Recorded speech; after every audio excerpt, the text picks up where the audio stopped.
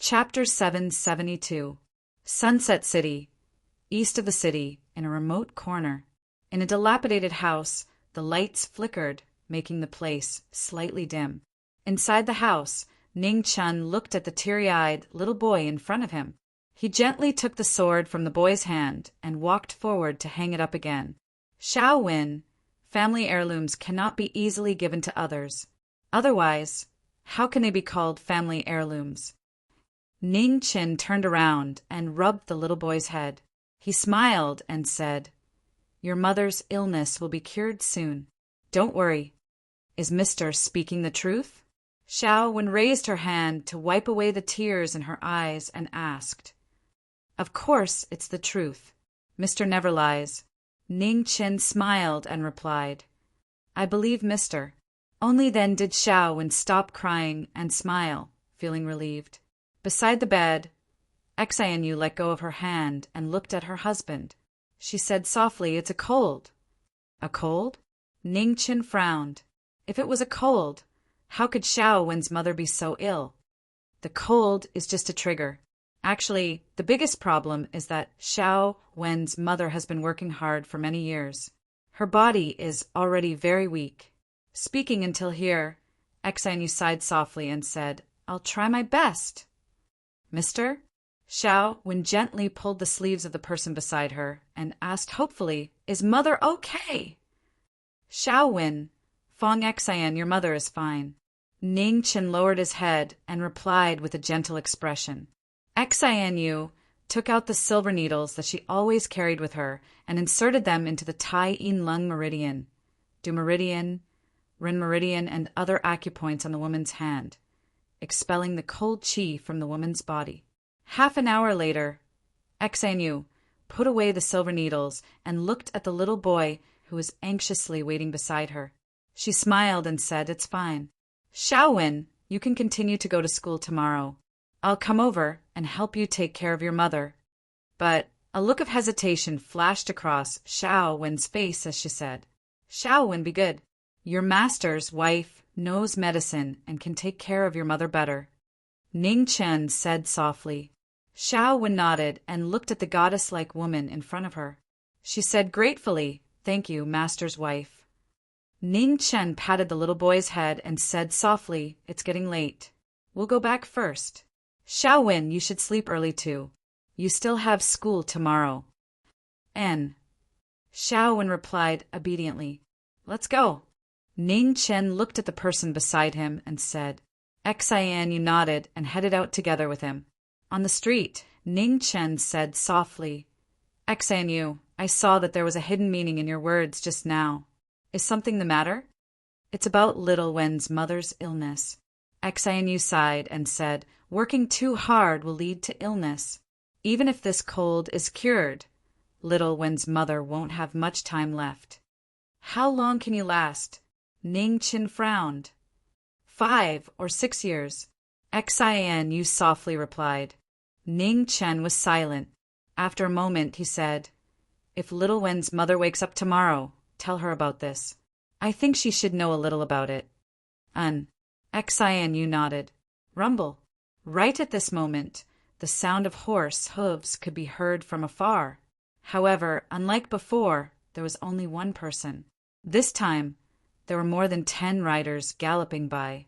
They had long sabers at their waists and arrows at their backs. They were filled with killing intent. In front of the street, Ning Chen's eyes narrowed slightly. What an eventful season.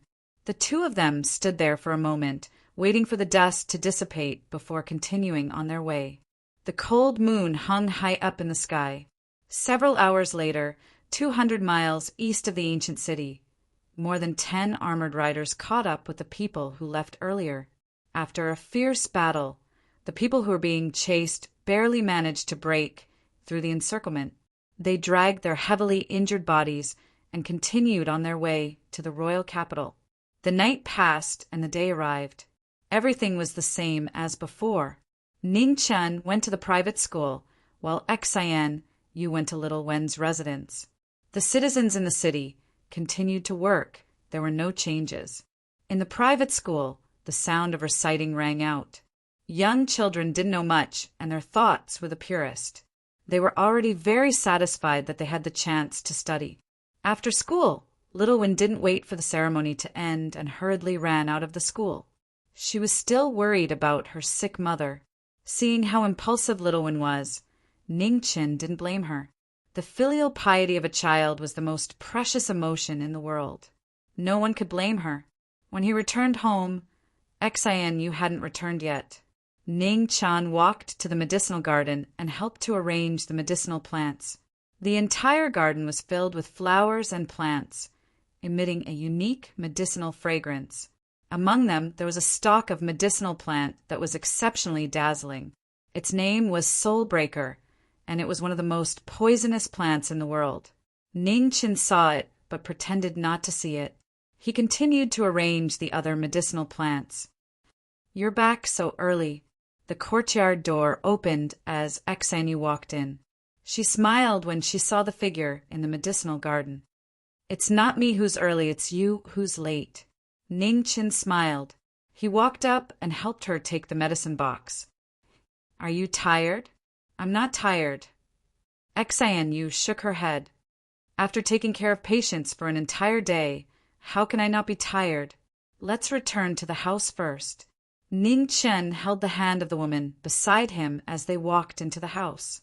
The weather at the border fortress was different from the royal capital. The 4 seasons were very different as well. Right now, it was already summer in the royal capital. However, at the border fortress, winter had just passed and the weather was exceptionally cold. The fire in the house crackled. Ning Chin placed the medicinal plants down and stretched out his hand to hold Xianyu's cold hand. "Let the fire warm you up." Xianyu sat beside the fire, feeling the warmth from the fire. She leaned her head on the shoulder of the person beside her and said softly, "Today Little Wen's mother woke up and told me a lot of things." So, Little Wen's ancestors were from a family of generals. Ning Chin carefully moved his body so that Xianyu could lean on him more comfortably. He replied, "When I saw that sword yesterday, I already guessed some things. Where's Little Wen's father?" "He's dead." Xianyu had a rueful look on her face as she said, Little Wen's family had already fallen by the time of his grandfather's generation. Little Wen's father, in order to let his mother and son live a better life, also chose to join the army. Unfortunately, he died in battle a few years ago during a rebellion. A general dies in 100 battles. A warrior returns after 10 years. Ning Chin softly murmured. War was originally a matter of 9 deaths and 1 life. Those who could truly survive were less than 1 in 10. He didn't like war. He really didn't like it. If possible, he hoped that there would never be another war in this world. Back then, Fan Lingyue used the power of Northern Ming to attack Xia. His goal was to unify the divine continent and completely end the confrontation between the various dynasties. He didn't know if the divine continent would be unified as Fan Lingyue spoke of. He only knew that in the history of Huaxia, the situation where the world was unified would never last for too long. The general trend of the world, after being separated for a long time, it would eventually unite again. The reason for this was still the human heart. The hearts of the people chasing after full strength would never stop. It was almost impossible to completely end the war. Although it was cruel, this was the truth. The origin of war was to fight for power and profit. Any beautiful words were hypocritical, regardless of whether it was the victors who wrote the history or the losers who were nailed to the pillar of shame. There was no exception.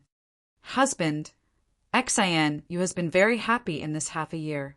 Xianyu softly murmured as she leaned on the shoulder of the person beside her and fell asleep. Ning Chin gently pulled the sleeping woman into his embrace.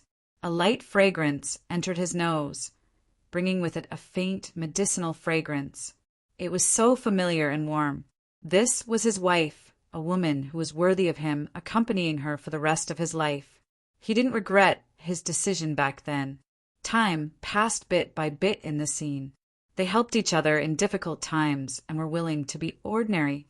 5 years later, a group of soldiers appeared in the ancient city. There were more than 5,000 of them. The official in the lead was a third-rank official with an extraordinary noble aura. The commoners in the city saw so many soldiers for the first time. They quickly made way for them, not daring to get too close. In the city, the tofu seller Su Mei was already married. Her husband was an honest man. The two of them set up a stall together and continued their tofu business. When the soldiers arrived, the carriage under them scraped the tofu stall. The tofu scattered all over the ground. Su Mei and the man quietly squatted down and cleaned up the stall, not daring to resist. Since ancient times, commoners didn't fight with officials. Although they weren't educated, they knew this principle. When the two of them were cleaning up, a plain-clothed figure appeared and also squatted down to help. "Thank you, Mr. Ning." Seeing the person who appeared in front of her, Su Mei's teary eyes flashed with gratitude. "It's just a small matter." After cleaning up the scattered tofu, Ning Qin stood up and looked at the departing soldiers. He didn't say anything and headed back to his home in the eastern part of the city. As soon as he reached home, Xianyu walked over with a worried expression. Little Wen's mother might not be able to hold on for much longer. It's very likely that she won't be able to survive this winter. Ning Qin was startled when he heard that. "So fast? It's only been 5 years. You should be clear about the situation of Little Wen's family. It's all because of Little Wen's mother. It's already not easy for them to last for 5 years. Xianyu sighed. "That child, what does his mother plan to do?" Ning Qin walked into the house and asked. Little Wen's mother plans to give Little Wen all the money they had saved up over the years to let him go out to study. Before he becomes an official, she won't allow him to come back, Xianyu replied. "What a pity for all parents." Ning Chen's face flashed with sorrow. "Does the family still have money? If we can help, then let's help." Xianyu nodded. "There's still some money at home. Since Little Wen's mother doesn't want Little Wen to know about this matter, then you can use your teacher's name to give the money to Little Wen. When a student goes out to study, it's reasonable for a teacher to give some money. Little Wen won't think too much about it. That's the only way." Ning Qin nodded. "Right, when I came back from Little Wen's house today, I saw quite a few soldiers. Do you know what happened?" Xianyu didn't understand. "I'm not too sure." Ning Qin shook his head. "That official looks like he's a third-rank official, but I've never seen him before. He should be a newly risen official. For the imperial court to send a third-rank official here, there should be something big. This city won't be too peaceful in the future. I didn't expect that such a remote place would be unable to avoid conflict. If there's really no other choice, then let's just move away," Xianyu softly said. "There's no need for that for now. Since that official wasn't a court official in the past, he shouldn't recognize us. Also, after Little Wen leaves, Little Wen's mother will need someone to take care of her. Let's just wait and see. We've already lived here for 5 years. Even if we want to move away, it won't be something that can be done in a day or 2, Ning Qin replied. "And I'll listen to you." Xianyu lightly nodded. Chapter 773. Sunset Ancient City, a small and peaceful city, was no longer peaceful because of the arrival of a third-rank official. Soldiers were stationed in the city and patrolled every day. After a few days, the people in the city gradually got used to it. No matter what, the people's adaptability was stronger than usual. As long as they were not forced to the point where they could not survive, they would be able to accept it. In the east corner of the city, in front of a shabby house, a delicate-looking woman stuffed the little money left in the house into the hands of a young man in front of her. Her slightly pale face revealed a stern expression as she said, "Xiaowen, when you go out to study, you must know how to improve yourself. Before you obtain scholarly honors, you are not allowed to come back. Otherwise, Mother will not recognize you." "Mother?" Xiaowen's eyes were filled with tears. 5 years had passed, and he had grown from a little boy to a young man. However, there was still a hint of immaturity in his eyes. At the side, Ning Chen walked forward and placed the money he had prepared into the youth's hands. With a gentle expression, he said, "Listen to your mother's words and work hard. These silvers are a gift from the teacher. When you pass the imperial examination, come back and let your mother live a good life." "Teacher." Xiao Wen took the money and hesitated. He did not know if he should accept it or not. Xian walked forward and said softly, "Xiao Wen, when you go out, it is not the same as when you are at home. Bring more money for emergencies. As long as you study hard, when you obtain scholarly honors in the future, your teacher will also be proud." "Thank you, teacher. Thank you, teacher." Xiao Wen accepted the money with tears in his eyes. He bowed to the two of them and said gratefully, "It is getting late. Let's be on our way." The woman steeled her heart and urged. Xiao Wen looked at his mother in front of him. His eyes were filled with reluctance. "Go. Remember to work hard and not disappoint mother." The woman's eyes were filled with tears as she said. Xiao Wen wiped away the tears in his eyes and nodded. He knelt down and kowtowed a few times. He suppressed the sadness in his heart and turned to leave. Looking at the departing figure, the woman could no longer suppress the tears in her eyes. Drop by drop they fell down. "Thank you, Teacher Ning. Thank you, Madam Ning." The woman turned around and bowed to the two of them. Xian went forward and supported the woman. She said softly, "No need to thank us. However, do you regret doing this?" "As long as Xiao Wen can live well, that is enough." The woman replied with difficulty. Then her face flushed red and she coughed violently. Dazzling red blood seeped out from between his fingers, dripping down drop by drop. His body that was suppressed by the medicine could no longer hold on and exploded. "I'll help you into the room to take the medicine." Xian sighed softly. She supported the woman and walked into the house. Ning Chen stood outside the house and looked at the dilapidated ancient city. His eyes were filled with sorrow. Parting in life and death was always sad. Ordinary people had ordinary happiness, but they also had ordinary helplessness. Not long after, Xian walked out of the house. She held the hand of the person before her and walked in the direction of her home. "Husband, little Wen's mother doesn't have much time left." Xian eyes flashed with sorrow. "You did your best," Ning Chen said as he held the former's hand. "If my medical skills were better, perhaps I would be able to let little Wen's mother live a little longer." Xian's expression was filled with self-blame. Birth, old age, sickness, and death are all natural. There's no need to feel too much regret. You're already the best doctor in the world. Otherwise, little Wen's mother wouldn't have been able to live until today. Ning Chen comforted her softly. "Husband," Xian softly called out. "Amen." Ning Chen replied, "Do you regret marrying me?" Xian raised her head and asked, "I don't regret it." Ning Chen stretched out his hand and caressed her face. He had a warm smile on his face as he said, "Not even for a moment."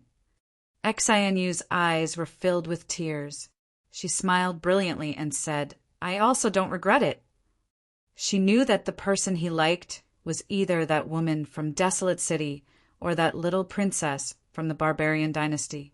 However, she still couldn't help but want to be together with him, even if it was only for 20 years. She wouldn't be a burden to him for too long. 20 years was enough. After 20 years, she would return him to them. "Silly girl." Ning Chen gently pulled her into his embrace and softly said, "You are my wife. You are now, you will be in the future, and you will always be my wife. I married you because I want to marry you. There's no other reason." "Amen." Xian nodded lightly. Ning Chen raised his hand and wiped away the tears at the corner of her eyes. He smiled and said, "Our 9th princess is the most beautiful woman in the world. There are countless nobles who want to marry her. It wasn't easy for me to marry her. Even if you want to regret it, it's too late." Hearing the former's teasing, Xian's tears turned into laughter. She lightly hit the person in front of her and said, "I want you to treat me well. If you don't treat me well, I will return to the princess residence and not live with you anymore." Ning Qin smiled and said, "Of course. How would I dare to treat our ninth princess badly?" After returning home, Xianyu went to the eastern kitchen to prepare dinner. Ning Qin walked to the study table and took out a piece of paper. He added water to it and ground it, drawing the person in the painting bit by bit. Not long after, Xianyu brought the dishes over. Seeing the figure in front of the study table, she asked in confusion, "What are you writing?" "Nothing." Ning Qin smiled and closed the painting. He walked up and said, "It's been a long time since I saw you go out to the streets to buy rouge and face powder. Since you don't have to go to school tomorrow, let me accompany you to buy some. Do you dislike an old woman like me? You can't look at me without putting on rouge and face powder?" Xianyu rolled her eyes at him. "Ah," Ning Qin smiled. "If you were an old woman, wouldn't all the women in the world be unable to enter your eyes? I just feel that it's been a long time since I went out with you and wanted to make up for it a little. Seeing that you're quite sincere, I'll agree." Xianyu smiled.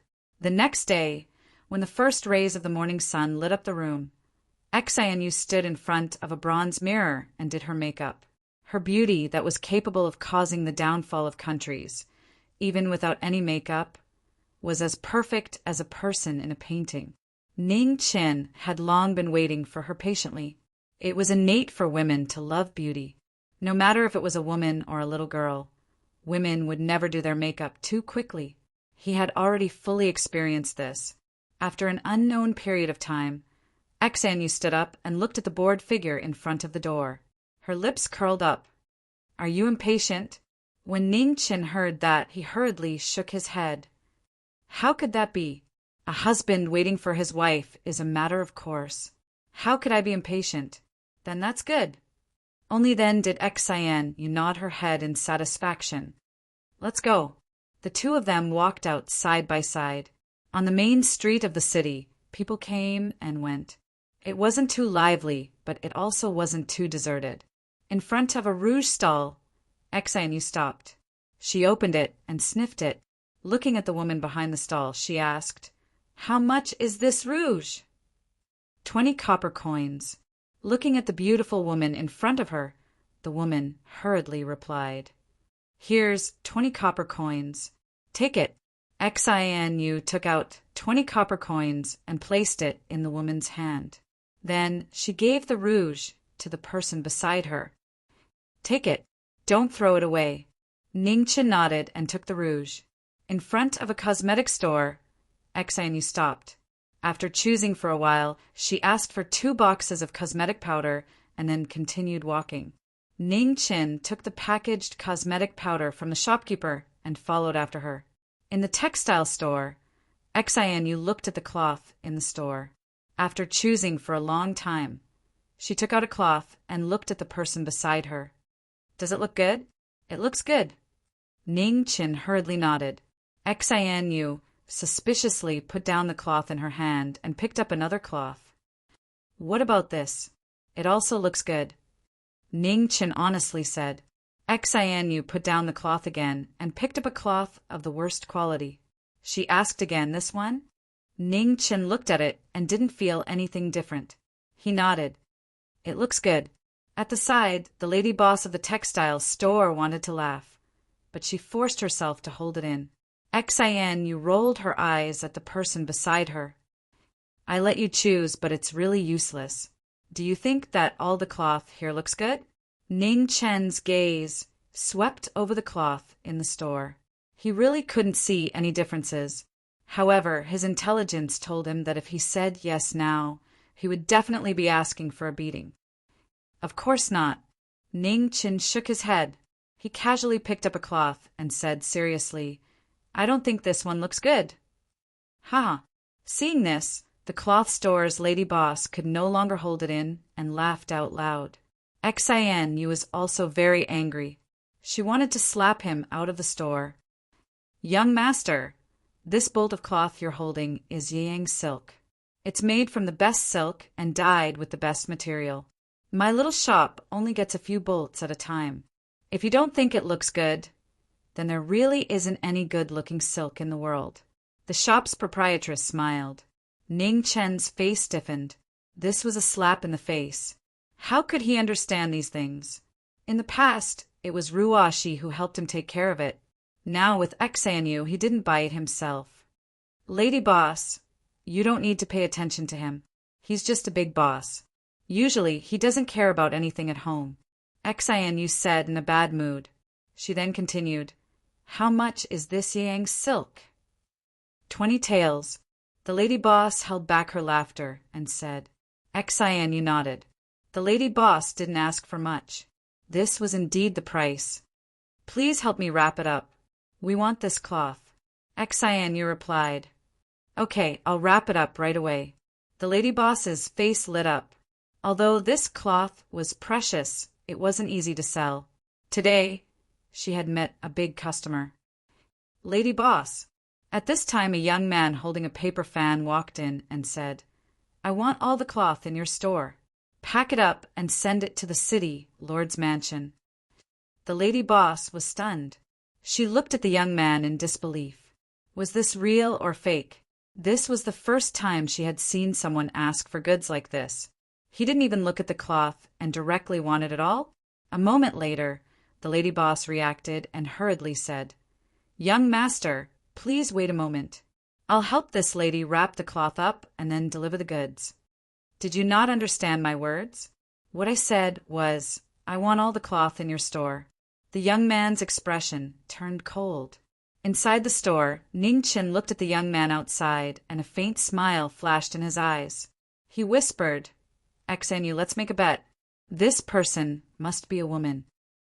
Xanyu was slightly surprised. She swept her gaze over him.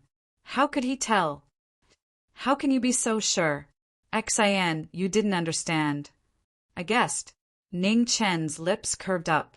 Chapter 774. Within the cloth shop, Zhao Guo's words put the shop's owner in a difficult position, not knowing what to do. Within the shop, Ning Chen looked at the woman dressed as a man and smiled. He put down the 20 taels of silver, took the cloth, and walked out with the person beside him. Did you not hear what this young master said? Zhao Guo said coldly as she looked at the two people walking out. Ning Chen stopped and smiled.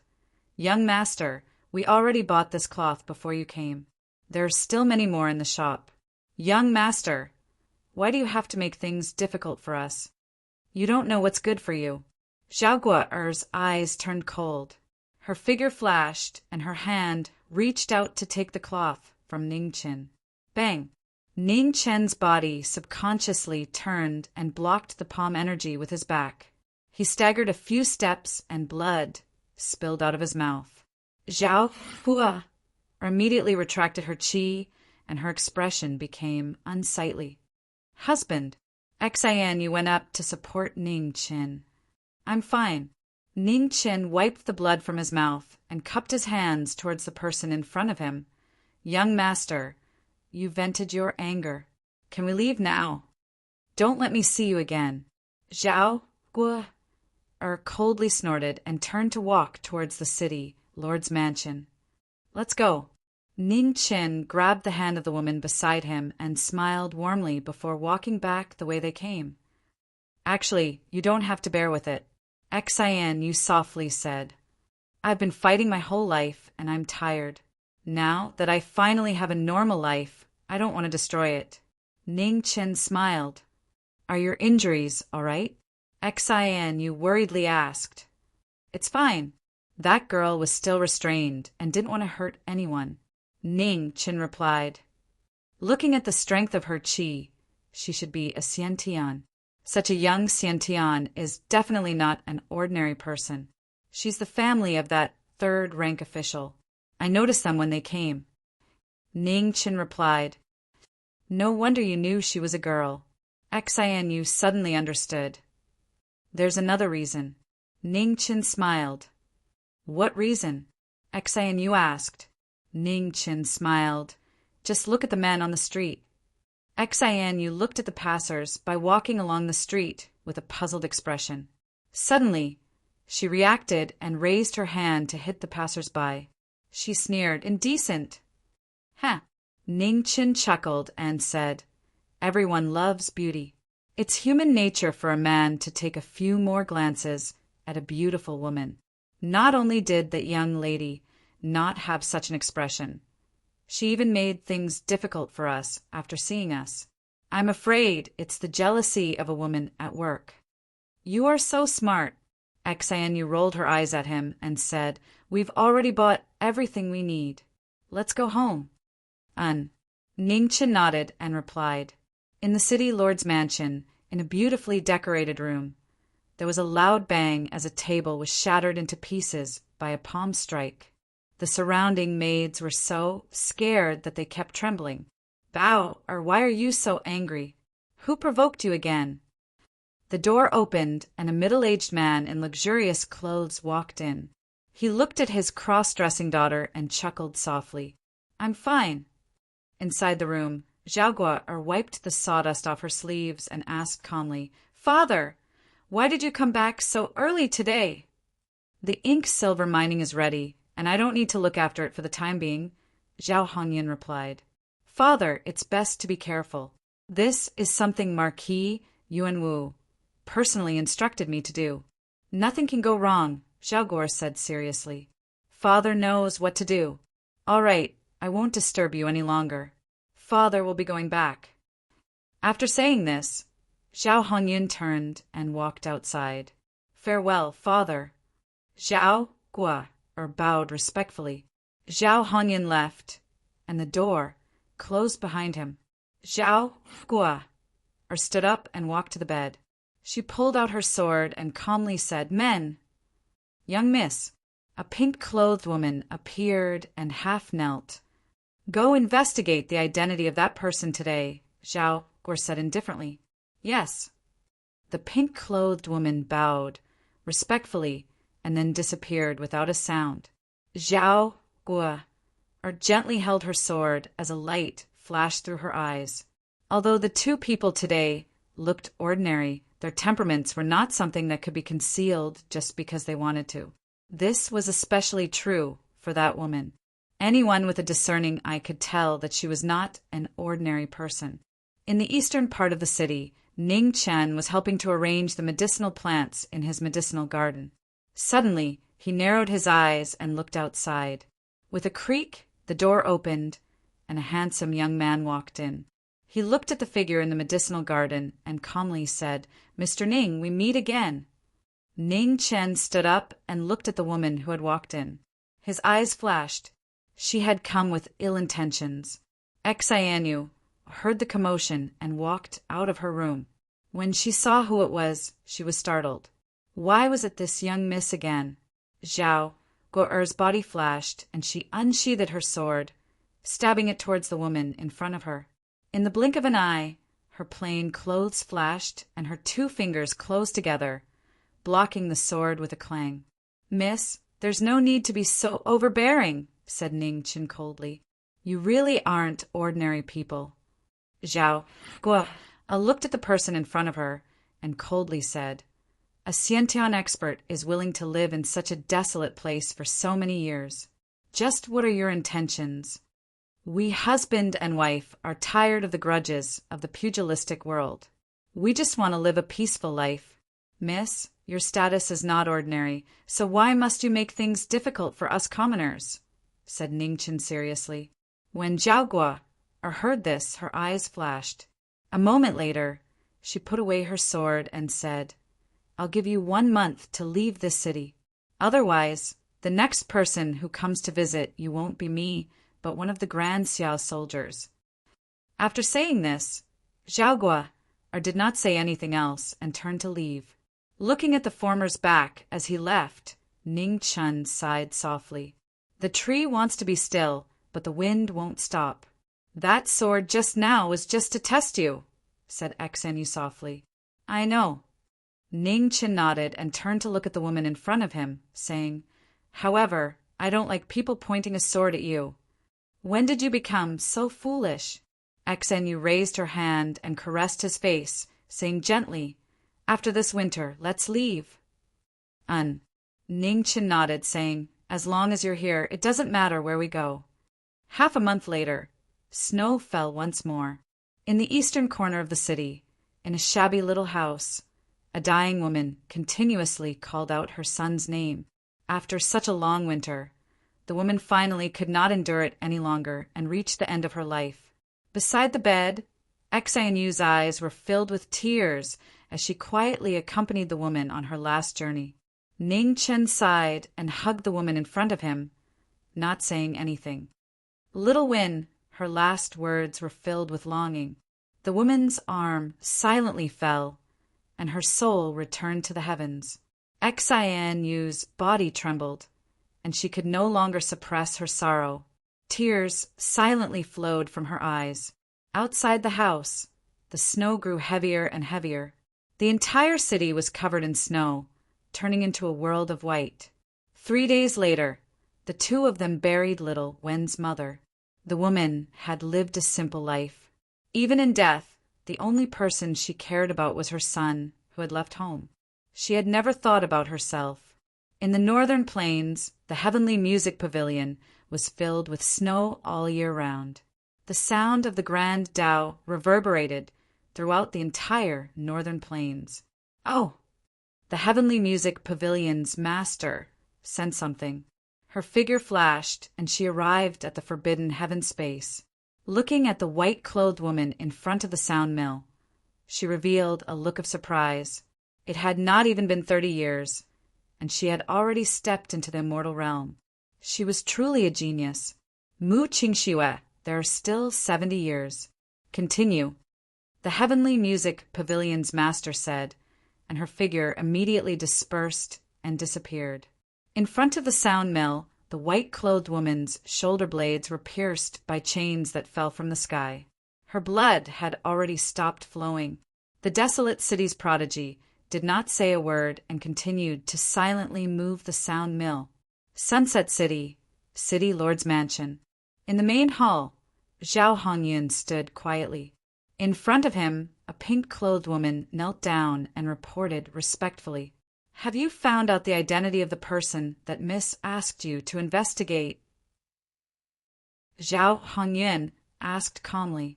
"My lord, the couple came to this city 5 years ago. There was nothing unusual about them. However, no one knows where they came from or what their identity is," the pink-clothed woman replied respectfully. "Oh." Zhao Hongyun's eyes flashed coldly. A person who could withstand Guerre's sword had to be at least at the innate realm. Such a person should not be unknown. "My lord, do we need to use other forces to investigate?" the pink-clothed woman asked. "There's no need," Zhao Hongyun said indifferently. "They are already preparing to leave. You should know how to deal with them. Also, do not let Miss know about this." "Yes." The pink-clothed woman accepted the order. For days later, outside Sunset City, the snow had stopped. The two of them left the city and walked towards the southwest. The two of them were willing to be ordinary. They did not want to fight anymore. Seeing the peaceful city become a place of trouble, they finally chose to leave. In the desolate Northwest Territory, there were few people. The two of them walked together. After 30 li out of the city, they stopped in a bamboo forest covered in snow. Ning Chen looked at the bamboo forest in front of him and sighed. He could only accompany them in their pursuit. "Xanu, wait here for a moment," Ning Chen instructed in a soft voice. Then he walked towards the bamboo forest. Xanu looked at Ning Chen's back and guessed what he was going to do. She stood there and waited. She knew that there were some things he did not want her to see. In the city lord's mansion, in a beautifully decorated room, Zhao Guo looked at the sword hanging on the bed and thought for a moment before saying, "Hong Ling," after a moment of silence. No one replied. Zhao Guo frowned and said again, "Hong Ling." With a creak, the door opened and a maid quickly walked in. She knelt down and hurriedly said, "Reporting to Miss Hong Ling is not in the mansion today." "Where did she go?" Zhao Guo Er's expression darkened. "This servant does not know," the maid said fearfully. Zhao Guo frowned again. After a moment, her expression suddenly changed. She took the sword hanging on the bed and quickly left the mansion. 30 li outside of Sunset City, in a bamboo forest, a white-clothed figure walked in and took a green bamboo. Sword and tent flowed through it, and the snowflakes on the bamboo melted. The leaves and branches disappeared one by one. In the next moment, figures appeared from all directions in the bamboo forest. Their cold eyes pierced towards the youth in front of them. Chapter 775. Within the bamboo forest, wind and snow raged as 10 figures appeared from all directions, each of them holding a sword. These well-trained assassins were ruthless and merciless. As soon as they appeared, the sword lights were already around Sui. It was as if time had stopped as snowflakes danced in the air. Sui stood in the middle of the 15 sword lights, her expression unperturbed. An instant later, time returned to normal, and Suyi's figure appeared once more, dyeing the bamboo red.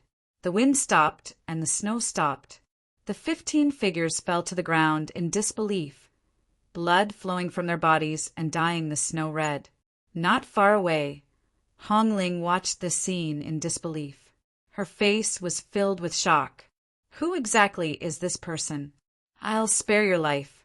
Go back and tell your master that today's matter won't end here," Ning Qin coldly replied before walking out of the bamboo forest. Outside the bamboo forest, Xanu was calmly waiting. When she saw Ning Qin appear, she walked over. "We won't be leaving for now." Ning Qin smiled warmly at the girl in front of him. Xanu nodded. It didn't matter if they left or not. Wherever he was, that was where her home was. The two of them left and went back the way they came. Since they couldn't avoid trouble, they might as well deal with it once and for all. Within the bamboo forest, not long after the battle had ended, a streak of light appeared. Zhao Guo stopped and looked at the figures on the ground, her pupils trembling. "Miss." Hong Ling knelt on the ground, the shock on her face still difficult to erase. "Who told you to attack without permission?" Zhao Guo said sternly. "It was milord's orders." Hong Ling lowered her head. Zhao Guo clenched her fists. This time it was really troublesome. "Did you see what his cultivation level was?" Zhao Guo suppressed her anger and asked. "No." Hong Ling shook her head, her eyes filled with terror. "I didn't even see him attack. When I came back to my senses, they were all dead." "What?" Zhao Guo's expression changed. These were all death warriors above the Xiantian realm, but they hadn't even been able to block a single attack. "Shit, come back with me immediately." Thinking of something, Zhao Guo hurriedly gave an order and rushed towards Setting Sun City. Setting Sun City, in a small courtyard in the eastern part of the city. Ning Chen put down the bag on his shoulder and looked at the girl beside him. He smiled. "I'm going to take care of some problems. Don't go out." Xinu softly replied. Her expression was gentle as she said, "I'll cook and wait for you to return." "All right." Ning Chen nodded and walked out of the courtyard. In the city lord's mansion, Zhao Hongyun sat quietly in the hall. He looked at the secret order from Marquis Yuanwu that came from the western border with a serious expression. Right at this moment, Zhao Guo rushed over and flashed swiftly into the hall. Seeing this, Zhao Hongyun frowned and said, "What's the matter?" "What's the matter?" "Father, we're in big trouble," Zhao Guo said urgently. "What big trouble? What are you talking about?" Zhao Hongyun reprimanded softly. Outside the hall, Hong Ling also rushed back. Without saying a word, she directly knelt down. Zhao Hongyun looked at the person outside the door and asked, "How did the mission go?" "Sir, they're all dead." Hong Ling kowtowed. "What did you say?" Zhao Hongyun's face fell. "How could this be?" "Father, I warned you not to rashly attack this person. We know too little about him. Since he chose to leave, We should have just let him go. Why did you have to kill him? Zhao Guo said angrily. Who knows if he's a spy? Only dead people won't leak information, Zhao Hongyan said solemnly. I've already gone to the bamboo forest. Those people all had their throats slit with one sword. Father, how could we provoke someone who can kill 15 Xiantian experts in one move? Zhao Guo said weakly. One move. Zhao Hongyan was shocked. Buzz. Just as Zhao Hongyan finished speaking, the sound of swords rang out from within the city lord's mansion. The expressions of all the guards changed, and the swords at their waists began to tremble uncontrollably. Not good. Zhao Guo's body shook, and she looked outside the hall in shock. He's here. In front of everyone's shocked gazes, a plain-clothed person walked over. Although his expression was calm, there was an indescribable pressure weighing down on everyone's hearts, making it hard for them to breathe. Did you deliver the message I asked you to? Ning Qin stopped in front of the hall and looked calmly at the girl in pink kneeling on the ground. Hong Ling's heart trembled, and her body began to tremble uncontrollably. Looks like you did. Ning Qin looked over at the middle-aged man in the hall and said, As a rank 3 official of the imperial court, you secretly raised death soldiers and kill the innocent. Are all the people who pay taxes like you? Who are you? Zhao Hongyan said solemnly. Who I am is not important. What's important is what will happen to you. Ning Qin said indifferently. He clenched his left hand, and a nearby guard's sword flew into his hand. Kill him. Zhao Hongyan looked at the guards in the hall and said coldly. Yes. The guards obeyed, and they all came forward. Although a soldier's duty is to obey orders, from today onwards, you don't have to listen to his orders anymore. Ning Qin raised his hand. His aura didn't move, but an extraordinary sword pressure spread out. The soldiers around him were all sent flying, and they couldn't move anymore. Seeing this, Zhao Bao immediately stood in front of her father, and the tip of her sword flew towards Ning Qin. With a clang, Ning Chen's finger sealed the sword, and with a crisp sound, the tip of the sword broke. You cannot be forgiven for helping a tyrant. Since you did not kill me the last 2 times, I will let you live today. With that, Ning Chen pointed at the former's dantian, and his sword condensed into the yellow springs, sealing her martial skills. A breath later, a plain-clothed figure appeared in front of the middle-aged man, and a sword pierced through his body, piercing his dantian. Arg! Unable to react in time, Zhao Hongyun groaned, and his body was crippled. Fresh blood flowed, dyeing his clothes red. Zhao Hongyun knelt on the ground, his body trembling violently. In an instant, an unstoppable force appeared, and the battle ended. The guards in the hall were all shocked, unable to regain their senses. Come out. Ning Chen looked at a corner of the hall and said indifferently. In the corner of the hall, space twisted, and a black-clothed figure appeared, unable to hide the shock in his eyes. Greetings to the Marquis. The dark dragon guard half knelt and bowed. You know me? Ning Chen said calmly. 5 years ago, during the Marquis wedding, I was fortunate enough to see the Marquis from afar, the dark dragon guard said respectfully. Ji Ming Marquis. Zhao Bao and Zhao Hongyan had heard of him, and their bodies trembled. 5 years ago, there was only one Martial Marquis, the number 1 Martial Marquis in Xia, the Ji Ming Marquis. Ning Chen looked at the kneeling dark dragon guard and said, Get up! Thank you, Marquis. The dark dragon guard stood to the side.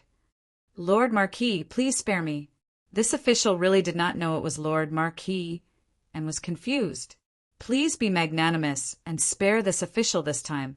Zhao Hongyan reacted, crawling forward and kowtowing. Zhao Bao also knelt down and kowtowed. Lord Marquis, please spare my father.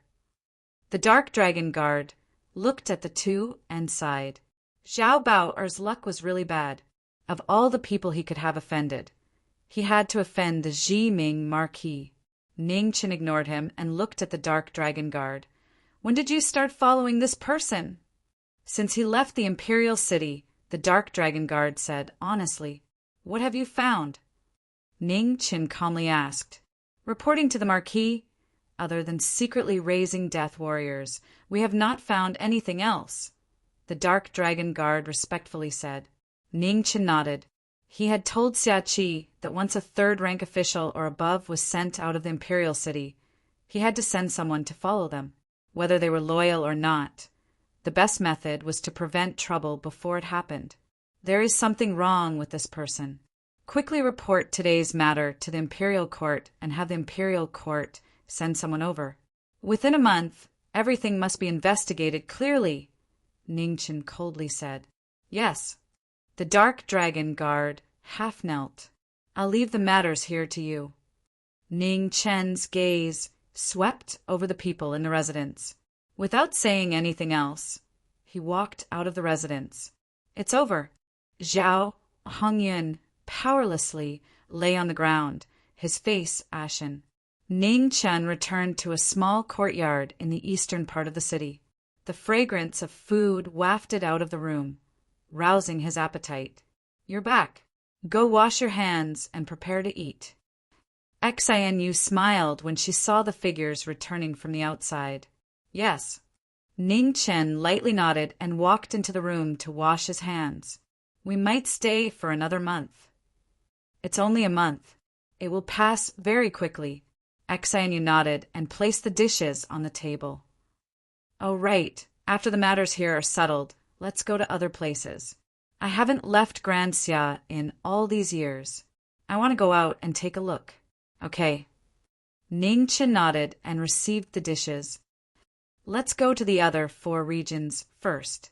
If you still want to see the outside world, we can go to the sky beyond heaven. A smile appeared on Xianyu's face. I've always heard you mention the sky beyond heaven, but I don't know what kind of place it is. Tell me about it. Ning Chen thought for a moment and said, Actually, there was originally no such thing as the sky beyond heaven. There was only one world in this world. However, countless years ago, the Nether King appeared and used several planets as the foundation to create a new world. This new world was called the Inner World, which is the world we live in now. As for the original world, it was called the sky beyond heaven. Hearing the 2 words, Nether King, Xianyu's eyes dimmed. Even now, when she thought of that calamity 30 years ago, she couldn't help but feel a lingering fear. That terrifying destructive divine might was something no human expert could match. There's no need to think too much about it. It's all in the past. Ning Chen patted her hand and softly consoled her. I'm fine. Xianyu suppressed the sadness in her heart. A smile appeared on her face once more. I heard you say that there are many experts in the sky beyond heaven. The number of experts above the immortal treading realm is countless times greater than the inner world. You must have suffered a lot while searching for the method to revive yourself. Ning Chen smiled. At first, I wasn't used to it. When I met those old monsters, I couldn't defeat the majority of them. However, it got better later on. Now, they basically can't defeat me. You don't know how to be humble. Xianyu smiled. I'm already very humble. Ning Chen smiled. Chapter 776. Outside Setting Sun City, 2 horses galloped past. Behind them, the snow scattered. Not long after, the horses entered the city and headed east. In a small courtyard in the east of the city, Xianyu took out the new clothes she had made and walked forward. Do you want to try it on? Xianyu unbuttoned the clothes and helped the man in front of her put them on. I really didn't expect that as a princess your needlework is better than that girl Ruoshi. Ning Chen looked at the clothes on his body and smiled. As a wife, I have to learn some things. Xianyu said softly, Ta-ta. As the 2 were talking, the sound of horse hooves could be heard outside the courtyard. Soon after, someone knocked on the door. There are guests. Xianyu, go prepare some tea. Ning Chen instructed. Okay. Xianyu nodded. Please come in. Ning Chen looked outside the courtyard and said calmly. With a creak, the courtyard door opened. Two figures walked out and bowed respectfully. Greetings, Marquis. Marquis Dongji and the current head of the Department of Justice, Lu Zong, had personally come to meet the Ji Ming Marquis. Get up. Ning Chen replied, then turned around and walked towards the table. He said, The two of you must be tired after traveling for so many days. Come in and have some hot tea. Thank you, Marquis. The two respectfully replied and walked into the room. Sit, Ning Chen said calmly. The two looked at each other and sat down around the table. Xian walked over with tea and served it to the three of them. When Marquis Dongji and Lu Zong saw this, they were startled. They quickly got up and bowed respectfully. Greetings, Princess. No need to be so polite. Xian put down the tea and said calmly, There is no princess or marquis here. We came here because we don't want the disputes outside to disturb our lives. You don't need to be so formal. Yes. Marquis Dongji and Lu Zong suppressed the waves in their hearts and sat back down. After Xian put down the tea, she did not stay and walked to the room beside. When men talk, women should avoid them. This was a principle passed down by the ancestors. She also agreed with it. Did you find anything? Ning Chen asked calmly. Reporting to the Marquis, we found it. Lu Zong nodded and said with a serious expression, It was Zhao Hongyun himself who spilled the news. He discovered an ink silver mine 200 miles outside of Sunset City. 5 years ago, he wanted to report it to the imperial court, but he was killed halfway. Ink silver mine, 5 years ago. Ning Chen picked up the teacup and muttered softly. 5 years ago. 2 groups of people galloped through the city. This should be the source of this incident. As for the ink silver ore, it was the most important material in the production of heavy armor. In the past, the invincible Evernight heavy cavalry were clad in such heavy armor. Blades and spears couldn't injure them, causing the elite forces of Great Xia to suffer heavy losses. Zhao Hongyun alone doesn't have the guts. Speak, who's the person above? Ning Chen looked at Zhao Hongyun. A trace of hesitation appeared on Lu Zong's face, but a moment later he answered truthfully, It's Marquis Yuanwu. Bang! With a crisp sound, the teacup in Ning Chen's hand shattered. The tea spilled out and flowed through the gaps between his fingers. In the room next door, Xian heard the commotion and walked out. When she saw the broken teacup in Ning Chen's hand, she stepped forward and replaced it with a new one. She said softly, There aren't many teacups in the house. Don't break any more. Ning Chen came back to his senses and smiled apologetically. That was an accident. I'll be more careful. Xian cleaned up the broken teacup and left without saying anything else. His Majesty already knows about this matter. However, as a martial marquis, Marquis Yuanwu controls a large number of troops. For him to privately mine the ink silver mine, his goal is obvious.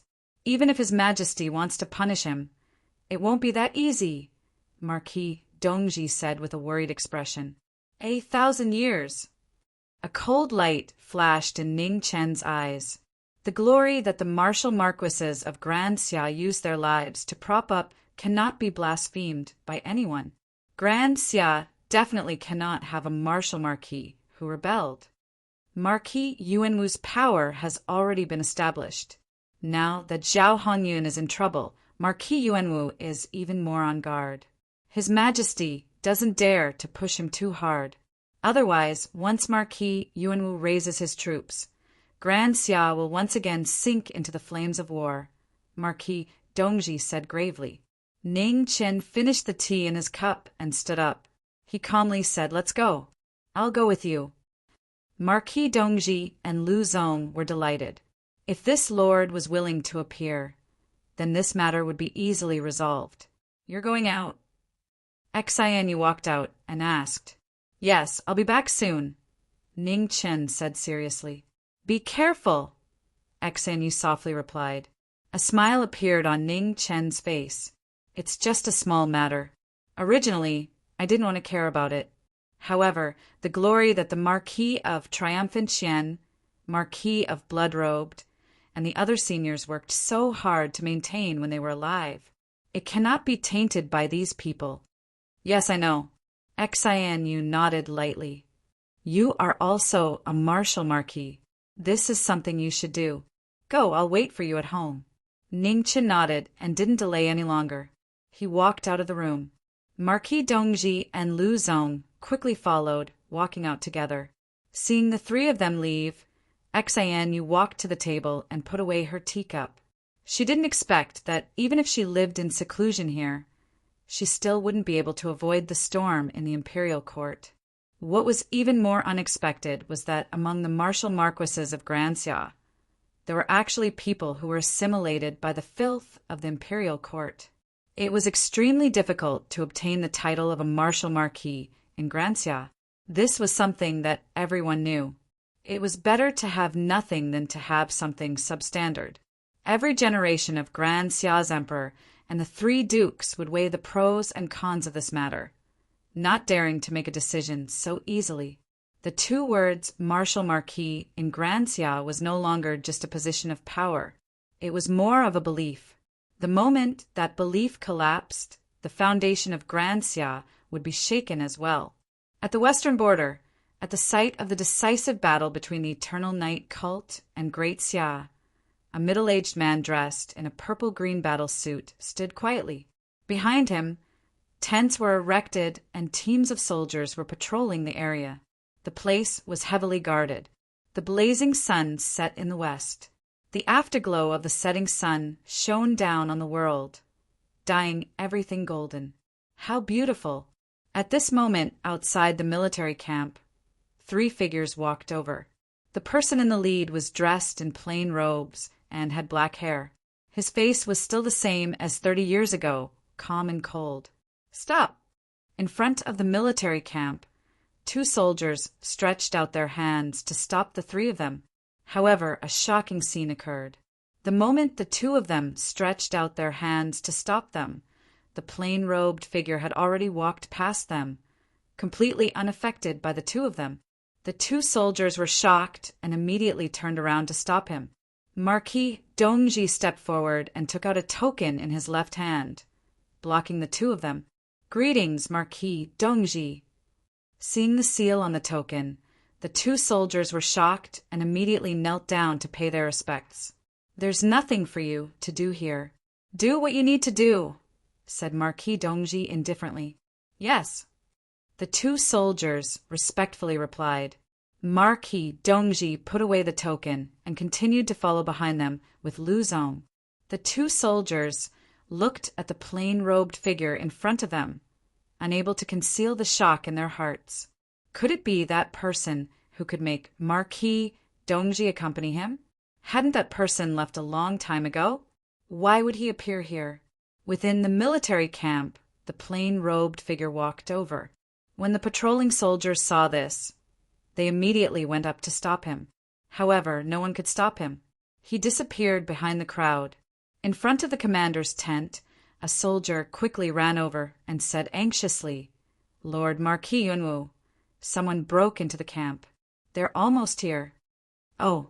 In front of the tent, Marquis Yuanwu's eyes narrowed. He asked, Who is it?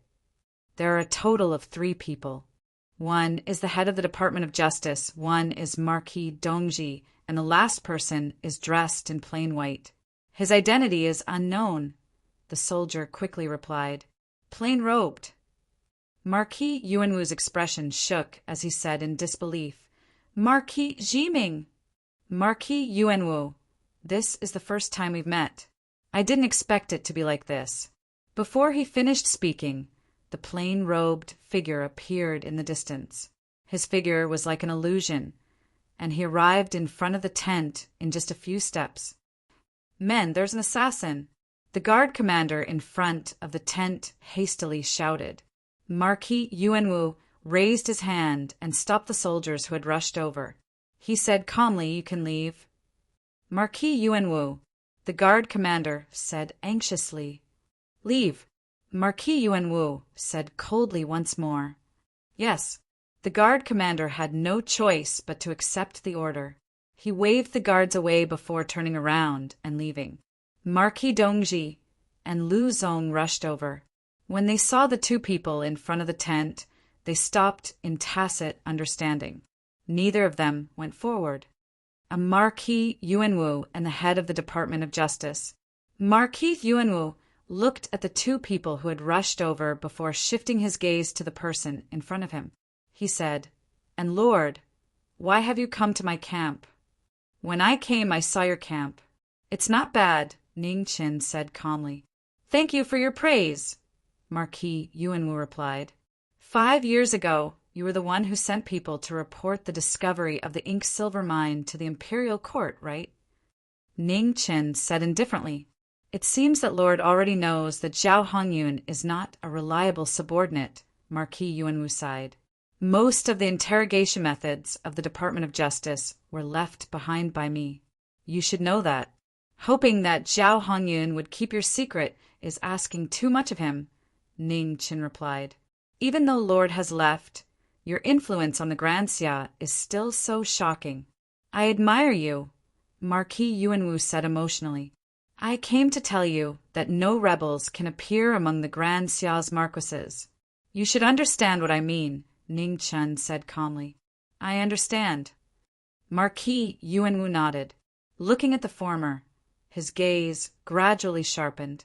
He said sternly, "I want to know what will happen if I don't agree to Lord's request?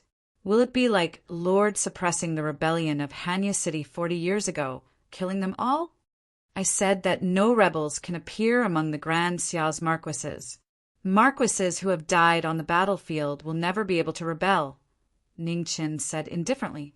Marquis Yuanwu looked at the camp that he had spent his entire life building and sighed heavily. He said, "One last condition. Let me see if Lord still has the power to make me willingly give up all of this." "As you wish." Ning Qin waved his hand, and the soldiers in the distance all unsheathed their swords and flew over.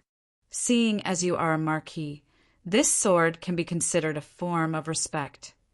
When the sword entered his hand, Ning Qin's aura immediately changed. An incomparably majestic sword pressure spread out. Even though there was no wind, the sand sank and chaos appeared in the world. Under the pressure, Marquis Yuanwu's aura sank. He stepped forward, taking the initiative. Slash! The sword that could not be seen clearly came back to his senses. The tip of the sword entered his body and blood spurted out. It stopped half an inch away from his heart.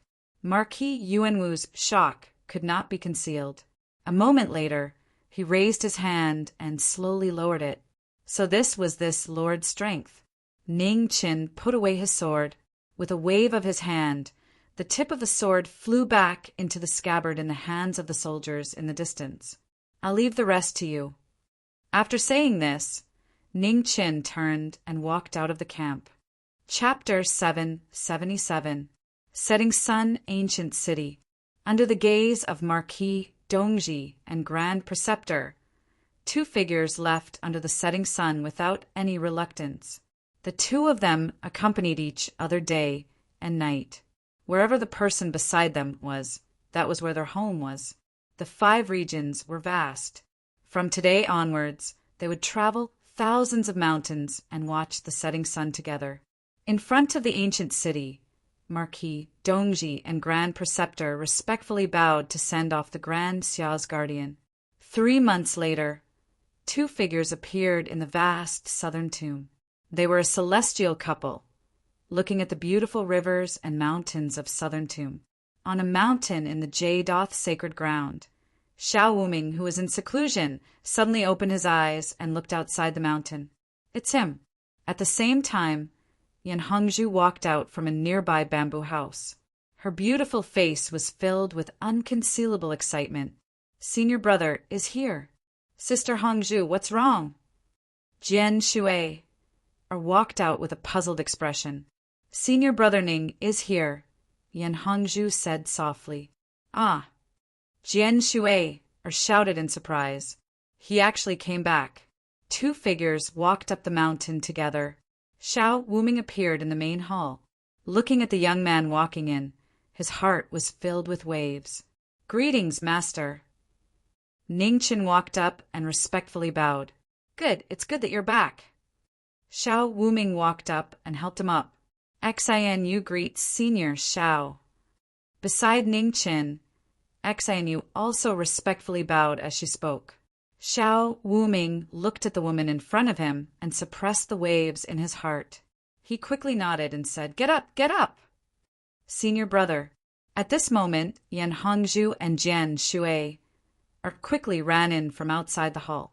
Their faces were filled with joy.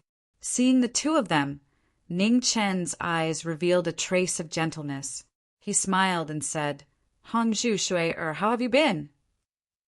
Xianyu stood to the side and quietly watched the scene. She had a faint smile on her face. This husband of hers was really lenient. Needless to say about Hongzhu, Jian Shui, gaze was clearly not right. She could still see the yearning look of a young girl. Yan Hongzhu and Jian Shui also noticed the fairy-like, beautiful woman beside their senior brother. They immediately became nervous and guessed the identity of the woman in front of them. "Xianyu, leave with Hongzhu and Shui for a moment. I have some things to say to master."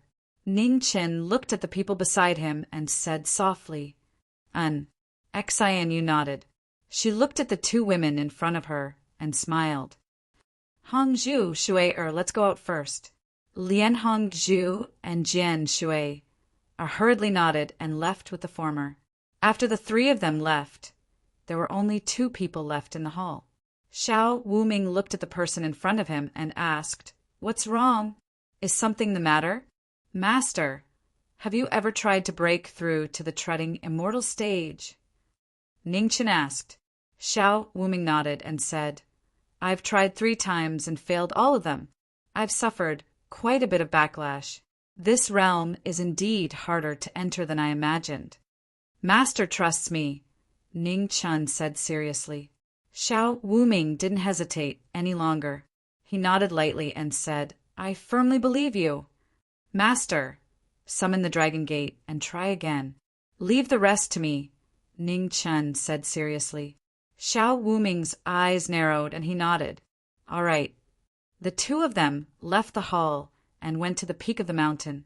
Xiao Wuming gathered his qi and released all of his cultivation. Immediately, the 9 heavens wind and thunder changed. Dark clouds rolled and thunder rumbled. In the next moment, the Dragon Gate appeared and floated in the air. Under the pressure of an incomparably powerful pressure, the entire Jadoth Holy Land began to shake. In an instant, all the disciples and elders of the Jadoth Holy Land looked at the mountain with serious expressions. Was the enforcement elder going to try to break through to the treading immortal stage again?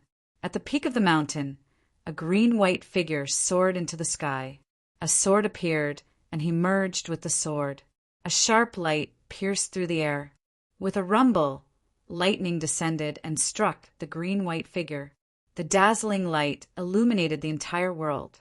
The sword split apart the lightning, and the lightning dissipated. The figure didn't stop when he reached the Dragon Gate. He continued to soar into the sky. The Dragon Gate sensed it, and countless runes shone brightly. An ancient and everlasting power of law descended and strengthened the body of the person undergoing the tribulation. In an instant, Xiao Wuming felt his body sink. Every step he took was as difficult as ascending to the heavens. The 100-zhang-long Dragon Gate floated in the air. Standing before it, a human was like a grain of sand in the vast ocean. Layers of restraints were placed on his body, and he was as heavy as 1,000 mountains. The laws of heaven and earth obstructed him. Even someone at the peak of the Xiantian realm would find it difficult to pass the heavenly gate. Xiao Wuming's expression turned serious. His body was like a sword, and his body was surrounded by a green-white brilliance. He broke through the layers of restraints and continued to soar upwards. In the blink of an eye, half of the journey had passed. The runes on the dragon gate became more complicated, and the powerful restraining power became more and more shocking. It surpassed the peak of the Xiantian realm and reached the limit of the mortal world. Seeing that Xiao Wuming was gradually unable to endure, the white-clothed figure on the peak of the mountain moved for the first time. In an instant, she arrived in front of the dragon gate.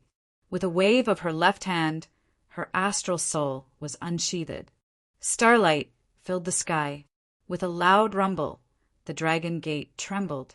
The sword power that surpassed the limit of the mortal world instantly destroyed half of the dragon gate. The sky changed color. The dragon gate was damaged, and the power of law instantly weakened. Xiao Wuming only felt the restraints on his body loosen. In an instant he soared into the sky, a mortal who crossed the dragon gate and stepped on the path to immortality.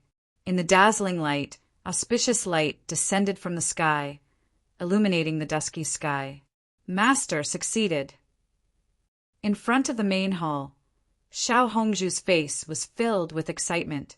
On the peak of the mountain, Xiao Wuming's aura continued to rise. Suddenly, his expression changed, and he anxiously looked at the sky. But at this moment, thunder rumbled in the 9 heavens. A terrifying destructive power suddenly descended. At the moment of crisis, the white-clothed figure arrived and sent Xiao Wuming away with a flip of her palm. Immediately after, she took a step and soared into the sky. With a loud rumble, the sword light shook the thunder, rumbling and resounding throughout the universe. How could others interfere with a mortal's ascension to immortality? The heavens were furious, and thunder struck down to punish those who blasphemed the heavens. Knowing destiny was fearless, with a sword in hand, countless sword qi coiled around his body. There was no doubt that he was powerful. Even if he lost his foundation, he was still undeniably strong. There was only one on the sword. Heaven and earth received the order. Grass and trees became the sword. Everything became the sword. It was a shocking scene. On the peak of the mountain, rays of sword light soared into the sky. They coiled around the white-clothed figure and turned into a storm to resist the heavens. Is this the extreme Tao? Xiao Wuming stared at the sky in shock. The extreme Tao formed its own style. It was rare since ancient times, and all of them were virtuous paragons. However, how many years had he cultivated for? In the sky, the heavens' wrath descended. Thunder and fire surged. The white-clothed figure didn't dodge. The storm of sword intent around her soared into the sky, resisting the heavens' punishment head-on. Rumble after rumble could be heard from 10,000 miles away. The insufferably arrogant heavens would never allow a heaven-defying person to exist in this world. It was a world-shaking battle. Humans resisted the heavens. Thunder roared and sword light weaved. In front of the main hall, Xiao Hongzhu and Jian Shui were so shocked that they couldn't speak. They knew that their senior brother was very strong. However, only now did they know what a true expert was. At the side, Xianyu looked at the sky. Her expression was calm and gentle. She knew how he had survived all these years. The heavens had never protected him, nor did they have the qualifications to punish him. In the sky, the battle between humans and the heavens was getting more and more intense. Layers of thunder continued to descend. A sea of thunder engulfed the white-clothed figure. Sword art nothingness. With a slash of her sword, 10,000 swords responded. The sword that broke through the sky broke through layers of thunder and lightning, soaring up into the sky. Amidst the thunder and lightning, Bai Yi walked out. Step by step, she walked towards the peak of the 9 heavens. The sword light engulfed the dark clouds. The thunder and lightning in the sky dissipated as the sun appeared, illuminating the earth. Heavens, you still can't do anything to me. Ning Qin calmly spoke. After that he turned and walked down. On the mountain peak, Xiao Wuming walked up and asked, "How are you?" "Thank you for your concern, master. I'm fine," Ning Qin softly replied. Looking at the three people walking over from afar, a warm smile appeared on his face. Senior brother, you are too powerful. Jian Shui excitedly ran up and grabbed Ning Chen's arm. Are you all right? Xianyu asked. I'm fine. Ning Chen shook his head and softly replied. Shui-er. Xiao Hongzhu pulled the excited girl over and reminded her.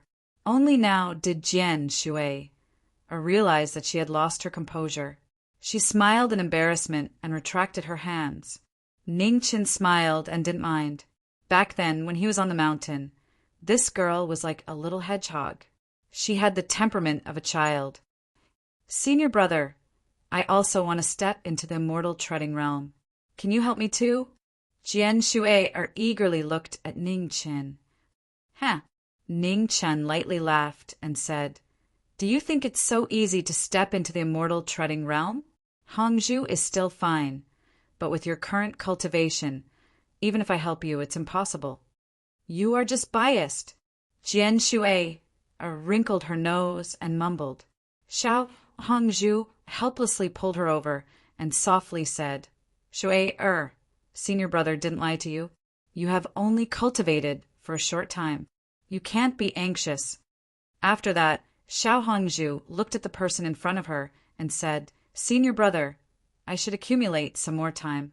I feel that stepping into the mortal treading realm too quickly isn't necessarily a good thing. Ning Chen nodded and said, You are right. Your cultivation is inferior to master's. You really can't step into the immortal treading realm too quickly. Otherwise, once your foundation is unstable, it will be difficult for you to advance in the future. Ning Chen, you helped me pass the tribulation and consumed quite a bit of energy. Hongzhu and Shui, I will bring you to rest first, said Xiao Wuming. Okay. Ning Chen nodded and said, Master also needs to stabilize his cultivation as soon as possible. Xianyu, and I won't disturb you any longer. At the side, Jian Shui's large eyes turned, and she pulled the hand of the woman beside her and said, Sister Xianyu, I will bring you to rest. Okay, then I will thank Shui. Xianyu gently smiled and replied, Master, we will take our leave first. Ning Chen clasped his fists and bowed before leaving with the three of them. Xiao Wuming looked at the departing back of the former, his eyes flashing with gratification and admiration. The younger generation would surpass the older generation. In just a few short decades, this child was already not weaker than anyone else. Sister Xianyu, Jian Shui softly called out on the way. What is it? Xianyu replied.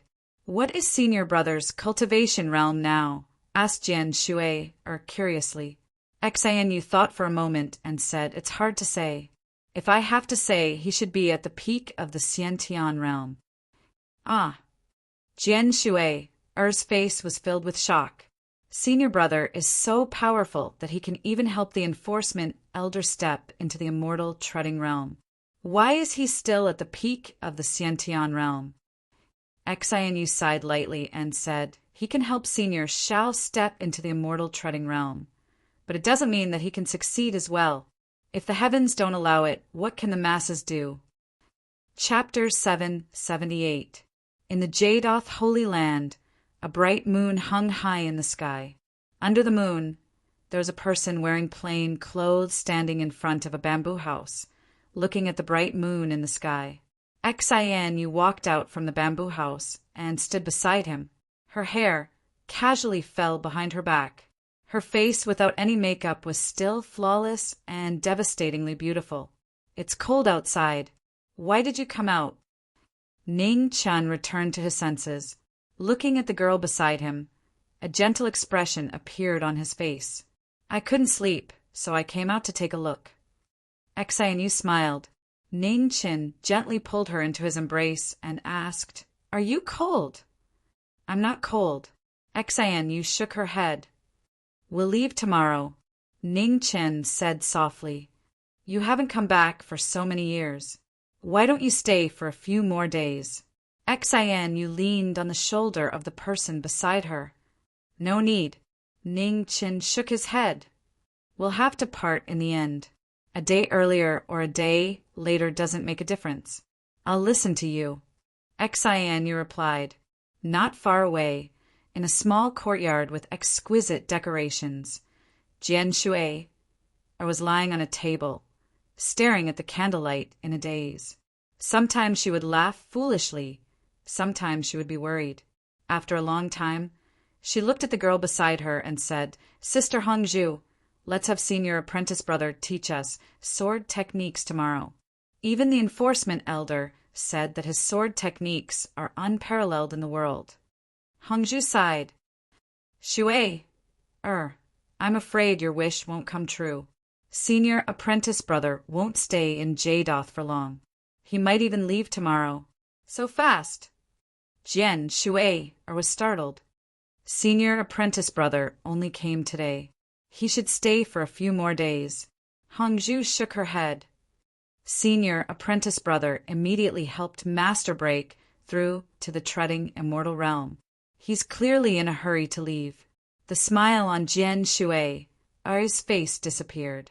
So he returned to Jadoth just to help the enforcement elder enter the treading immortal realm. Shui, do you still remember why senior apprentice brother came to Jadoth? Hongzhu asked softly. Jian Shui was startled. Then she recalled and said, to borrow the Jadoth divine cauldron to revive a woman. Hongzhu nodded. The woman in the ice coffin back then wasn't the princess of the Grand Xia that senior apprentice brother married. With my understanding of senior apprentice brother's character, he's not a fickle person. However, I still don't understand the reason behind this. Could it be that that woman can no longer be revived? Jian Shui guessed. I don't think so. Hongzhu shook her head and said, You should know how stubborn senior brother is. He won't give up so easily. If that woman really can't wake up, senior brother won't marry anyone. But if that woman is awake, why did senior brother marry this princess? I can't guess. Jian Shui shook her head vigorously and said, In addition, when senior apprentice brother helped Master undergo tribulation today, I didn't sense any true chi flow from senior apprentice brother's body. Even if senior apprentice brother's strength is much greater than mine, it shouldn't have been like that. It's really difficult to understand what's so strange about it, sighed Hongzhu. Jian Shui had a worried look on her face as she said, Senior martial brother has too many secrets and has never told us. If he leaves this time, we don't know when he will return. Hongzhu walked out of the house and looked at the bamboo house not far away. Her beautiful eyes flashed with sadness. Today, they were not fated to be together. She only hoped that he would be happy. In front of the bamboo house, Xianyu, who was leaning against her husband, suddenly smiled. Husband, can I ask you something? What's wrong? Ningqian asked curiously. Could it be that you really can't sense what Shui and Hongzhu are thinking? Xianyu lightly smiled. Ningqian was startled. Soon after, a helpless expression appeared on his face. I am Hongzhu's senior apprentice brother. I am no different from her elder brother. As for Shui, she is just a little girl. She has always had the temperament of a child. When I first came to Yuheng, she was the one who disliked me the most. Xianyu smiled. The thoughts of a woman can't be judged based on the surface. In this aspect, you aren't as clear as me. Qin Wentian smiled. You are right. Ningqian lightly smiled. Our 9th princess is the smartest person. However, I am already married. What difference does it make whether she knows or not? It's not the same. Xianyu lightly shook her head. If you like someone, you have to at least let them know. This is even more important than whether there is a result or not. Ningqian was silent. He did not say anything. Husband, I can only accompany you for 20 years. Your future path is still very long. It is too tiring to walk alone. Why don't you consider Hongzhu and Shui who like you? Xianyu softly muttered. Don't speak nonsense. Ningqian lightly reprimanded her. His arm unconsciously tightened around her. The night passed peacefully. When the first rays of the morning sun shone down, Ning Chen brought Xanyu to bid farewell to Xiao Wuming. Outside the main hall, Hongzhu and Jian Shui's eyes were filled with reluctance. However, they did not say anything to persuade them to stay. Xanyu walked forward and whispered a few words into Hongzhu's ear. Then, she warmly smiled and bid farewell. Hongzhu was stunned. Looking at the departing figures, her eyes were filled with shock. "Sister Hongzhu, what's wrong?" Jian Shuai was puzzled. Hongzhu returned to her senses and softly replied, "Let's talk when we return." Outside Yuheng Mountain, Ning Chen curiously glanced at the person beside him. He asked, "What did you and Hongzhu talk about just now?" "This is a secret between women. I can't tell you." Xanyu lightly smiled. Ning Chen smiled. "I am your husband. Can't you tell me?" "I can't tell you." Xanyu nodded. 6 months later, the two of them could no longer be seen in Nanling. When they reappeared, they had already arrived at the Western Buddhist homeland where Buddhist cultivators flourished. It was a pure land completely different from the Divine Prefecture and Nanling. Martial cultivators flourished there, and Buddhist cultivators could be seen everywhere. Tianfu Mountain, Western Jade Mountain, and Bodhi Valley were the 3 holy lands for Buddhist cultivators in the past. Under the 3 religions, temples of various sizes filled the land. The common people believed in Buddhism, and the martial cultivators cultivated Buddhism. Ning Chen once again arrived. Looking at the ruins of the battle with Xian Luo, he sighed emotionally. "Indeed, every place in the world is different," Xanyu softly said. "Compared to the other 4 regions, the Western Buddhist homeland has the least disputes. The people have faith, and their hearts have something to rely on. Comparatively speaking, there are fewer conflicts," said Ning Chen. "Don't you dislike Buddhism?" Xanyu looked at the person beside her and asked, "What I dislike is not Buddhism, but those fake Buddhas who don't work. If even Buddhism can enslave the common people, using their faith to enslave the common people to work and contribute, then wouldn't the word Buddhism be false?" said Ning Chen calmly. In this life, he knew many Buddhist cultivators, but there were very few who could bear the name of Buddhism. In the past, there was Sword Bodhi, who did not shave his hair, did not honor the precept of killing. For the common people, he spent 100 years chasing down Rome Lu, who brought disaster to the world. In the end, in order to stop the Nether King, he used his body to prove his Tao. Buddhism was in the heart, not in the mouth. Those fake Buddhas who spoke of benevolence, righteousness, and morality, and kept saying Amitabha, other than using their faith to enslave the common people. What did they do for their believers? Right, let's go to Chongling to take a look. The noble woman has helped you so much. Since we have come to West Earth, we should pay her a visit, suggested Xanyu. Ning Chen nodded and softly responded. They should go. If not for the noble woman, he would have died more than 30 years ago. He could not forget the favor of saving his life. It was not something that could be repaid with a life scroll. In the ancient land of Chongling, the 4 cauldrons rotated. The formation covered 100 li, making it difficult for people to move. As one of the forbidden lands of West Earth, the ancient land of Chongling had never been a place that people were willing to come to. Those who trespassed on Chongling's land had 9 lives and 1 death. Very few were able to walk out alive. In the West Earth, where Buddhism flourished, the Chongling noblewoman was an existence that no one was willing to provoke. Strength was one, murderousness was another. Chongling never appeared in the world, and did not participate in the struggles of the mortal world. However, those who dared to provoke the ancient land of Chongling never returned. The noble woman did not have the heart of a bodhisattva. Back then, in order to search for the lost origin of the phoenix, she had sacrificed countless lives. Her conduct was decisive and vicious. Many Western Buddhist sects understood her.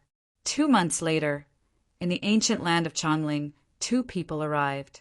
They walked through the layers of formations towards the depths of the ancient land.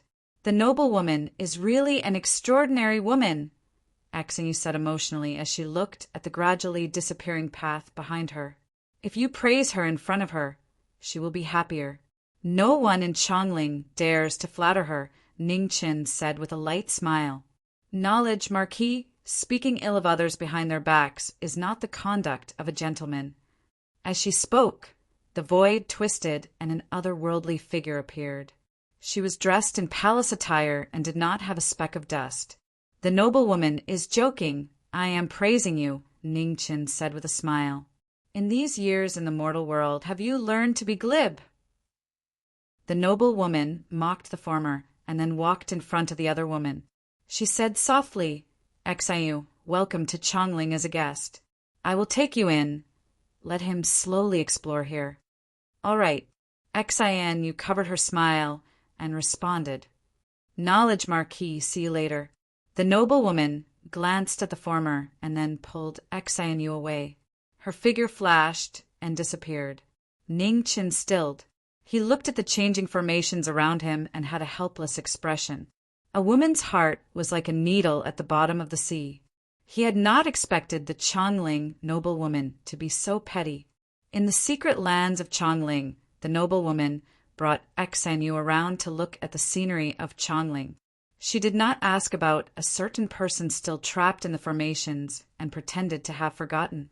Axenu found it funny but did not say anything. Her husband was unusually smart, but there were times when he was stupid. More than half a day later, Ningchen spent a great deal of effort to walk out of the confinement formation. Seeing the two people talking and laughing at the stone table, he crestfallen went up to them. "Oh, isn't this the knowledge, Marquis? Why did you take so much time to walk through a small formation?" The noble woman glanced at him and mocked without restraint. The noble woman's skill in formations is unparalleled in the world. This one admires. Ningchen sat down in front of the stone table, poured himself a cup of tea, and said, "You flatter me. I hate flattery the most. Otherwise, why is there no one in Chongling who dares to flatter me? Don't you think so, knowledge, Marquis?" The noble woman said neutrally. "Cough, cough." Hearing this, Ningchen almost spat out the tea in his mouth. More than half a day had passed. Why was the noble woman still holding a grudge? At the side, Axenu patted the former's back and laughed secretly. It had been a long time since she saw someone who could make her husband suffer. Other than Sister Qingning, there was only this noble woman. Chapter 779. In the ancient land of Chongling, in a day, New Chong brought Axenu to every corner of the secret realm. Chongling had existed for thousands of years and had a long history. The scenery was like a paradise on earth, beautiful beyond compare. In the depths of Chongling, in the Forbidden Land, the secret place where Ningchen had once cultivated the life scroll in seclusion, New Chong and Axenu walked over. Behind them, Ningchen followed from a distance, not daring to disturb their mood of enjoying the scenery. New Chong glanced at the figure behind them. Her lips curved slightly as she said, "It seems that his personality has changed greatly after returning to the mortal world." Husband was originally a very gentle person. Axenu looked back, a gentle smile appearing on her beautiful face. She said, "But the burden on his shoulders is too heavy, and he has to harden his heart." "Gentle, ha!" New Chong laughed softly and said, "Only you can say this about him in the world. New Chong and husband are friends. You should understand husband. Unless he has no choice, husband dislikes fighting with others the most," Axenu said softly. New Chong smiled and walked forward. She said, "Ahead is the forbidden land of Chongling, and also the place where he cultivated the life scroll in the past. Shall we go in and take a look?" Axenu nodded and followed after him. Ningchen followed behind, looking at the familiar land ahead. A hint of emotion flashed through his eyes. It really was a bitter memory that one did not want to recall. The forbidden land of Chongling a floating cauldron, a land with a strange terrain. It was naturally formed and modified by the past masters of Chongling. Now, it was the most unique place in the homeland of West Buddha. The flow of time was different from the outside world. While it could not compare to the time-forbidden land, it was still rare in the mortal world.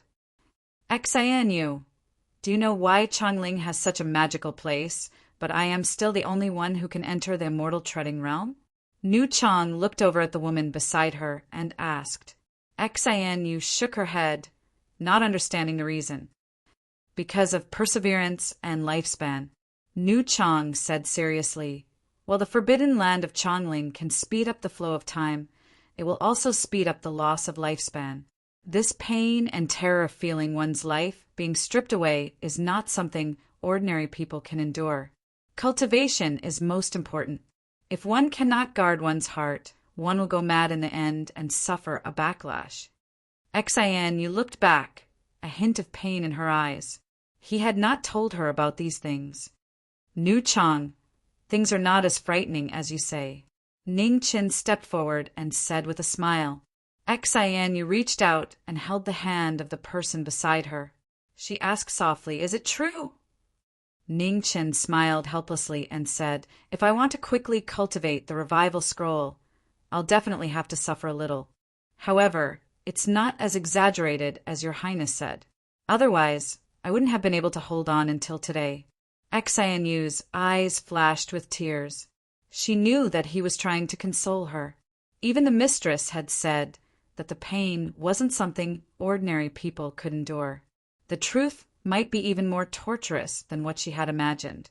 Jiming Marquis. The female Chong looked at the former and transmitted her voice. "If you don't quickly recover your cultivation, you won't have much time left. If you nod, I'll do my best to help you. Perhaps you'll even have a chance to step into the mortal treading realm before your lifespan runs out." "No need." Ning Qin smiled and shook his head, replying, "Xianyu doesn't have much time left. I only want to accompany her on this journey. In this life, I've already walked for too long, and I'm tired as well. The remaining time is enough for me to spend peacefully." The female Chong narrowed her eyes and continued, "What about that little princess of the barbarian dynasty? And Mu Qingxue, do you really not have any regrets? With your current lifespan, you might not even have the chance to see them one last time. It's impossible for life to be perfect. Since we're destined to part when we meet, why should I let them experience the pain of separation again? Nu Chong, I appreciate your good intentions, but it's enough. Didn't you say that with my talent, it's already a miracle that I could reach this point? I've already obtained too much, and I'm satisfied. I can't ask for more." Ning Qin smiled. The female Chong looked at the person in front of her. A moment later, she sighed and said, "In this life, can't you live for yourself once?" Ning Qin smiled. "I've always lived for myself. I don't ask for no regrets, but I ask for no regrets. Go. Your time is precious. I won't keep you. The inner world is vast. See as much as you can." A hint of helplessness flashed through the female Chang's eyes. She looked at the two and said, "Thank you for your understanding." Ning Qin responded and bowed with cupped fists. He took the woman's hand and turned to walk out of Chongling's forbidden lands. "If you have time, go to Northern Plains Heavenly Music Pavilion," the female Chong said from behind. Ning Qin stopped in his tracks and nodded. Then he continued walking forward. "Heavenly Music Pavilion. Is it the place that extended your life for 100 years? Xianyu asked softly. "Yes." Ning Chan responded softly and said, "Nu Chong and the master of Heavenly Music Pavilion have some friendship. Back then, when my lifespan was exhausted, Nu Chong asked the master of Heavenly Music Pavilion to extend my lifespan for 100 years. Lifespan is set by the heavens. Extending a person's life is hard to imagine," Xianyu said emotionally. "In the past, I didn't feel anything wrong. After thinking about it, it is indeed unusual." Ning Qin nodded and said with a serious expression, "In these years in sky beyond heaven, I have encountered many treading Immortal Realm experts. It is not easy for people as strong as Master Mo and Dawn Moon Tower Master to extend the lifespan of others. Back then, the Master of Heavenly Music Pavilion was only at great perfection. It is really inconceivable that she could do this. It should not be so simple. Otherwise, Heavenly Music Pavilion would not have been able to survive until now, Xinu guessed. Indeed. Ning Chun nodded slightly and said, Nu Chong must have her reasons for having us go to Heavenly Music Pavilion. I have not thanked her in person for extending my lifespan back then. This time, we can settle this matter on the way. Are we going now? Xinu asked. No rush. Ning Chin shook his head and said, Northern Plains is too far from here. There is no rush. Let's go to Central Plains first, and then to Northern Plains. Worry flashed through Xinu's eyes. She knew that he had many unhappy memories in Central Plains. If he went back this time, wouldn't it open his scars again? Don't think too much about it. Ning Chin tightened his grip on Xinu's hand. It's all in the past. Qing Ning is fine in the end, so I've also let go of it. 5 months later, the two of them left the Western Buddha homeland and headed for the Central State. Another month later, the two of them appeared in the various famous mountains and ancient cities of Central Plains. They didn't stay for long each time. After admiring the scenery and culture, they quickly left. The survivors of Central Plains' various sects recognized the knowing destiny Marquis. But as soon as they reported back, they could no longer find any traces of them. For a time, the Central Plains' various sects were nervous. The cruel and bloody scene from back then was still vivid in their minds. In the Battle of Locket Mountain, the various sects experts had all died. Later on, the knowing destiny Marquis had massacred Central Plains, and the various sects' inheritances had practically been severed. Regardless of whether or not they had participated in the Battle of Devil Execution, they were all very clear on the reason. During the chaos of the Heavenly Sanctum, the knowing destiny Marquis' methods and strength were too terrifying. It made the various sects feel threatened. Killing Devil Execution was just an excuse, but no one had expected that the real Devil Execution would be forced out in the end. The entire Central Plains' vitality was greatly damaged, and it was difficult to recover even now. In the Zhao family's main hall, a secret report was presented in front of Zhao Liusu. It reported that the knowing destiny Marquis had appeared in Central Plains. After reading the report, Zhao Liusu fell silent. After a long time, she looked at the man kneeling in front of her and said, "Tell the branch sects to stop sending people to follow them." Yes, the man respectfully accepted the order. After the man left, the various elders in the hall looked at the family master. They wanted to say something, but they didn't. The Zhao family didn't participate in the Battle of Devil Execution, and the family master even helped them. This was a very good favor. If they could pull the knowing destiny Marquis to the Zhao family would undoubtedly become the overlord of Central Plains. "Family master," an elder stood up and said, "There's no need to say any more." Zhao Liusu raised her hand and stopped the elder from continuing. She said calmly, "The rise and fall of the Zhao family should be decided by them. The knowing destiny Marquis doesn't care about worldly affairs anymore. If we rashly disturb him, it will only make him unhappy." But another elder stood up and said anxiously, "Don't mention this again," Zhao Liusu said coldly. Hearing this, the elders of the Zhao family sighed. What a pity. Zhao Liusu looked into the distance, and her eyes dimmed. Since he had made his choice, she could only respect his decision. Half a month later, in the Zhao family, a sword light crossed tens of thousands of miles.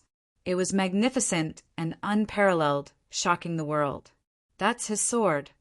Zhao Liusu felt it and immediately flew out. The other elders also followed. Looking at the sword light in the sky, they were shocked. The next moment, the sword light flew down and landed in the Zhao family. In the aftermath of the whistling sound, the sword light disappeared and a wooden box appeared. Zhao Liusu went forward and opened the wooden box. Her eyes trembled. In the wooden box, there was a golden and jade bow lying inside. Its aura was ancient and extremely extraordinary. Broken Death Bow. One of the elders of the Zhao family recognized the bow and exclaimed. The Broken Death Bow was originally an item of the Zhao family, but it had been lost for a long time. The Zhao family had once sent people to steal it from the knowing destiny Marquis, but they failed. Third elder, quickly look at that piece of metal in the box. Beside him, a female elder suddenly revealed an excited expression. The Zhao family's third elder followed her gaze and saw a blood-colored metal lying beside the bow. Its brilliance was restrained, but it was so beautiful that it made people unable to move their eyes away. Star Soul Iron Essence. The Zhao family's third elder exclaimed. Zhao Liusu silently looked at the Broken Death Bow and Star Soul Iron Essence in the wooden box. A moment later, she returned to her senses and threw the box to the third elder. Reforge this bow and build a Star Soul Tower.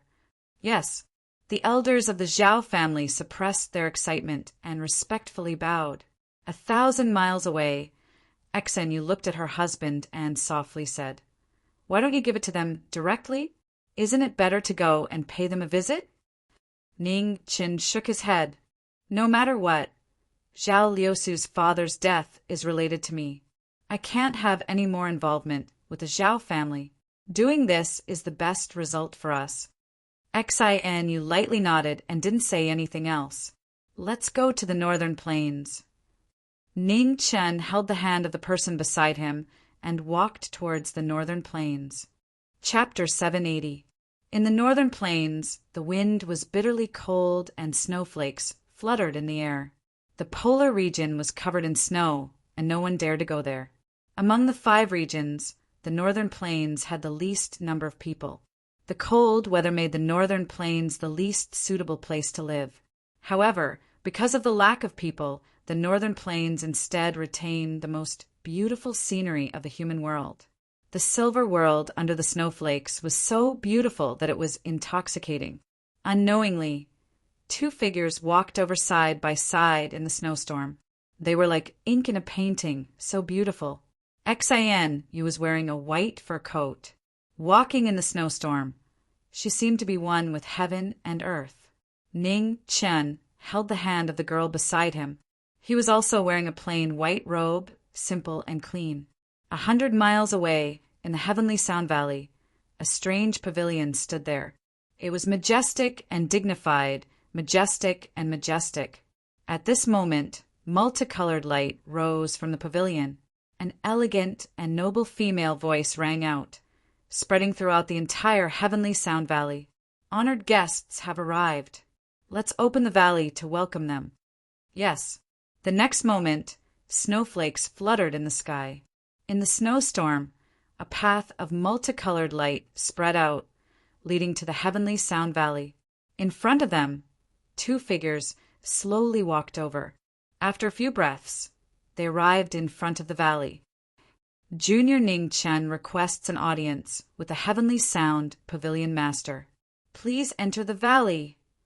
"Many thanks." After receiving the response, Ning Chen held Xianyu's hand and entered the valley. In an instant, snowflakes fluttered in the air, covering the entrance of the valley. What a beautiful place! Xianyu looked at the silver Heavenly Sound Valley and praised. In front of them, there was a pavilion that seemed to be floating in the air. It was a work of art that surpassed the heavens and was extremely strange. The 2 of them walked to the front of the mountain. At this moment, multicolored light fell and a beautiful and noble figure descended from the sky, appearing in front of them. "Greetings to the pavilion master." Ning Qin bowed politely. Xianyu also bowed, not lacking in manners. "You are a guest. There's no need to be so polite," the pavilion master replied. She looked at the young man in front of her and said calmly, "Jiming Marquis, it has been 30 years since we last met. You are even more magnificent than before." Pavilion Master overpraises me," Ning Chen said with a serious expression. "If it weren't for the Pavilion Master's help back then, this junior's lifespan would have been exhausted long ago, and it would be impossible for me to live until today. This junior has come here specifically to thank the Pavilion Master." "You don't have to thank me. Jiming Marquis, since you're here, let's talk inside," the Heavenly Music Pavilion Master said calmly. Ning Chen nodded. The Heavenly Music Pavilion Master waved her hand, and a multicolored light descended, carrying the two of them toward the pavilion on the mountain. In the valley, the door of the pavilion opened. Many disciples of the Heavenly Music Parlor bowed, respectfully, welcoming the three of them. The leader of the group of women, a familiar, beautiful figure, lowered her head slightly, unwilling to let the young man in front of her see her appearance. "Miss, the grudges from back then are already in the past. There's no need to take it to heart." Ning Chen stopped and said. Then he continued to walk forward. Wu Qingman's expression shook, but after a short moment of tension, her body gradually relaxed. In front of them, the Heavenly Music Pavilion Master saw everything, but she did not say anything. She had already punished Wu Qingman for leaving the valley without permission to go to the Eastern Divine Prefecture. It could be seen that the Jiming Marquis did not care about this matter anymore. On the contrary, Qingman could not let it go. In these years, Qingman's cultivation had been growing slowly. With her talent, it should not be so. It was obvious that the Jiming Marquis was too much pressure for Qingman. She hoped that after today, Qingman could forget the grudges of the past and focus on cultivation. "Pavilion Master, I have a question that I hope you can answer." Ning Chen looked at the Heavenly Music Pavilion Master and asked. "Please ask," the Heavenly Music Pavilion Master replied. "I want to know how you extended my life for 100 years. How did you do it?" Ning Chen asked seriously. "Sorry, this is a secret of the Heavenly Music Pavilion. Forgive me for not being able to tell you." The Heavenly Music Pavilion Master refused directly. Hearing this, Ning Chen fell silent. After a while, he said, "I have been rude. Pavilion Master, please don't blame me. I just feel that it is a little strange. Extending someone's life is really incredible. Even if you have stepped into the true realm, it is not easy to do so." The Heavenly Music Pavilion Master narrowed her eyes and said, "You have already come into contact with true realm experts." Ning Chen nodded and said, "I have fought with them a few times. 10 years ago, the terrifying expert that appeared in the Eastern continent. What realm was he at?" The Heavenly Music Pavilion Master asked again. "Half a step to the true realm to the early stage," Ning Chen said truthfully. The Heavenly Music Pavilion Master's heart was in turmoil. This young man really had the strength to contend with true realm experts. "Pavilion Master, I know that extending someone's life is a secret of the Heavenly Music Pavilion. However, can you tell me what the price is to do this?" Ning Chen asked seriously. The Heavenly Music Pavilion Master frowned slightly and looked at the woman beside him. After a while, she understood. "Life is determined by the heavens and cannot be changed," the Heavenly Music Pavilion Master said, suppressing the turmoil in her heart. Ning Chen was stunned and asked in confusion, "Then why was Pavilion Master able to extend my life by 100 years? "Your situation is different," the Heavenly Music Pavilion Master said calmly. "You are an inborn expert, and your lifespan is not something an ordinary person can achieve. The reason why your lifespan is depleted is that you exchanged 500 years of your life source for 100 years of your foundation. However, your body still retains the strength of an inborn expert. As long as the price is sufficient, I can replenish part of your lifespan. However, 100 years is the limit." Ning Chen's eyes narrowed. After a long time, he asked, "Is it really impossible to change a mortal's lifespan?" "No." The Heavenly Music Pavilion Master shook her head and said, "At least, as far as I know, no one can do this. Changing a person's lifespan is equivalent to going against the will of the heavens. I don't need to explain how difficult it is to go against the will of the heavens. I'm sure you know better than anyone else. Ning Qin was silent. Going against the will of the heavens was like a mortal ascending to the heavens. It was unattainable. No. Suddenly, Ning Chen came back to his senses and seemed to have thought of something. He looked at the Heavenly Music Pavilion Master in front of him and asked seriously, "Pavilion Master, what did you mean by the price being sufficient?" "You don't need to know about this," the Heavenly Music Pavilion Master said calmly. Ning Qin stared at the former. All along, he had felt that something was wrong. So this was the reason. Even if his situation was special, it would not be easy for the Heavenly Music Pavilion Master to prolong his life.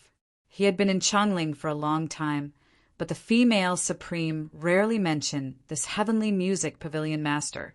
It could be seen that even if the two had a relationship, it was far from this level. "You don't need to guess anymore. I have promised others that I will not speak of this matter.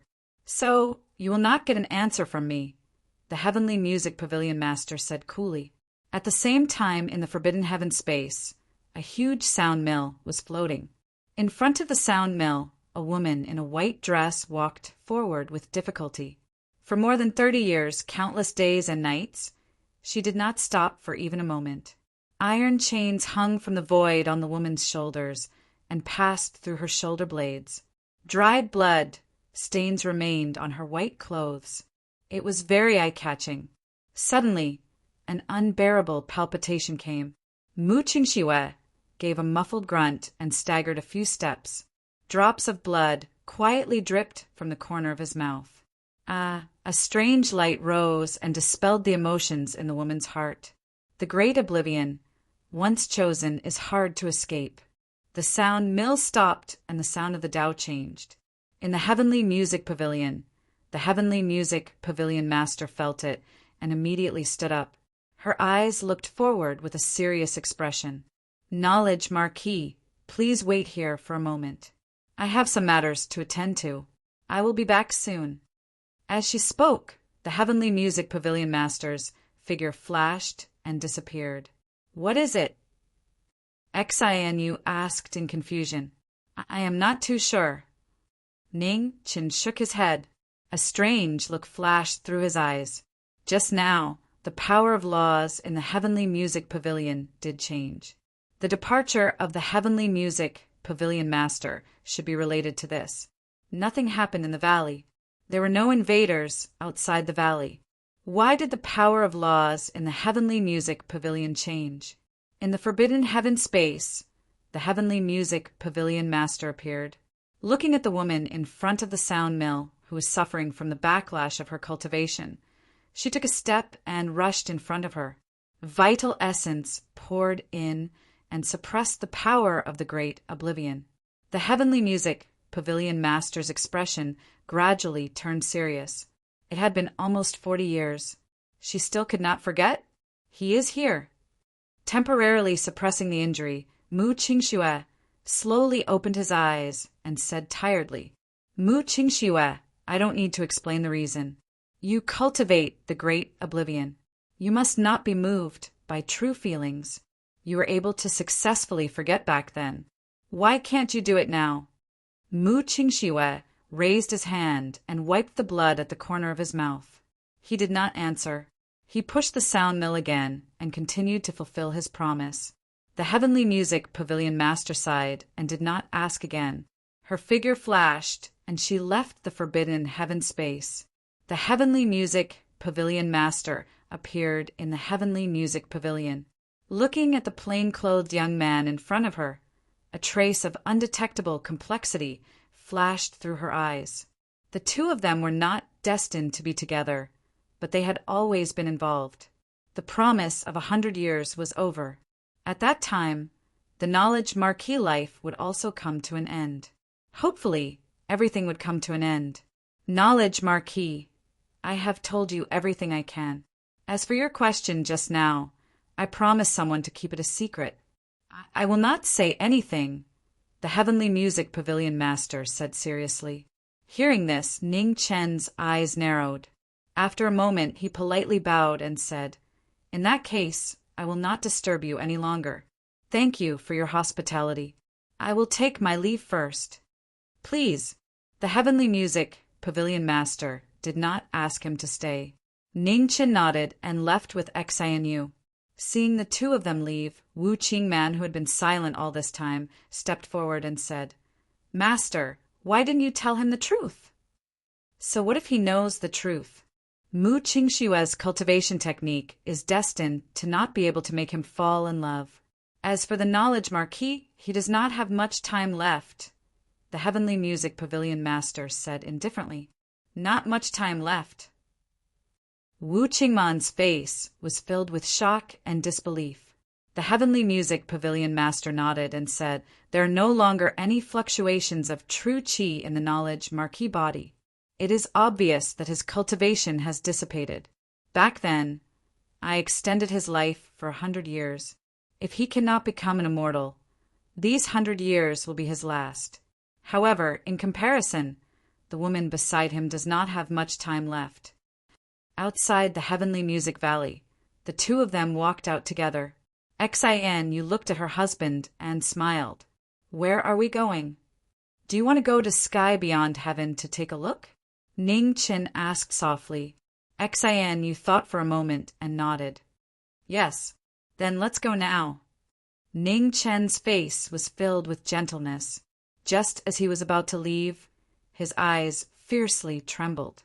Between the woman's black hair, there were strands of snow white, so dazzling. Chapter 781. In the outer sky, the vast starry sky was dotted with stars. It was so vast that it made people gasp in amazement. Two figures flew through the starry sky like shooting stars, disappearing in the blink of an eye. "Is this the Ziwei star zone?" Xianyu stared at the boundless starry sky as a bright light flashed in her eyes. She smiled. Yes. Seeing her happy smile, Ning Chen's mood improved. He said, "The inner world is at the edge of the Ziwei star zone. The starry sky is too vast. It's too slow to travel like this. Let's go visit some old friends and borrow some things." "Tianfu?" Xianyu immediately guessed and smiled. Ning Chen chuckled and said, "You're getting smarter and smarter. Tianfu planet's celestial phenomenon is the most extraordinary. We can take this opportunity to visit some friends on the Tianfu planet." "Okay, I'll listen to you." Xianyu nodded in agreement. After reaching an agreement, Ning Chen sped up. He turned into a sword and flew toward the Tianfu planet with the girl beside him. The Tianfu planet, the Holy Land. Chao Tianqi stood at the peak of the Holy Land and looked at the Tianfu planet that was gradually recovering. "Master." Shi Mujin walked forward and bowed respectfully. Chao Tianqi came back to her senses and looked at the disciple behind her. She said, "Mujin, how long have you been in the early stage of the virtual realm?" 10 years. Shi Mujin answered honestly. Chao Tianqi nodded and said, "After today, you can leave the mountain. Seal 70% of your cultivation and don't release it for 10 years. "Yes," Shi Mujin said respectfully. "Star Venerable." At this moment, a girl in green appeared out of nowhere. She knelt down and bowed. "My star soul life shows that a top expert is quickly approaching the Tianfu planet." Chao Tianqi's eyes narrowed. She asked, "Can you see his appearance?" "He's too fast. I can't see him at all," the girl in green replied.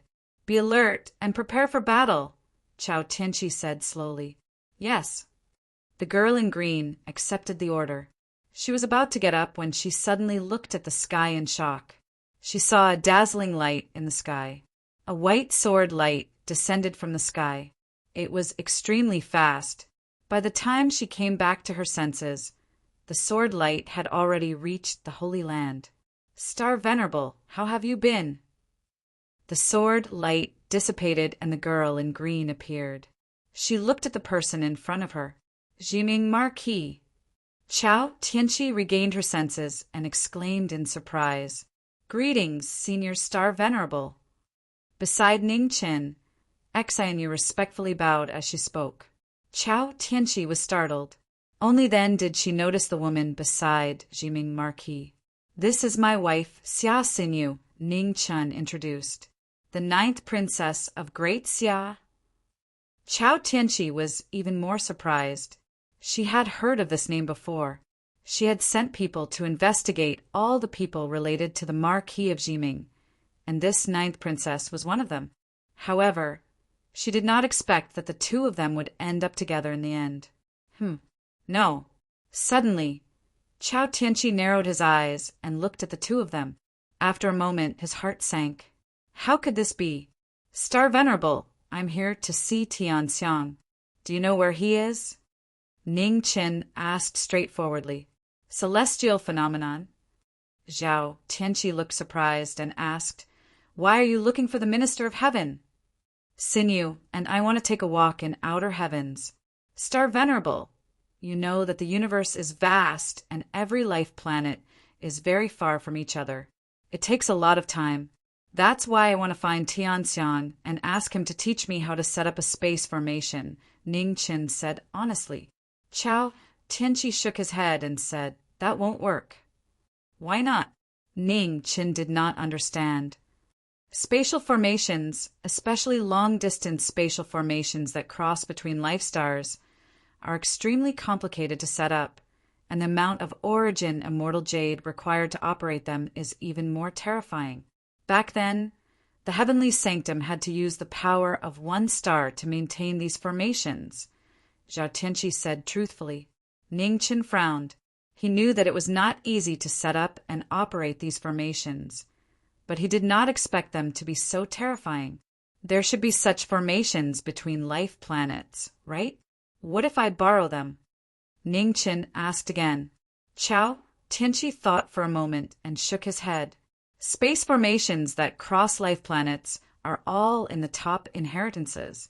If you want to borrow them, you'll have to pay a lot of celestial jades. Once you take out so many celestial jades, you'll attract a lot of trouble. Actually, it's not like there's no way. At this moment, sword light soared into the sky from the depths of the sacred land. The sword pressure grew stronger and stronger, causing the entire heavenly sanctum to shake. Sword sovereign.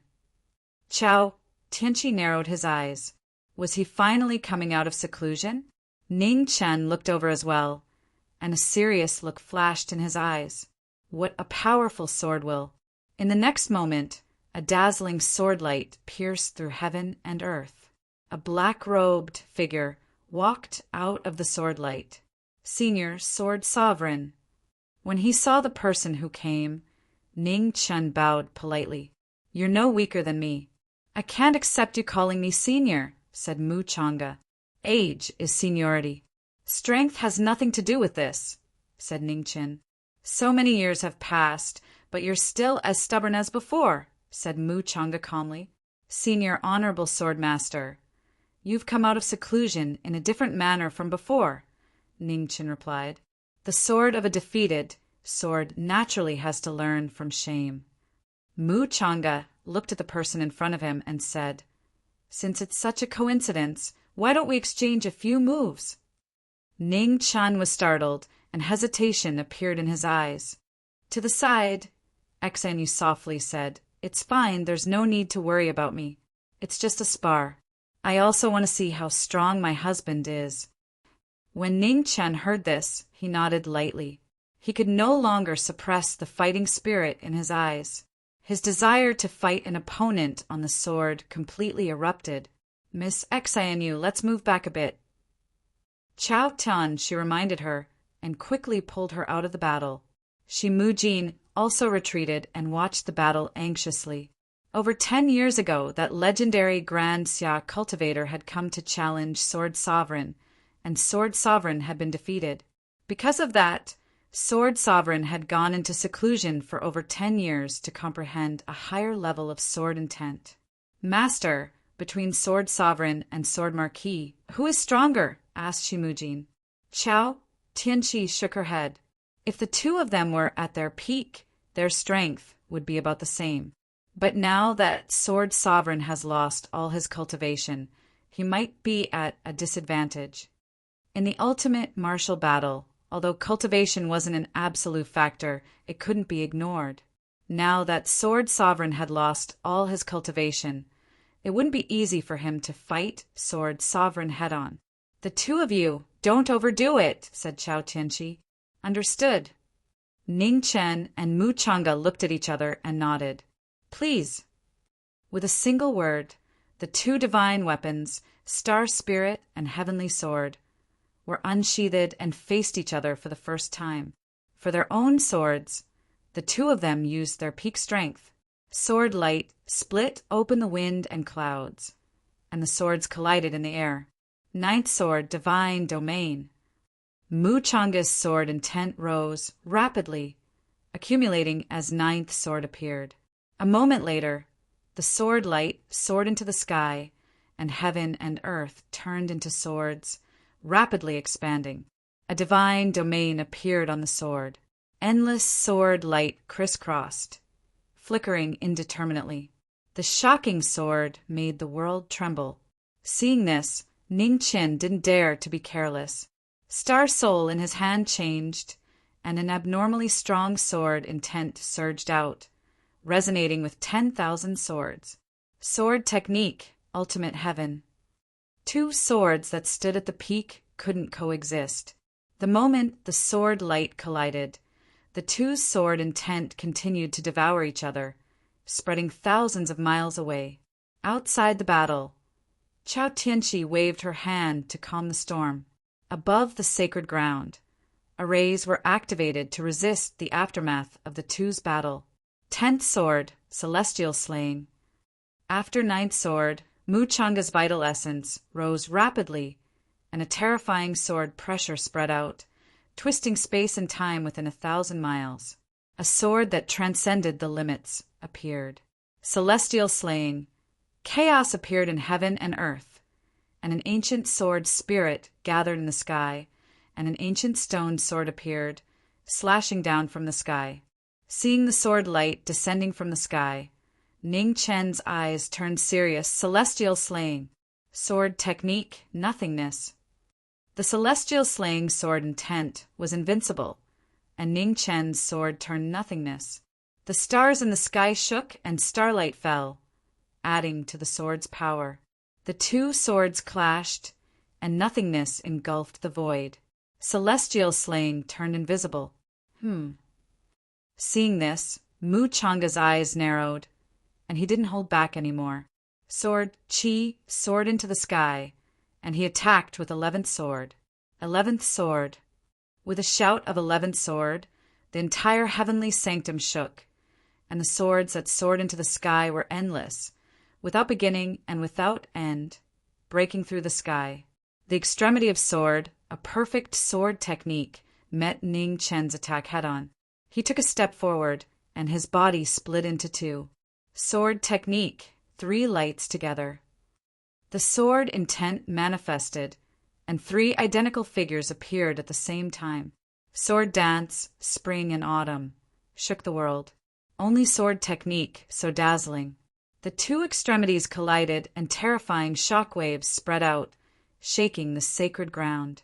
Even with layers of protective arrays, they were unable to resist the shockwaves.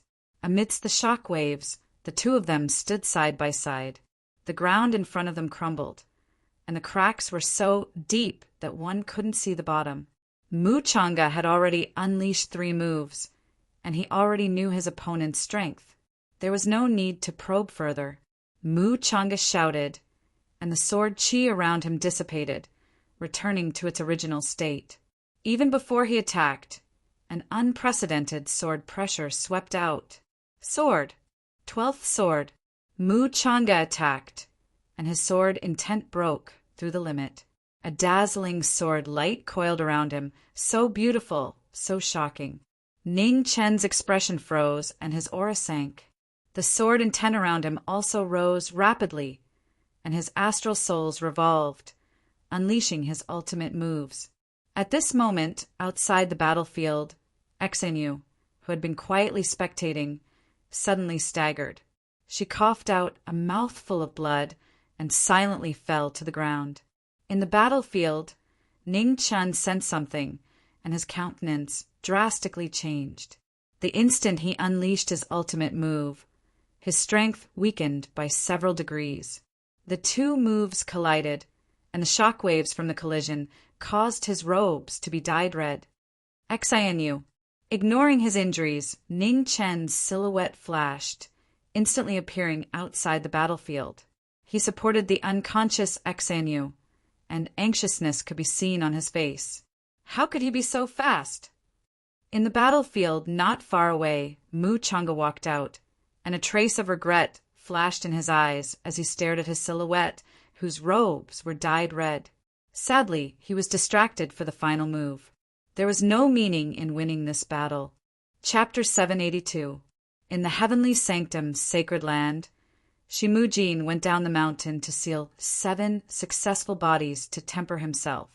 The battle between the peak swords was still vivid in his mind. He had cultivated for dozens of years, and he had left everyone in the dust. No one could catch up to him. The heavenly Daos were unfair. Everyone's talent and karmic luck were different. Heavenly geniuses had leaped through the Dragon Gate, reached the corporeal realm, and comprehended the true Tao. Ordinary people would never be able to reach that level. However, there were 50 Grand Daos and 49 Heavenly Daos. The Heavenly Daos could not be perfect. What was missing gave thousands of people, like knowing destiny, a slim chance. Cultivation was made up for by hard work. Talent was not the deciding factor. Even the heavens couldn't interfere. So the heavens also couldn't stop knowing destiny from walking their own Tao. If the heavens didn't interfere, who could stop knowing destiny? Plum blossoms drifted in the air above the heavenly sanctum. Within a room, a beautiful figure was lying on the bed. Her hair was partially white, and it was extremely dazzling. Ning Chen looked at the unconscious woman beside the bed. A trace of sadness flashed through his eyes. Knowing destiny, Marquis, I never had the chance to ask you what happened. Why did you lose your cultivation base? Are you really married to this woman? Asked Chao Tianqi. Yes. Ning Chen nodded. He took a step forward and gently stroked her face. It's a long story. The past was like smoke. Ning Chen's gaze never left the unconscious woman. He gave a simple recount of what had happened. Hearing this, Chao Tianqi sighed. I really didn't expect you to be able to find a way to bring the dead back to life. You did it in the end. This is what I owe her, said Ning Chen. What about Xia Xinyu? Her talent is no worse than those heavenly geniuses. Since you married her, why didn't you persuade her to walk the path of cultivation? Asked Chao Tianqi. Xinyu's personality is very similar to the Empress's. Once she makes a decision, no one can change it. Even I can't, said Ning Chen. You two really are the same. Sometimes you two really are the same, said Tianqi helplessly. There are still 10 years left. I just want her to finish this journey happily without any regrets, Ning Chen said. The door opened and Mu Changa walked in. He looked at the plain-clothed young man by the bed and calmly said, Using a spatial array formation is indeed not a good idea. If you were alone, then it would be fine, but now you have this young lady by your side. If you encounter a top inheritance with ill intentions, then it will be difficult for you to protect her. Ning Chen shifted his gaze and looked at the honorable swordsman who was walking in. He said, Honorable swordsman, you said that there was another way. I wonder what it is. Tianzhou, Mu Changa said seriously, in the past when I was traveling the world, I once saw a spirit artifact that could travel through space. Although its speed was not as fast as a spatial array, it was more agile and suitable for you and this lady. When Ning Chen heard this, a strange look appeared in his eyes as he asked, Where can I get such a spirit artifact? The first star of the Ziwei star, the Ziwei Imperial Star, said Mu Changa. Ning Chen nodded slightly and replied, Thank you, Senior Sword Venerable, for your guidance. Jiming Marquis. Chao Tianqi looked at the young man in front of him and earnestly said, Has Lady Xanu ever taken a spirit medicine that can increase her lifespan? If she hasn't, then perhaps she can use a grand medicine to increase her lifespan. Ningchen sighed and shook his head. It's useless. Xianu's body and appearance have always been maintained by medicine. Furthermore, even if we found a way to increase her lifespan, Xianu wouldn't use it.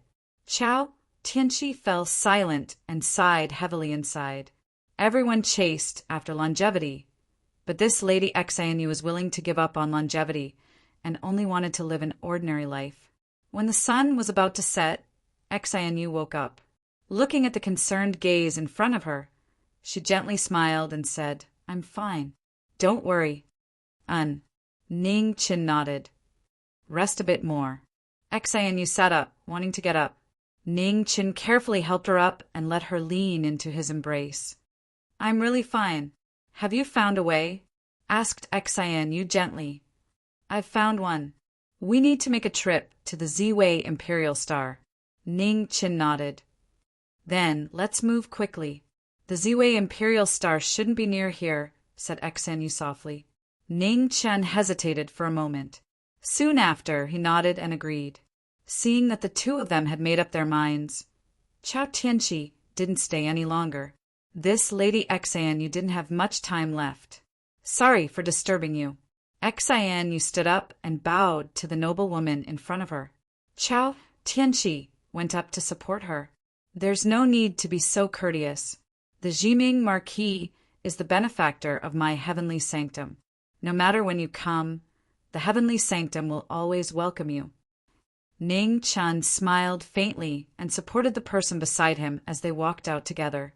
Seeing the two of them leave, Chao Tianqi couldn't bear to see them leave. Why was it that such a kind person didn't receive the protection of the heavens? Every step of his life was filled with hardships. When swordsmen discuss the sword, victory or defeat is more important than life. "Only this child doesn't care about victory or defeat at all," sighed Mu Changa. "He wasn't arrogant when he won, and he wasn't discouraged when he lost. From the start of the battle until now, he hadn't seen the Jiming Marquis' mood change at all. It's not that he doesn't care." Chao Tianqi shook her head. "From the way he accepted the battle with you, he also hopes to have an opponent on the same level as him to test his sword. In this world, there are no swordsmen who don't care about victory or defeat. But to him, the woman beside him is even more important than his sword." Above the sacred ground, the white-robed man's sword light pierced through the clouds, bringing his wife along as he flew away. In the universe, in the vast starry sky, the sword light streaked across, vanishing in an instant. 7 months later, in the center of the Z-Way starfield, on the Z-Way Imperial Star, 2 people arrived. In front of the 100 Rivers house, the 2 of them walked in together. The number 1 house under the heavens, its name spread far and wide. Of the 9 floors, the first 7 were the trading grounds. The 8th floor was where the rare treasures of the world were sold. The 9th floor was a forbidden area of the 100 Rivers house. Ning Qin brought Xianu to the 8th floor. Only the 100 Rivers house could create a heavenly boat, and every time there was an auction, the heavenly boat would be one of the most precious treasures. The heavenly boat had the ability to pass through space, something rarely seen in the world. There were very few divine materials in the world that could withstand the tearing of space. The 100 Rivers house also couldn't accumulate too many. On the 10th day, the auction began. In the various private rooms, powerful auras appeared one after another, waiting for the treasures they wanted to bid on. Within one of the private rooms, Ning Qin quietly looked at the treasures being auctioned off one by one. From the start to the end, he didn't call out a single bid. "Husband, I'm a little tired." Xianu had a look of fatigue on her face. "Why don't you rest?" Ning Chen gently pulled the woman beside him into his embrace and said softly, "Okay." Xianu nodded. She leaned on his shoulder and quietly fell asleep. Her long white hair could no longer be concealed. It symbolized that the most resplendent pearl of Grancia was about to reach the end of her life. For hours later, the treasures being auctioned off became more and more extraordinary. Every single one of them was sold for a price of over 5,000 immortal jades, causing people to be speechless. The heavenly boat has the ability to pass through space. There's no need for me to introduce its value. Everyone should be very clear about it. The starting price is 9,000 immortal jades.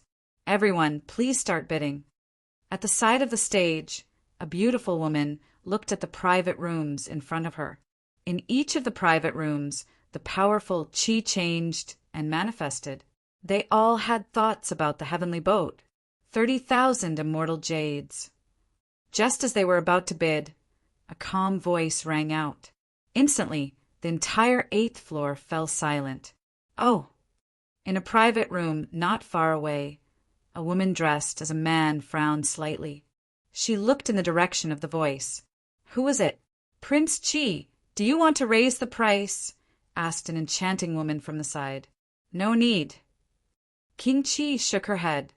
30,000 immortal jades had already exceeded her range of acceptance. Although this treasure was one of her goals, she hadn't expected such a person to appear. There were still other things she wanted. There was no need to compete with this person on a single heavenly boat. On the 8th floor, after the first bid, the private rooms all chose to remain silent. No one bid again. At the side of the stage, a strange light flashed through the woman's eyes. The heavenly boat's value was extraordinary. In the past, it had indeed been auctioned off for a sky-high price. However, this was the first time she had seen someone directly bid 30,000 immortal jades. She wondered which power was so bold. 30,000 immortal jades going once. 30,000 immortal jades going twice. 30,000 immortal jades going thrice. Sold. With that, the ownership of the heavenly boat was decided. This unexpected situation caused everyone to pay more attention to the private room that had bid this time. However, in the following auction, the private room that had bid earlier didn't make any more bids. In a private room not far away, King Qi's eyes narrowed. Concubine Yin, that person is about to leave. Secretly follow him. Be careful. Don't be discovered. Yes. Concubine Yin accepted the order and left the private room. Who could it be? King Qi tapped her finger on the stone table in front of her as she pondered. Before coming to this planet, she had done a detailed investigation of all the powers on Crepe Myrtle Planet. The number of great powers that were so bold could be counted on one hand.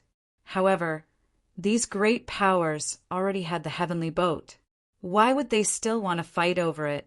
Strange. In the 100 Rivers house, Ning Chen paid the immortal jades and put away the heavenly boat. Soon after, he left with Xenu. Send someone to follow him and find out his identity. On the 9th floor of the 100 Rivers house, an old figure opened his eyes. Yes, almost at the same time, the private rooms on the 8th floor also took action. They secretly sent people to follow him. Outside the 100 Rivers house, Ning Chen sensed many unfamiliar auras following behind him.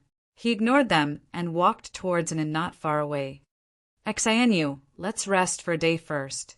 Tomorrow we will leave for another place. Ning Chen said softly. The Crepe Myrtle Imperial Star was known as the #1 star in the Crepe Myrtle Planet. It was definitely extraordinary. Since he and Xinu had come here, they should at least walk around. Xinu nodded, replying softly. Reporting to Paragon. That person is staying at the Cloud Gathering Inn. Not long after, the spies reported back one after another, reporting the situation. Oh, truly skilled and daring. Chapter 783. As night fell, the lanterns in Yunlai were lit. The candles on the 2nd floor flickered brightly. In front of a bronze mirror, Xinu untied her hair. Looking at her snow-white reflection, she sighed inside. In the end, she couldn't keep her. Ning Chen walked up and gently hugged her from behind. It's fine. It's just that your hair is a bit whiter. Our ninth princess is still as beautiful as ever." Xianyu turned back as a smile appeared on her beautiful face. "You only know how to console me. Princess, it's already late. How about your husband help you rest?" teased Ningqian. "That's fine." Xianyu smiled. Not long after, the candles in the room were extinguished. Everything was the same as before. In the room across from them, a handsome figure in luxurious clothes stood there, a strange light flashing in his eyes. If this person didn't have a heavenly treasure to rely on, then he was an idiot. Behind him, an enchanting woman looked at him and said, "Prince Qi, do you need me to test him?" "Not for now." Prince Qi shook his head. "There will be people who can't sit still before us. 30,000 immortal jades is not a small amount even in the most peak sections. This person's identity is definitely extraordinary." Concubine Yun frowned. "I didn't sense any true qi fluctuations from his body. Could he just be a playboy from some great sect or dynasty? There are many treasures in the world, and it's not like there aren't any things that can conceal one's aura.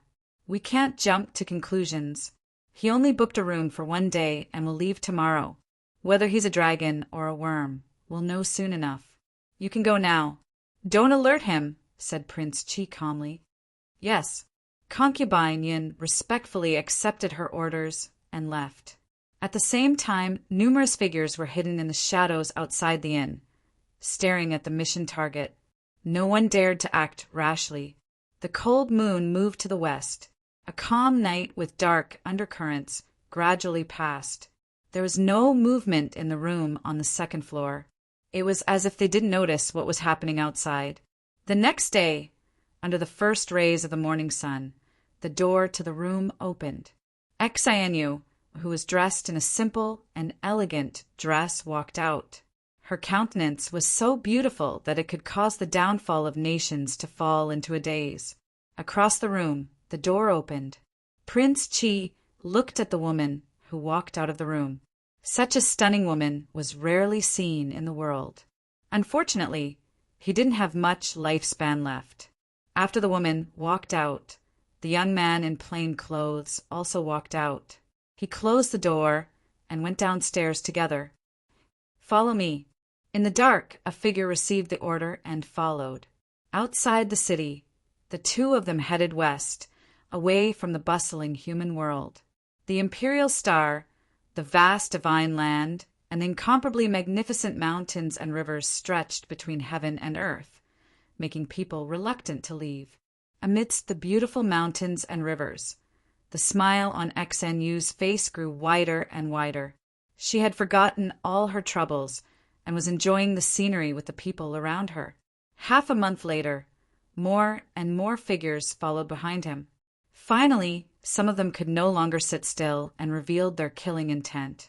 In front of a large river that flowed to the east, Ningqian looked at the woman by the river.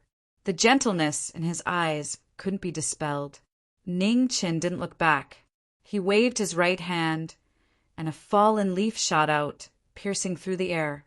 1,000 feet away, a waterfall of blood gushed out. Before the black-clothed figure could make a move, his eyes were filled with disbelief as he stared at the fallen leaf in his chest.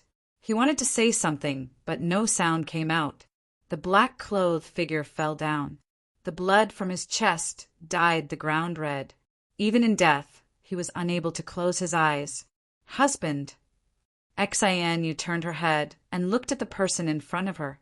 Her face reddened, and she softly said, "I want to take a bath in this river."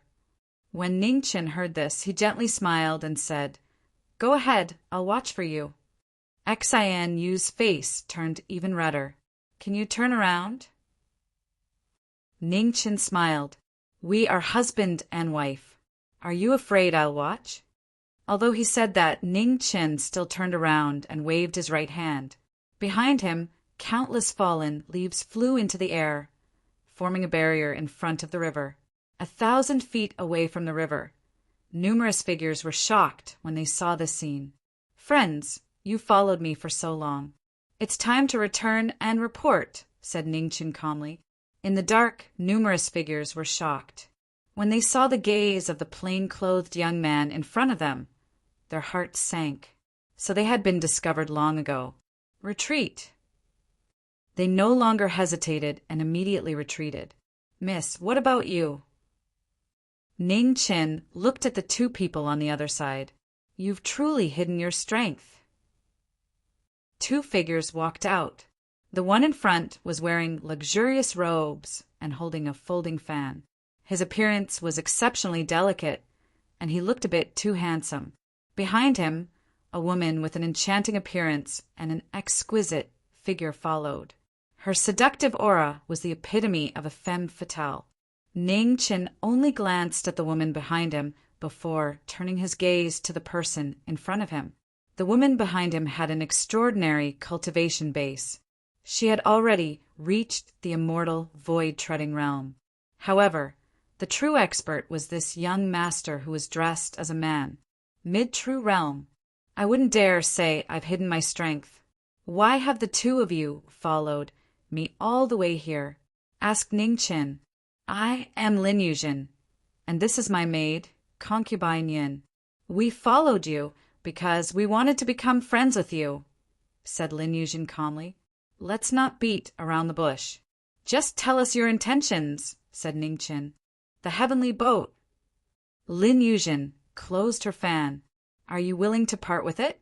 I am willing to exchange it for 40,000 immortal jades. Ning Qin narrowed his eyes. Since you can take out so many immortal jades, why didn't you make a bid back then? I won't hide it from you. At the time, I did have other things I wanted to fight over, so I couldn't waste too much immortal jades on this item. However, something unexpected happened, and the 100 Rivers building didn't take out what I wanted. The immortal jades I prepared were also left over, said Lin Yuzhen. Ning Qin shook his head. I'm sorry, but this item is very important to me. I can't give it away. Impudent. Concubine Yin's expression turned cold. Prince Qi is willing to exchange with you at a high price because he doesn't want to bully the weak. Don't refuse a toast only to be forced to drink a forfeit. Ning Chun smiled faintly and said, Miss, why are you so angry? The heavenly ark is mine. I don't want to give it to others. Isn't that right and proper? Why are you so angry? A matter of course. Concubine Yin snorted. There is no such thing as a matter of course in this world. Only absolute strength is a matter of course. Concubine Yin.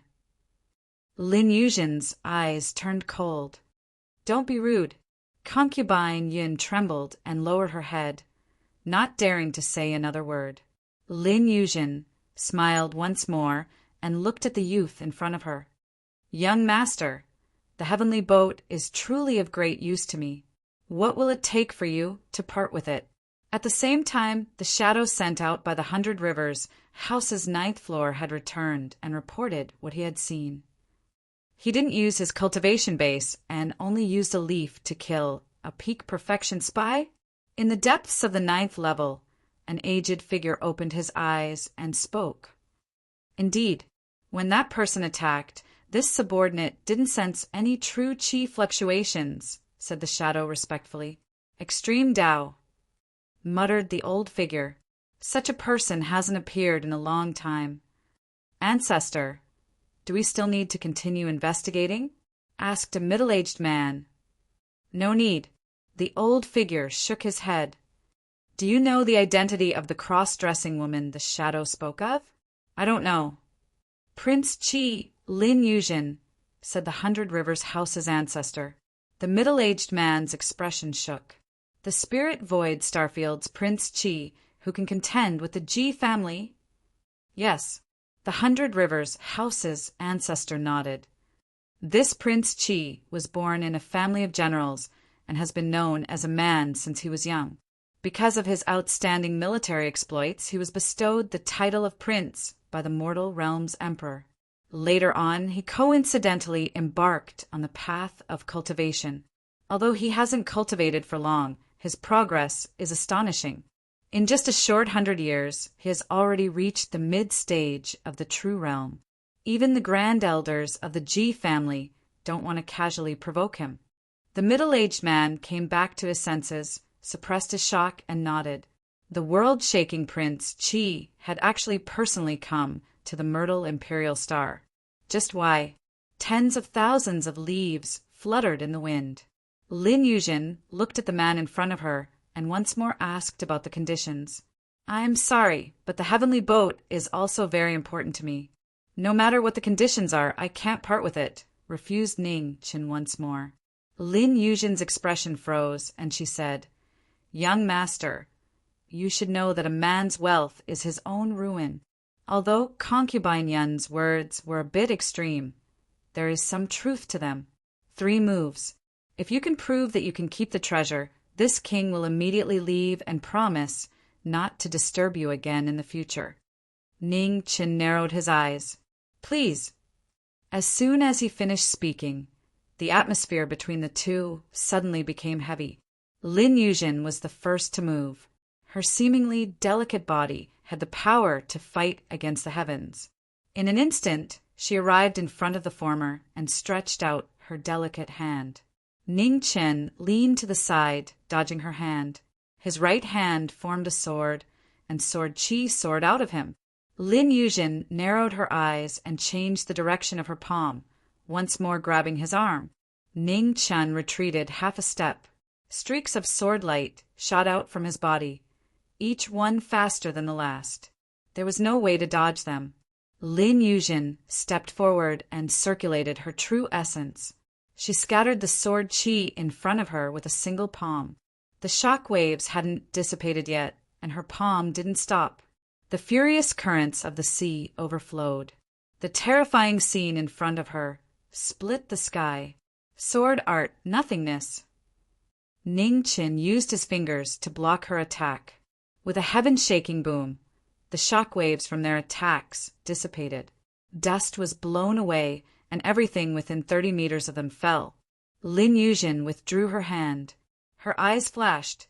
What a beautiful sword! Behind them, the leaves that filled the sky began to fall. An exceptionally beautiful figure walked over. Looking at the two of them, she revealed a gentle smile. "Husband, who is this friend?" Xianyu walked up and softly asked. "Lin Yuzhen, a friend I just met," replied Ning Qin. Xianyu nodded. She looked at the woman who was clearly dressed as a man. She smiled. "Miss Lin, it's not good to force people to do things they don't want to do, right?" Chapter 784. Thousand Separation Mountain. In front of the great river flowing to the east, Lin Yuzhen looked at the exceptionally beautiful woman before her and narrowed her eyes. All along, she had thought that this woman was merely an ordinary woman. Other than her outstanding appearance, there was nothing worth paying attention to. She had not paid much attention to this woman before. It seemed that she had been blind. This state of mind and courage was definitely not something an ordinary woman could possess. "Please forgive me, I was rude." Lin Yuzhen clasped her fists and apologized.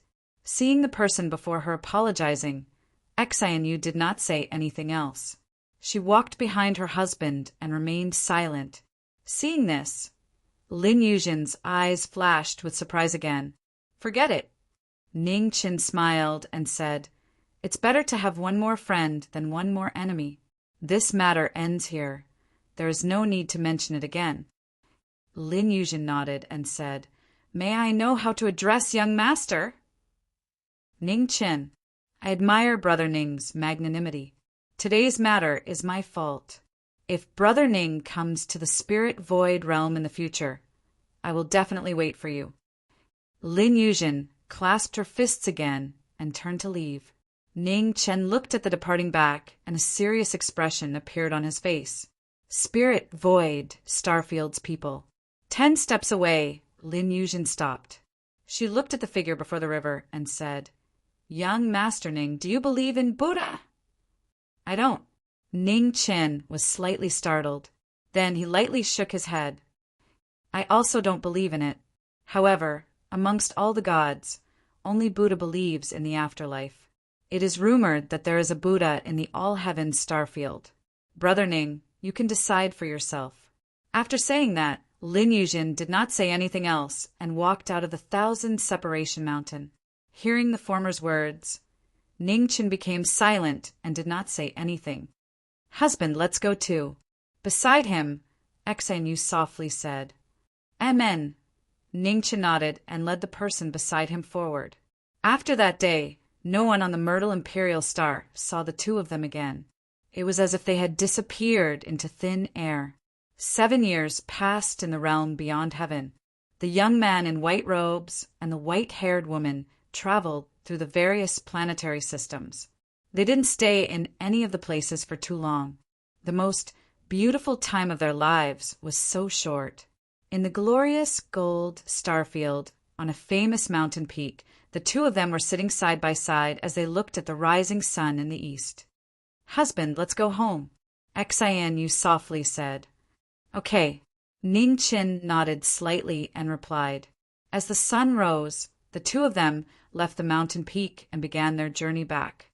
1 year later, in the eastern divine land of the inner realm, the two people who had been away for nearly 10 years returned.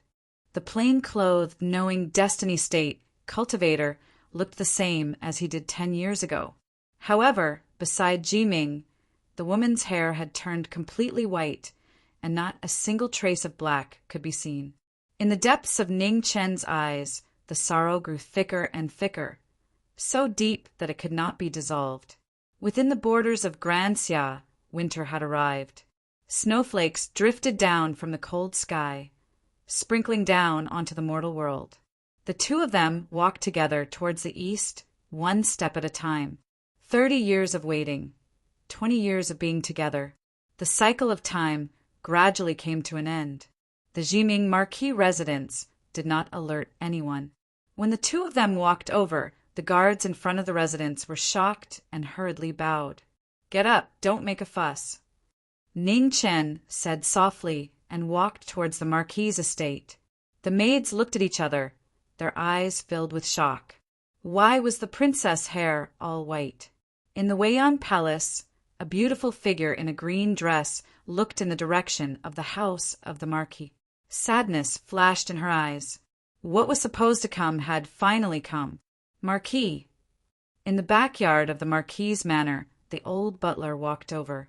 20 years had passed. The butler, who was in his prime, had also aged.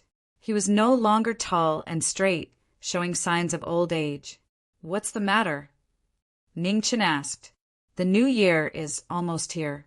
I wonder if Marquis has any special instructions?" The old butler respectfully asked. Ning Chen shook his head lightly. "Just make the same preparations as the previous years. There's no need for any special arrangements." "Yes." The old butler respectfully accepted the order and retreated. In the room, the fire in the furnace danced, dispelling the cold air in the room. Xanyu leaned against the headboard of the bed, looking at the figure walking into the room. A smile appeared on her tired face. "Counting the days. It should be the end of the year soon, right?" "MHM, it's almost here." Ning Chen nodded. He walked up and sat beside the bed, asking in concern, "How are you feeling? Do you still feel tired?" "I'm fine. I'll be fine after resting for a while." Xanyu endured the tiredness that assaulted her as she lightly smiled and replied, "Then sleep for a while." Ning Chen helped her to lie down as he spoke softly. "MHM." Xanyu gently nodded. She lay down and slowly closed her eyes, falling into a deep sleep. Ning Chen sat beside her, quietly waiting. He didn't say anything, just quietly watching. For the next 10 days, Xanyu spent most of her time sleeping. The time she woke up became less and less. Outside the peaceful inner courtyard, the atmosphere of the end of the year grew stronger and stronger. The entire imperial city was filled with a joyous atmosphere. As the end of the year arrived, the entire imperial city was decorated with lanterns and colored banners. The Marquis Manor was also filled with a joyous atmosphere. Early in the morning, Xanyu, who had slept for 2 days, woke up. Her eyes were dazed as she looked outside the window. A moment later, she gradually regained her clarity. Is today the new year? Xian, you looked at the man beside the bed and asked. MHM. Ning Chin nodded, softly replying. Xian Yu propped herself up with her arms and tried to get up. Your body isn't well, don't get up. Ning Chin said with concern. I'm fine. Today is the new year. We need to make a trip to the palace.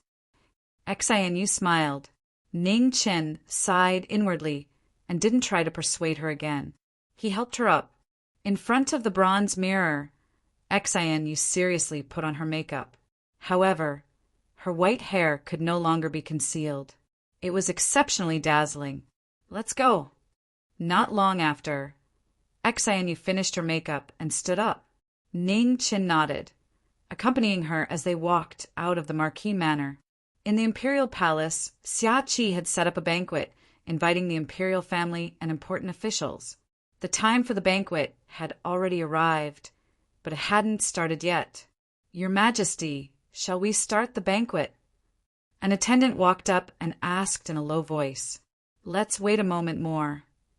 Xia Qi looked outside the hall, his eyes filled with anticipation. Grand Princess has arrived. Prince Consort has arrived. At this moment, a report rang out outside the hall. At the end of the stone steps, two figures walked over together. Their white robes and white hair were extremely striking. Inside the main hall, the members of the imperial family and the important ministers of the imperial court stood up one after another and bowed in greeting. Master, Aunt Jiu. Xia Qi walked out of the banquet and welcomed them. This was the first time Xian Yu entered the palace after returning. Looking at the officials and imperial family, she didn't recognize many of them. 20 years had passed, and everything was still the same, but the people had changed. At the head of the banquet, Ning Chen and Xian Yu sat next to each other. The banquet officially began. One by one, the imperial family rose to propose a toast. The atmosphere gradually became lively. Ning Chen welcomed them with a smile. He didn't reject anyone who proposed a toast. Seeing that the legendary Jiming Marquis wasn't so unreasonable, the young imperial family members also relaxed. They all stood up and proposed a toast to the Marquis they worshipped.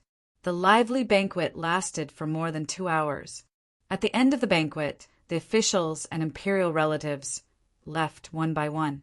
Xia Qi walked up to the two of them and looked at the woman's white hair. A trace of tears flashed in his eyes as he said, Aunt Jiu, what happened to your hair? Xian Yu smiled. Aunt Jiu is old, so of course my hair will turn white. Qi, you have done well these years. Grand Xia is our home. You must protect it well. Qi, I will work hard and won't disappoint Aunt Jiu. Xia Qi nodded his head vigorously. Xian Yu's face flashed with gratification. Looking at the person beside her, she said, Husband, let's go to Weiyang Palace to take a look. Ning Chin nodded and helped her up before walking out of the hall. Just as the two of them left, an old imperial consecrator walked out. Looking at the emperor in front of him, he sighed, Your Majesty, the princess won't be able to hold on until today. When Xia Qi heard that, his body trembled violently. Sorrow filled his heart. In Weiyang Palace, the green-robed woman was waiting. Not long later, the two of them appeared. After 20 years, they finally met again. You're back. Qi Ning looked at the two of them, smiling with tears in her eyes. And we're back. A smile appeared on Xian Yu's face as she replied, Husband, please leave for a moment. I have some things to say to Sister Qi Ning. Xian Yu looked at the person beside her and said softly. Ning Chen nodded and turned to leave. Qi Ning looked at the woman in front of her, tears welling up in her eyes. 20 years had passed so quickly. Xian Yu walked up. There wasn't much sadness on her face. She smiled. Sister Qi Ning, there's no need to be sad for me. In these 20 years, I've already obtained so much. I have no regrets. 100 steps away, Ning Qin stood there silently, waiting patiently. Not long later, Xianyu walked over and took the initiative to hold his hand. Smiling, she said, "Husband, we're home. And let's go home." Ning Qin responded softly and walked out of the Weiyang Palace. In the royal capital, although it wasn't too long, the two of them walked for a very long time. This journey felt like an entire lifetime. "Husband, thank you for all these years," Xianyu softly said. "Silly girl, we're husband and wife. There's no need to thank me." Ning Qin smiled. The blazing sun headed west. When the two of them returned to the Marquis manor, the sun had already set. The sunset was so beautiful. "Husband, accompany me to watch the sunset one more time." In the backyard of the Marquis manor, Xianyu looked at the setting sun and asked. "Okay." Ning Qin suppressed the sadness in his heart and nodded. Xianyu lightly leaned on his shoulder and murmured, "Husband, these 20 years were the happiest time of Xianyu's life." "Really?" Ning Chen's eyes flashed with tears. He smiled. "Weren't you curious about what I was drawing? 2 days ago I finished it. Take a look." After saying that, Ning Qin took out the drawing from his robes and unfolded it, passing it to the woman beside him. The woman in the drawing was wearing a long dress. Her hair was like a waterfall, and her face was flawless. It was so lifelike that it was like a girl in Granxia had just matured. When she looked at her, she could topple a city. When she looked at her again, she could topple an entire country. Xian, you looked at the woman in the drawing. Her tears flowed down as a bright smile bloomed on her face. "Husband, let's meet again in the next life." As she murmured, the woman's arm fell to her side. She had a faint smile on her face. In this short life, she had no regrets. Ning Chen's body trembled. Tears dripped from his eyes, wetting his clothes. The sun had completely set, and the afterglow cast a long shadow on the two of them. Chapter 785. In the manor of Jiming Marquis, under the setting sun, Ning Chen carried the dead Xianyu and left the Marquis manor step by step. From this day onwards, the Marquis of Great Xia's imperial city would no longer be ignorant. Somewhere in the starry sky, a plain-clothed figure walked through thousands of mountains and rivers, going to the heavens. Star after star, domain after domain. After walking for an unknown number of days and miles, the plain-clothed figure stepped into the all-heavens starfield and disappeared in the blink of an eye. The all-heavens starfield was filled with gods and Buddhas. It was rumored that every starfield where gods and Buddhas appeared had their own beliefs. It was a peaceful land. The Shumi Buddhist kingdom was a holy land for Buddhist cultivators. It was guarded by many vital stars, and Buddhist cultivators had reached the peak of the world. In the boundless holy land, many white-clothed monks sat on the ground, meditating and chanting sutras. There were so many of them that it was impossible to count them all. They were separated by 3 meters, and golden swastikas surrounded them. It was a shocking sight. In front of the monks, 3 white-bearded Buddhas sat quietly. They looked kind and gentle, as if they were real Buddhas living in the mortal world. Below the Holy Land, countless people worshipped and prayed for the protection of the Buddhas. In the distance, plain-clothed figures walked over. Their faces were still young, but their eyes were filled with hardships, and they looked very tired. In the Holy Land, the 3 white-bearded Buddhas opened their eyes and looked at the figure walking over. Their eyes shone, boundless merit and overflowing sin. What a special young man! In the vast Holy Land, the plain-clothed figure walked step by step among the many monks. Although it seemed slow, it affected the wind and clouds. "Benefactor, why have you come?" the human Buddha, Lord on the left of the 3 white-bearded Buddhas, asked. "To ask about the afterlife," Ning Chan said softly. "Benefactor, do you believe in the afterlife?" the Earth Buddha, Lord on the right, asked. "No," Ning Chan said honestly. "Since Benefactor does not believe, why have you come to ask?" the human Buddha, Lord, asked again. I cannot see the afterlife, so I do not believe. However, everyone says that the 3 Buddha, lords of the Buddhist kingdom, can see the afterlife. Therefore, I have come to ask, Ningchen answered. We cannot see the afterlife either. The heavenly Buddha, Lord in the middle, said calmly for the first time. Since you cannot see it, why do Buddhists believe in the afterlife? Ningchen asked. Not seeing it does not mean it does not exist. Heavenly Buddha, Lord, looked at the people in front of him and said, The cycle of life never stops. Other than gods and Buddhas, no one can create life. The inheritance of life is the cycle of reincarnation. Buddha Lord, do you think that people can reincarnate after death? Ningchen asked seriously. Everything has a cycle of reincarnation. Life does not appear out of thin air, nor does it disappear out of thin air. It is the same for humans, and it is the same for ants. Heavenly Buddha, Lord said slowly. How can I prove it? Ningchen asked seriously. Unable to prove it. Heavenly Buddha, Lord said calmly. Benefactor, you already knew the answer in your heart before you came to the Buddha kingdom. Why do you need to ask again? You will tell me in your next life. If you believe it, then it will be there.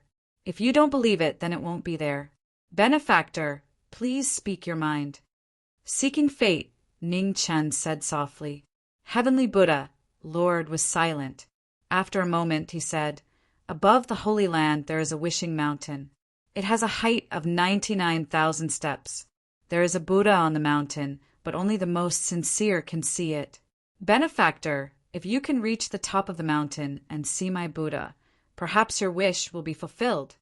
Many thanks for your guidance, Buddhist Lord. Ningchen bowed. Remember, as long as you are sincere, it will work. Heavenly Buddha, Lord emphasized again. Ningchen nodded and bowed respectfully. Then he turned and walked toward the wishing mountain in the west. Human Buddha, Lord looked at Ningchen's back as he walked away. His old eyes flashed with a hint of emotion. This was the first time he had seen someone with such a complicated fate.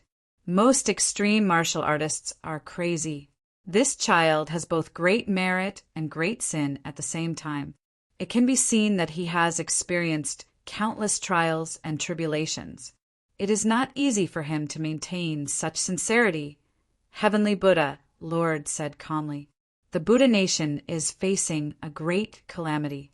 I hope that the good karma formed today will be of help to the Buddha nation in the future. Earth Buddha, Lord said. Amitabha. Heavenly Buddha, Lord sighed and said, Buddha will help those who are fated. I hope that this child can see my Buddha and fulfill his wish. The wishing mountain had 99,000 steps. It was the Shumi Buddha nation's holy mountain, one of the most unknown places in the world.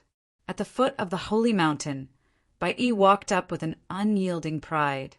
Her knees finally touched the ground. She had never begged anyone in her life, but now she finally bowed her head. With every step she bowed and kowtowed. On the 99,000 steps on the path to Buddha, she bowed 99,000 times on the path to seeking fate. Her clothes were stained with dust, and she was silent. Gradually her forehead was dyed red. Her fate in this life was over. She could not ask for anything, but she hoped for the next life to continue her previous fate. Outside the holy ground the void was floating. A figure in luxurious clothes appeared and stood in the void. Looking at the young man in plain clothes who was praying to Buddha in the distance, a hint of emotion flashed in her eyes. He had come in the end. Your Highness, how did you know that he would come? Didn't he say that he did not believe in the next life? Concubine Yun was puzzled. He does not believe in it. Lin Yuzhen nodded and said, However, what difference does it make whether he believes in it or not? In this world, who has truly witnessed the reincarnation of a person, the most important thing is whether he is willing to let go of his pride for that woman. As the two of them spoke on the wishing mountain, the steps were stained red with blood. It was glaring. The sun rose and set, and the moon rose and set. The figure in plain clothes was still walking up, step by step. The blood on his forehead had already dried up several times, and new wounds had appeared on the scab. Fresh blood was seeping out. 2 days later, several large sects not far from the Buddha nation received the news that someone had ascended the Wishing Mountain. The Wishing Mountain was the Buddha nation's sacred mountain. Unless the 3 Buddha lords agreed, no one could approach it. It's the 9th son of Marquis sect. Finally, on the 4th day, a young expert who had returned from the ancient road recognized the figure in plain clothes on the Buddha mountain and exclaimed in shock. A single stone raised 1,000 ripples. Once the news was verified, it quickly spread to every great sect. The heavens were shaken. 3 Buddha lords, we have just received news that the person on the sacred mountain is the 9th son of Marquis sect who set up a trap to kill the supremacies of the various regions. A Buddha nation guardian came forward and reported respectfully. When the human Buddha lord heard this, he opened his eyes. A flash of brilliance flashed in his eyes as he said, "Understood. You may leave." Yes, the Buddha nation guardian accepted the order and left. The 9th son of Marquis sect has killed the supremacies of the various regions. He has already incurred the wrath of the world. I believe that someone will come to the Buddha nation very soon. We should not interfere in this matter, said the human Buddha Lord. Indeed. The earth Buddha Lord nodded. In the middle, the heavenly Buddha Lord opened his eyes and said calmly, since that benefactor has ascended the sacred mountain, he is a guest of the Buddha nation. At least, before he leaves the sacred mountain, no one is to disturb him. Your Highness, something seems to have happened. Outside the sacred land, in the void above, Concubine Yin looked at the increasing number of spies around the sacred land and felt that something was amiss. It seems that the identity of that person has been recognized, said Lin Yuzhen. What identity? Asked Concubine Yin, puzzled. Ning Qin, the 9th son of Marquis sect. He is also the culprit who killed the supremacies of the various regions, said Lin Yuzhen calmly. He is the 9th son of Marquis sect. Concubine Yin's face flashed with shock. She had not recognized him at all. Lin Yuzhen nodded and said, he has cultivated for less than 100 years. There is no mistake. Concubine Yin came back to her senses, still in disbelief. So, these spies are here for this person? Yes. Lin Yuzhen replied softly and said, not everyone can ascend the sacred mountain of the Buddha nation. This person has obtained the permission of the 3 Buddha lords to go to the Wishing Mountain, which means that his identity will be exposed soon. If I am not wrong, the Buddha nation will send people here soon. Does he know about this? Asked Concubine Yin, suppressing the shock in her heart. How could someone who can set up a trap to kill the supremacies of the various regions not know about today's consequences? However, he still came, said Lin Yuzhen calmly. As soon as they finished speaking, thunderclouds appeared in the distance of the Buddha nation. An unusually heavy pressure attacked them. It was getting heavier and heavier. It covered the sky and the sun, making people feel that the end of the world was near. They are here. Lin Yuzhen turned around and said slowly, 5 people descended from the thunderclouds. They walked step by step into the Buddha nation. Their powerful auras shook the heavens and the earth. The 5-star venerables arrived together. Their terrifying pressure shocked the whole Buddha nation. The white-robed novice monks opened their eyes in shock. On the Wishing Mountain, the white-robed figure did not seem to be aware of it. She continued to walk up while bowing. The 5-star venerables walked in front of the sacred land. They looked at the 3 white-bearded elders sitting in front of them and said, 3 Buddha lords, the Buddha nation must already know why we are here. This is a personal grudge and has nothing to do with the Buddha nation. We hope that you will not interfere. The human Buddha Lord opened his eyes and looked at the 5 venerables in front of him. He said, the Shumi sacred land is the pure land of the Buddhists. If you have any grudges, please settle them after you leave. One of the 5 venerables stepped forward and said, This person's whereabouts are mysterious and hard to find. We don't want to lose this once-in-a-lifetime opportunity. 3 Buddha lords, please do us a favor. The Earth Buddha Lord opened his eyes and said, "The pure land of the Buddhists is not suitable for fighting. Please wait for a few days." Another Star Venerable stepped forward and said coldly, "What if we don't agree?" The Human Buddha Lord and the Earth Buddha Lord narrowed their eyes. It seemed that this matter would be difficult to resolve peacefully. They did not care about the identity of the young man. However, the Wishing Mountain was the sacred land of the Buddha nation. How could they allow anyone to enter it? Amitabha. The situation was in a stalemate for a while. The Heavenly Buddha Lord chanted the name of Buddha and opened his eyes. He looked at the 5 venerables in front of him and said calmly, "Benefactors, the Buddha nation does not like fighting, but we will not allow anyone to bully us. If you insist on being aggressive, we have no choice but to offend you." When the 5 venerables saw this, their expressions turned cold. These 3 stubborn, bald donkeys were really asking for trouble. Don't be careless. The 3 Buddha, lords of the Buddha nation, are not simple people. No one has seen them fight for many years. A middle-aged man in a green robe among the 5 venerables reminded them when the battle was about to start. 5 against 3. We have shown them enough respect. Another man in a white robe said coldly. In the void, Lin Yuzhen looked at this scene. After a while, the corners of her mouth curled up. She closed the folding fan in her hand and took a step forward. She flew toward the Holy Land. Her movement technique was graceful and graceful. Under everyone's shocked gazes, Lin Yuzhen's figure flew between the 2 sides. She opened the folding fan in her hand and said with a smile, "3 Buddhist lords, there is no need to trouble you with such a trivial matter. Leave it to me. Prince Chi, Lin Yuzhen." Among the 5 venerables, the man in a white robe recognized the person in front of him. His expression darkened as he spoke coldly. Chapter 786. In the Shumi Holy Land, white-robed people climbed the stairs. With each step, they bowed and kowtowed, their black hair dyed red. Not far away, Prince Chi appeared. His hair was tied up high, and his face was handsome. He was dressed in men's clothing, and his aura was oppressive. Legendling Su had cultivated to become a paragon of the mortal world. Everyone, the Shumi Holy Land is a pure Buddhist land.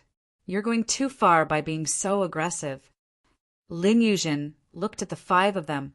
Does Prince Chi also want to get involved in this mess? Asked the azure-robed middle-aged man. Mess? You don't have the qualifications. Lin Yuzhen opened the fan in her hand and said with an indifferent smile, "Arrogant." The white-robed man's expression turned cold. His figure flashed, and he raised his hand to grab Prince Chi's throat. Lin Yuzhen sneered and closed her fan. Her slender hand condensed Yuan as she met his attack. With a bang, their palms collided. Golden light shone brightly above Buddha Mountain, and it constantly shrank, forcefully suppressing the shock waves from their battle. When Lin Yuzhen saw this, a strange look flashed across her eyes. This 10,000 years old Buddhist Holy Land was indeed extraordinary. On the other side, the white-robed man was forced back several steps after that palm strike. Blood chi surged through his meridians, and the white-robed man forcibly suppressed his true chi. Looking at Prince Chi, his expression sank. What a powerful woman! Prince Chi, Lin Yuzhen, you really do live up to your reputation, said the middle-aged man coldly. You praise me too much. Lin Yuzhen calmly stood in front of the 5 of them. There's no need for so much nonsense. If you can get past me, you can think about M.O. Gates' 9th disciple. Attack! The middle-aged man snorted and didn't say anything else. His true chi erupted, and his figure flashed like an aurora. The other 4 immediately attacked as well. Their powerful cultivation bases were completely released, and their attacks were as fast as lightning. Lin Yuzhen's feet spun, and her figure flickered. She waved her fan, and each of her moves was ordinary, but each of her moves was extraordinary.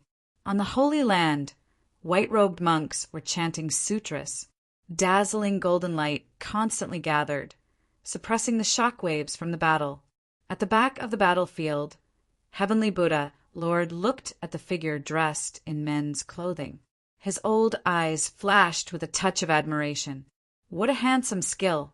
This Prince Chi was no weaker than a late True Realm expert. The Spirit Void Realm is really full of capable people. The Ji family is already famous in the world. Now they have Prince Chi as well. If there are no other geniuses from the other star regions, they will really be at a disadvantage in this world, said the human Buddha Lord. The Ji clan has the bloodline of a deity, so it's not strange for them to have many strong cultivators. Comparatively speaking, Prince Chi is just a duke of the mortal world. Yet he was able to reach his current level. It's really amazing. However, the star fields are vast, and there are countless geniuses. It's not like the other star fields don't have strong cultivators who can contend with Spirit Void. It's just that they haven't appeared yet, replied the Earth Buddha Lord.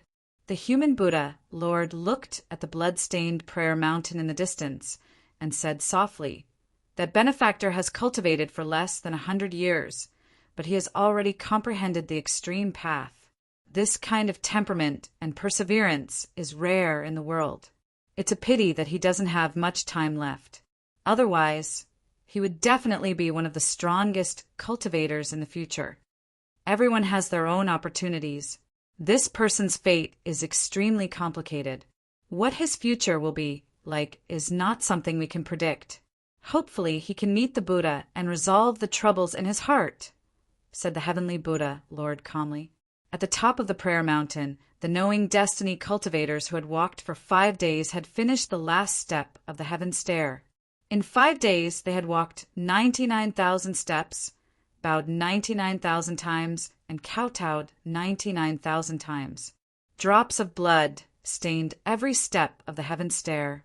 It was dazzling and eye-catching. At the top of the mountain, a huge Buddha statue towered into the clouds. It was 100 feet tall and shone with golden light. It was extraordinary. Ningchen bowed and knelt before the Buddha. He bowed 3 times and kowtowed 9 times, praying for fate in the next life. The Buddha's statue shook, and golden light shone brightly, illuminating the entire prayer mountain. On the Holy Land, everyone felt it. They looked at the mountain in the distance, shocked. "Let's end this quickly." Sensing the change, the middle-aged man's expression darkened, and he said sternly. The 4 of them responded and attacked together. Vital chi surged, and their attacks became fiercer. Lin Yuzhen's figure flashed, and she flew 100 feet away, avoiding the attacks of the 5. Her eyes turned cold. 3 Buddha lords. I didn't want to use weapons in a peaceful place of Buddhism. However, it seems that I have to be impolite now. As soon as she finished speaking, an ancient and exquisite sword appeared in Lin Yuzhen's hand. The moment the sword was unsheathed, the wind and clouds in the 9 heavens changed. The cry of a phoenix shook the world. "Phoenix, cry sword!"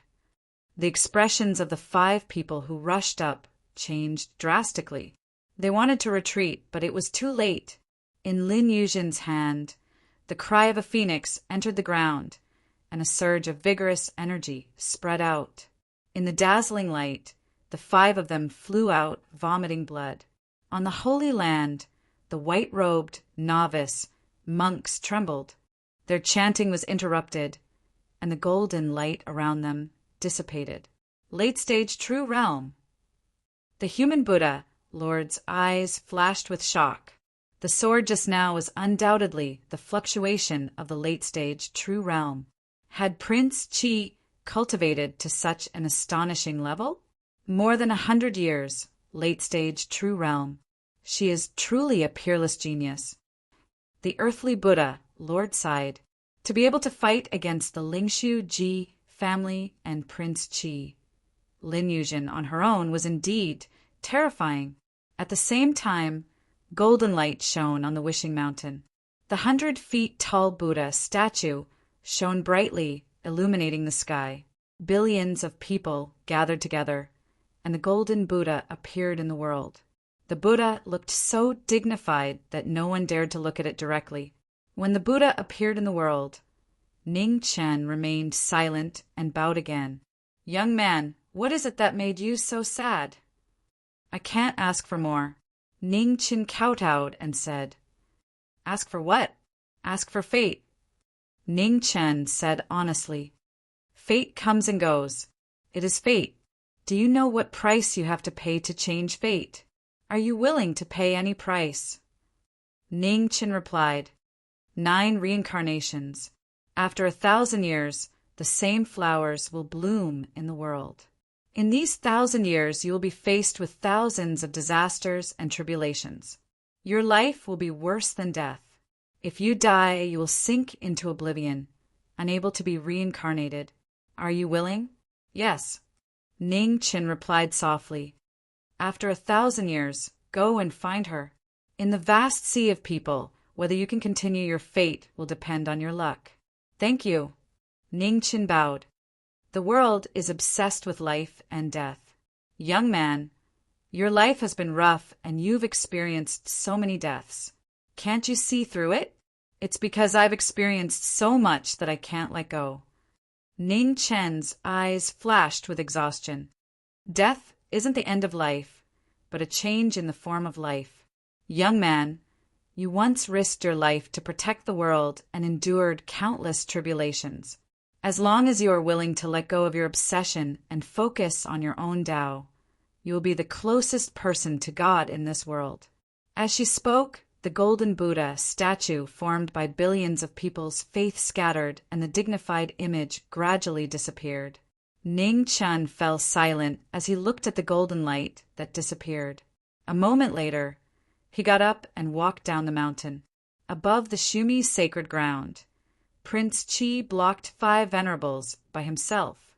The cry of a phoenix came out of its sheath, and its divine might shook the world as it heavily injured 5 true realm experts. The 5 venerables stabilized themselves and looked at the person in front of them with shock and anger. "Do you want to leave or continue? I'll keep you company." Lin Yuzhen glanced at the 5 venerables and said indifferently. Before she finished speaking, a figure in plain clothes walked over from the distance. Every step was steady, as if she had never seen the battle above the sacred ground. After a few breaths, she arrived and bowed respectfully to the 3 Buddha lords. "Thank you." "Benefactor, since you were able to see our Buddha, it means that you are fated with our Buddhist sect. I hope this trip didn't disappoint you." Heavenly Buddha, Lord opened his eyes and said, "I will remember your kindness to the Buddhist kingdom. If I have the chance, I will definitely repay you." Ning Chen bowed again and turned to look at the 5 venerables. He said calmly, "You're here for me, right?" The 9th son of Mo Gate, Venerable Bai Xing, couldn't hide his murderous intent. He moved his feet and rushed forward. Lin Yuzhen's expression turned cold. She flashed and blocked in front of him with her sword. "Did I allow you to go over?" Prince Chi Yu, Venerable Bai Xing, was furious. He couldn't control his anger, but he didn't dare to move because of Prince Chi's strength. "Prince Chi, are you sure you want to protect this person?" The leader of the 5 venerables, a middle-aged man in green, walked forward and asked, "I've already said that this is a peaceful place for Buddhists. I won't tolerate your impudence," Lin Yuzhen said indifferently. The middle-aged man's expression turned ugly. He glanced at the plain-clothed young man in front of him and snorted coldly. "The 9th son of Mo Gate, I don't believe Prince Chi can protect you forever. Let's go." With that, the middle-aged man smashed a huge rock in the distance and turned to walk out of the sacred land. The other 4 venerables coldly glanced at the person in front of them, then turned and followed. After the 5 venerables left, Lin Yuzhen put away her phoenix cry sword. The lightning in the sky dissipated, and the sword returned to its sheath. "Miss Lin," Ning Chen said, He thought for a moment and changed his words. Prince Chi, thank you for your help. You're welcome. Lin Yuzhen shook her head and said, 10 years ago, I rashly attacked you. It was really rude of me. Today, I'll repay my mistake. Ning Qin flipped his right hand, and a small green boat appeared. He handed it forward and said, This heavenly boat is useless to me. I'll give it to Prince Chi today. Lin Yuzhen's eyes flashed with surprise when she heard this. 30,000 celestial jade was given away, just like that. This 9th son of Mo, Gate, was really different. Since Brother Ning is so generous, I won't be polite. This heavenly boat is indeed very useful to me. Lin Yuzhen waved her hand and took the heavenly boat from Ning Qin. She said seriously, Brother Ning, where are you going? I'll send you there. Those people won't let it go. I know Brother Ning doesn't mind. However, it's better to avoid trouble, isn't it? Ning Qian was silent for a moment. Then he nodded and said, Thank you, Prince Chi. The two of them bid farewell to the 3 Buddha lords and flew out of the Buddhist kingdom together. Did you see the origin of this person? Heavenly Buddha, Lord, asked after the two of them left. Human Buddha, Lord, and Earth Buddha, Lord, shook their heads and said, He had a supreme treasure on him that hid his aura. We only saw what he wanted us to see. Netherworld Kings, Pure Land, Eastern Region Divine Prefecture, Great Xia Jiming Marquis, Heavenly Buddha, Lord said slowly. Human Buddha, Lord, and Earth Buddha, Lord were shocked. People from Netherworld Kings, Pure Land? How could it be? Could it be that the Netherworld King's boundary had been opened? Chapter 787. In the vast starry sky, the heavenly ship passed by in a flash, merging into the void. On the heavenly ship, a young man in plain clothes stood there, looking at the stars falling behind him. He didn't say a word for several days. Inside the heavenly ship, Concubine Yin was puzzled. Your Highness, what is it about this blockhead that you value so much? Lin Yuzhen glanced at the figure in plain clothes.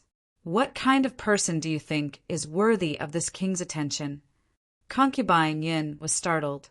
After thinking for a moment, she said, I can't say, but aside from his strength, he doesn't have any other strong points. With your Highness's status, there are countless experts willing to serve you. Why offend the star venerables of the various regions for him? Offend them? Lin Yuzhen smiled indifferently. They don't have that qualification. You think too highly of them, and you think too lightly of this young Master Ning. Concubine Yin, do you know how many extreme Dao martial artists there are in this world? Concubine Yin shook her head. I don't know. No more than 10. Lin Yuzhen calmly said, In extreme Dao, every step forward is as difficult as ascending the heavens. Without a cultivation method, there is no way to pass it down. Because the extreme Dao is one's own Dao, the extreme Dao is called the extreme. Concubine Yin was shocked. Your Highness, are you saying that Mo Gate's 9th son is an extreme Dao martial artist? Otherwise, how do you think a crippled person could take 3 of this king's moves without being at a disadvantage? Lin Yuzhen indifferently said. Concubine Yin suppressed her shock and looked ashamed. I was too short-sighted. Lin Yuzhen raised her hand. It's not your fault. After all, there are very few extreme Dao martial artists in this world. It's not strange that you couldn't see through him. But aside from that, there is something else on him that is the true reason this king is willing to help. Concubine Yin looked over at the figure in plain clothes not far away. Your Highness, please tell me. Love. Lin Yuzhen slowly said, Do you still remember that woman from 10 years ago? I remember. Yunji nodded. Lin Yuzhen sighed softly and said, That girl's martial arts talent is actually very extraordinary, but she was willing to give up immortality. This king doesn't know the reason, but it is nothing more than love. At that time, this king told this young Master Ning about the Buddhist kingdom to test him. Now, I can be sure that this person is not a heartless person.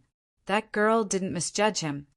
A person who did not believe in an afterlife was willing to travel thousands of miles to the Buddhist kingdom to beg for forgiveness.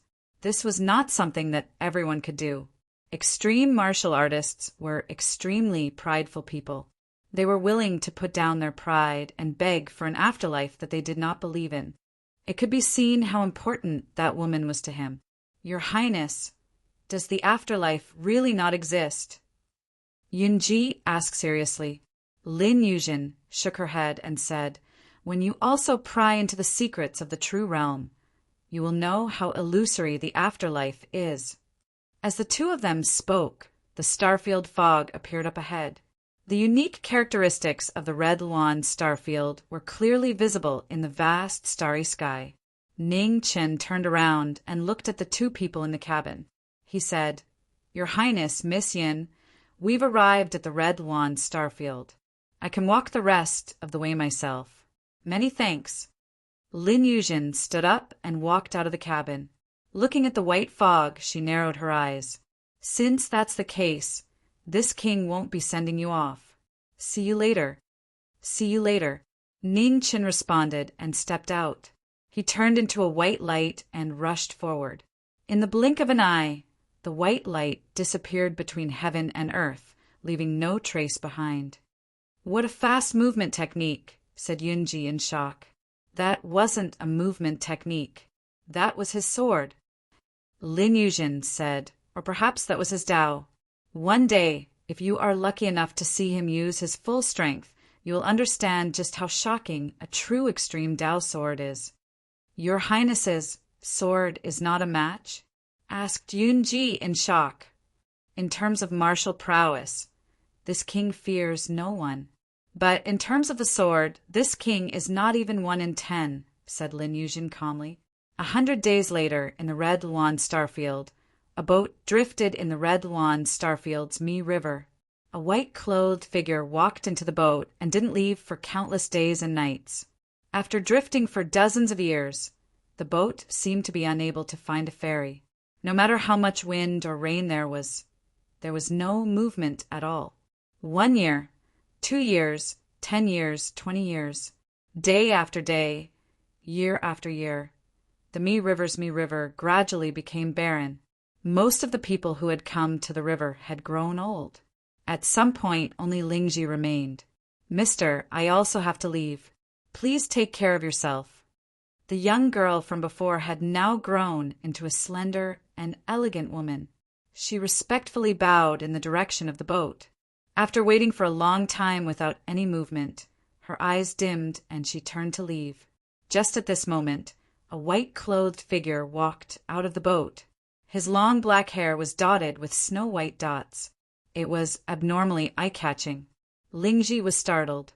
Looking at his white hair, she couldn't help covering her mouth, tears flowing out of her eyes. Ning Chen waved his hand. An array of light flew out and landed in front of her. Don't let yourself suffer outside. Here are 20,000 immortal jades.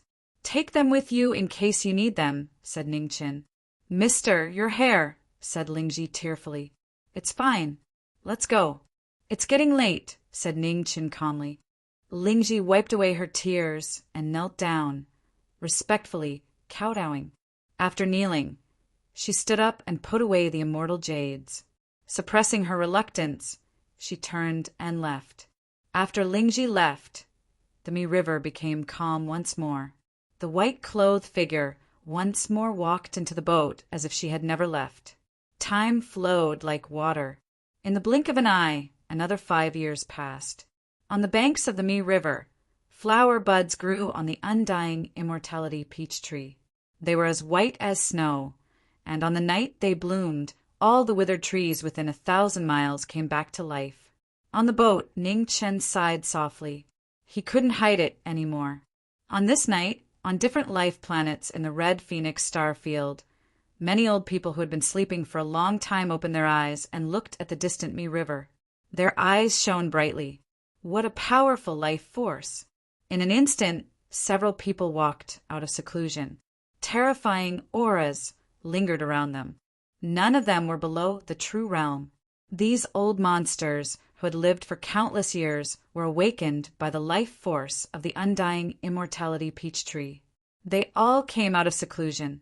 In the bright room of the Dawn Moon restaurant in Jinsi City, the Dawn Moon restaurant's master, who was trimming the flowers, looked into the distance with a grave expression. This is troublesome. On the Red Phoenix Star, in the Red Phoenix King realm, an unprecedentedly terrifying aura woke up and walked out of the god realm. First ancestor. The Red Phoenix realm's king, princess, consort, and several ancestors of the Red Phoenix realm bowed respectfully to welcome the first ancestor. Red Phoenix, come with me, said the first ancestor of the Red Phoenix realm. Yes. Princess Hong Luan bowed. Soon, two people flew out of the king realm and rushed toward the direction of the divine tree's aura. After a night of shocking changes, the world was once again in conflict. Countless strong people moved out to see the birth of a rare treasure. On the tranquil river, the pleasure boat in the middle of the lake was still quiet, as if nothing had happened. 100 days later, the wind and clouds in the sky suddenly changed. Wind and thunder rose in the sky. Many extremely powerful auras descended from the sky. Two old monsters, who were surrounded by the aura of death, stood in the air. They looked haggard and had one foot in a coffin. Their aura was so powerful that it was terrifying. A group of strong people appeared and landed on the shore of the tranquil river. The two old monsters of the true realm looked at the pleasure boat in the middle of the lake with grave expressions. Attack! With an order, iron chains extended out and locked onto the pleasure boat in the middle of the lake. The iron chains hooked onto the boat and pulled it toward the shore. In the pleasure boat, the white-clothed person looked at the sword and saber on the table, which hadn't been unsheathed for a long time. She sighed inwardly. After 30 years, she picked up the sword and saber again. In the next moment, the iron chains that hooked onto the pleasure boat broke apart and scattered. Since you forced me to this point, I can only accompany you. As she spoke, Nian Qing was unsheathed. Silver light filled the eyes. The blade that instantly sealed their throats was too fast for the eyes to take in. Before they could see the saber clearly, before they could see the person clearly, the saber passed by. Vermilion blood spurted out. The two old monsters of the true realm were shocked. When they turned around, they saw that the 10 subordinates behind them had all been beheaded. No one will disturb us now. Please. Ning Qin clenched his left hand and released his astral soul. Immediately, the dark clouds in the sky disappeared and the stars in the sky swayed. The white-clothed person's body moved like lightning. His sword was like a graceful swan. The terrifying sword aura shook people's hearts. The two old monsters of the true realm received the sword. With a bang, the sky was filled with sword light.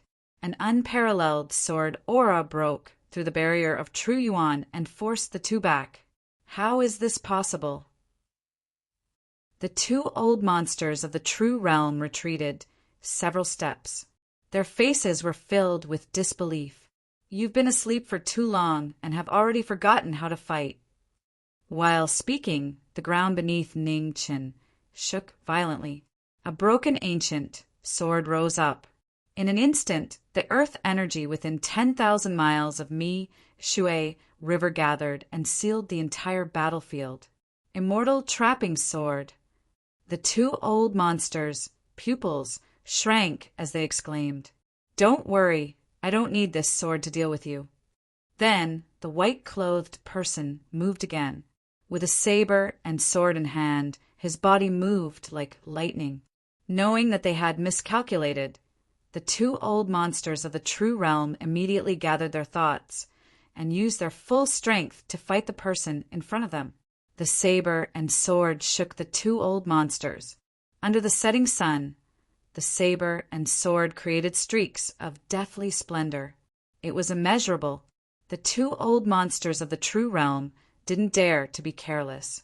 They split their attention to a mortal trapping sword not far away, while working together to deal with the might of the ultimate martial. On the other side of the battlefield, the red light on a mortal trapping sword became more and more dazzling, making the two old monsters of the true realm more and more wary. "You go get that sword. Leave this person to me," said one of the old monsters. "Be careful." The other person's figure flashed and flew toward a mortal trapping sword.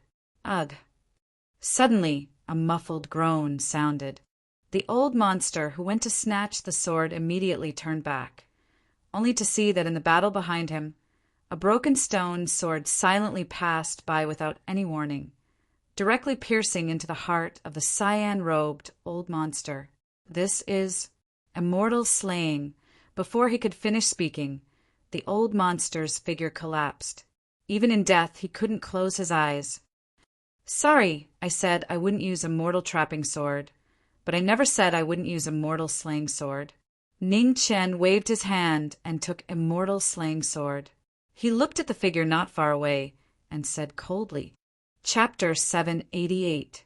Blood, qi filled the air.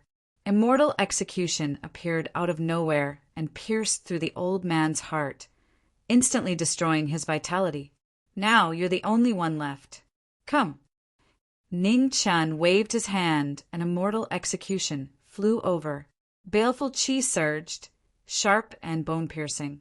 Bai Yi moved. Her astral soul was as fast as lightning.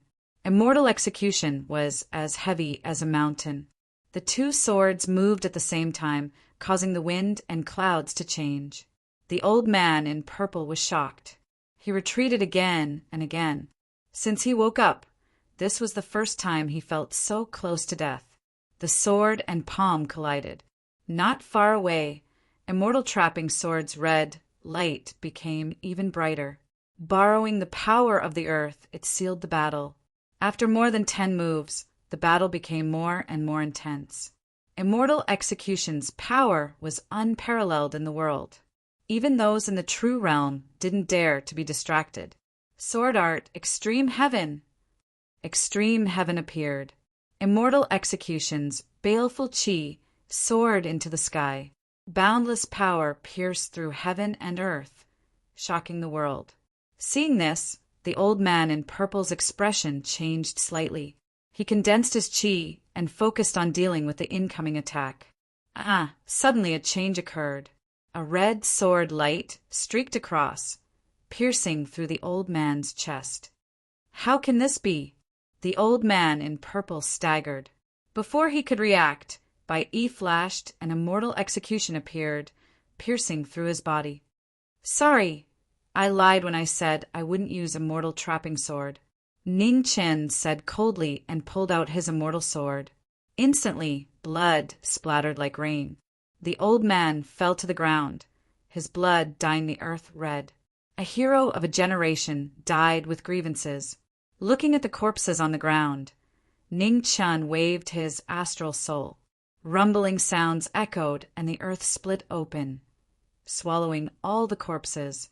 After a while, the cracks closed and the riverside returned to normal, as if nothing had happened. The sun set and Ning Chen looked at the afterglow in the west. His eyes were getting more and more tired. Soon, behind him, immortal trapping sword's brilliance retracted and sank into the earth, disappearing. On the divine tree, white peach blossoms bloomed, beautiful and dazzling. Around the divine tree, the aura of time flowed. Even the space was distorted.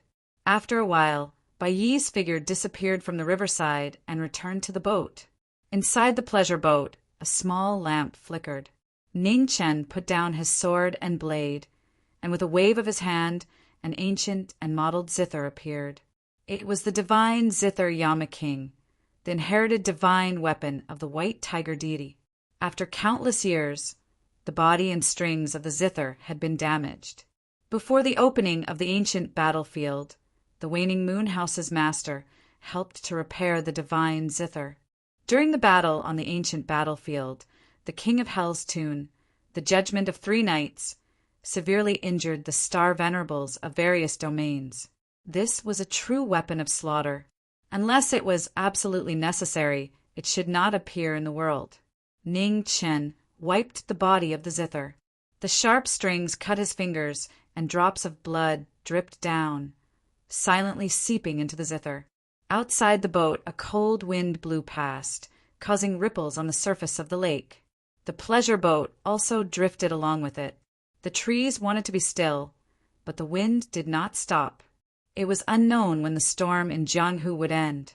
Night fell, and the bright moon illuminated the 9 prefectures.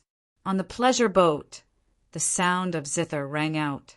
It was peaceful and tranquil, standing aloof from worldly affairs. Suddenly, hundreds of black shadows descended from the sky. Their auras were so powerful that they covered the moonlight. This is the place. Among the hundreds of black figures, there were 3 exceptionally powerful auras that far surpassed the others. They were extremely eye-catching. The strong cultivators had come again to seize the treasure. Their killing intent covered the sky and the moon, making people's hearts palpitate. In the pleasure boat, the peaceful sound of zither changed, and in an instant, the Yama King played, and the yellow springs opened the way. The sound spread out, and the killing intent exploded. The formless sound waves attacked people's minds. Before the black figures could react, their bodies exploded one by one, and blood fell like rain. Kill! Among the many black figures, 3 people rushed out, and their scimitars were like crescent moons, slashing toward the pleasure boat in the lake. Ding! The Yama King moved, and the world stilled. After a moment, a terrifying killing intent spread out, and the Mi-Shui River trembled. Ugh! The 3 figures all flew out dozens of feet, and they staggered while vomiting blood. Retreat! In an instant, the black figures that filled the sky were all killed. The 3 people's expressions sank, and they no longer lingered on the battle. They quickly rushed out of the battlefield. You can't retreat. A calm voice came out from the pleasure boat. Above the Mi-Shui River, a red light rose, sealing the battle. The zither sounded again, and the world shook. A powerful killing intent surged. The 3 tried to block, but the sound was formless and unstoppable. Blood filled the sky. The sound entered their bodies, and the 3 figures exploded.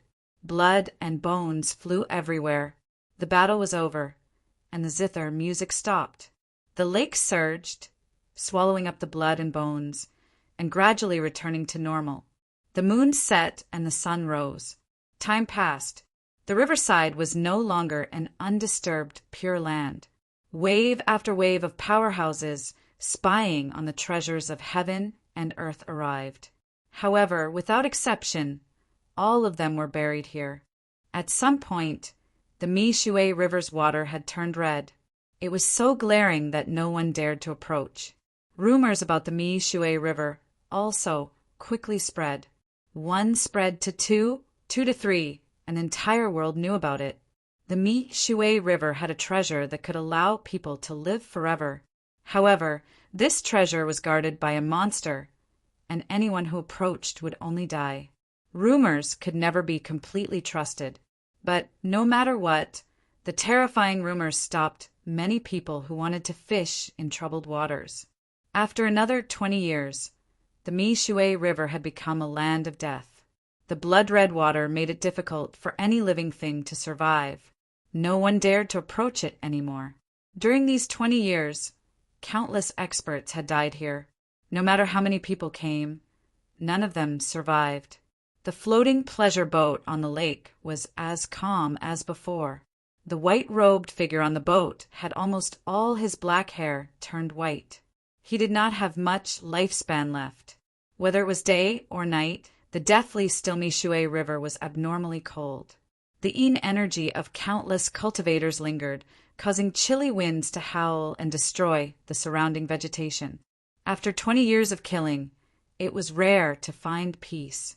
It was as if the old monsters of the Red Phoenix star field had forgotten about the boundless life origin energy that had appeared out of nowhere and did not come.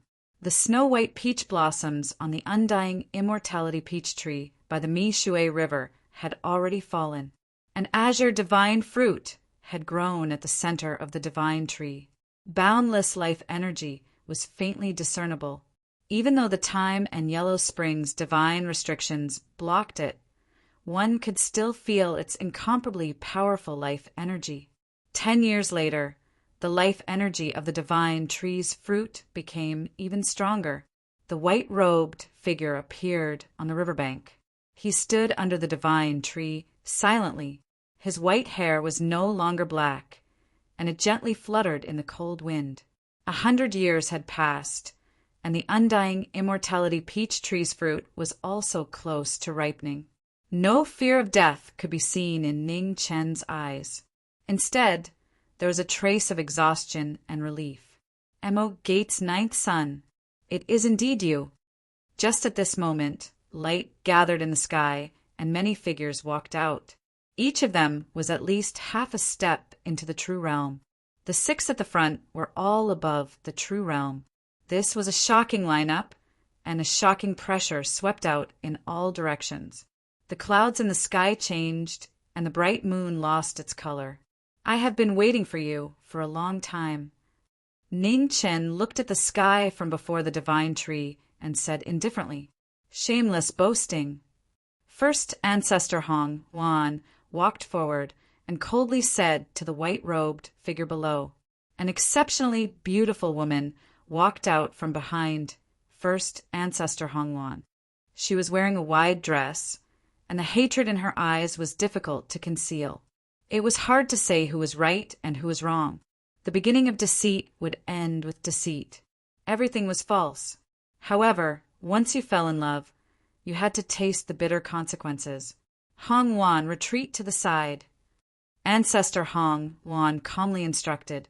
Soon after, her figure descended, arriving on the ground. The other 5 venerables also descended and stood on one side. Their auras gradually rose. In the sky, the 12 half-step true realm experts were surrounded by golden chains, forming an inescapable net that sealed the space within 100 miles. Once I deal with you, it should be over, right? Ning Chen glanced at the gradually ripening fruit on the divine tree and waved his right hand. A blood-red sword flew out from the boat at the center of the lake. The instant it entered his hand, the stars in the sky flickered, and starlight fell on the world. His astral soul appeared, and Zhu Immortal also appeared. Baleful aura pervaded the entire battlefield. Venerables, please enlighten me. With the appearance of 2 swords, the battle began. 7 figures moved at the same time. Sabers, swords, palms, and halberds shook, shaking the sky and shaking the earth.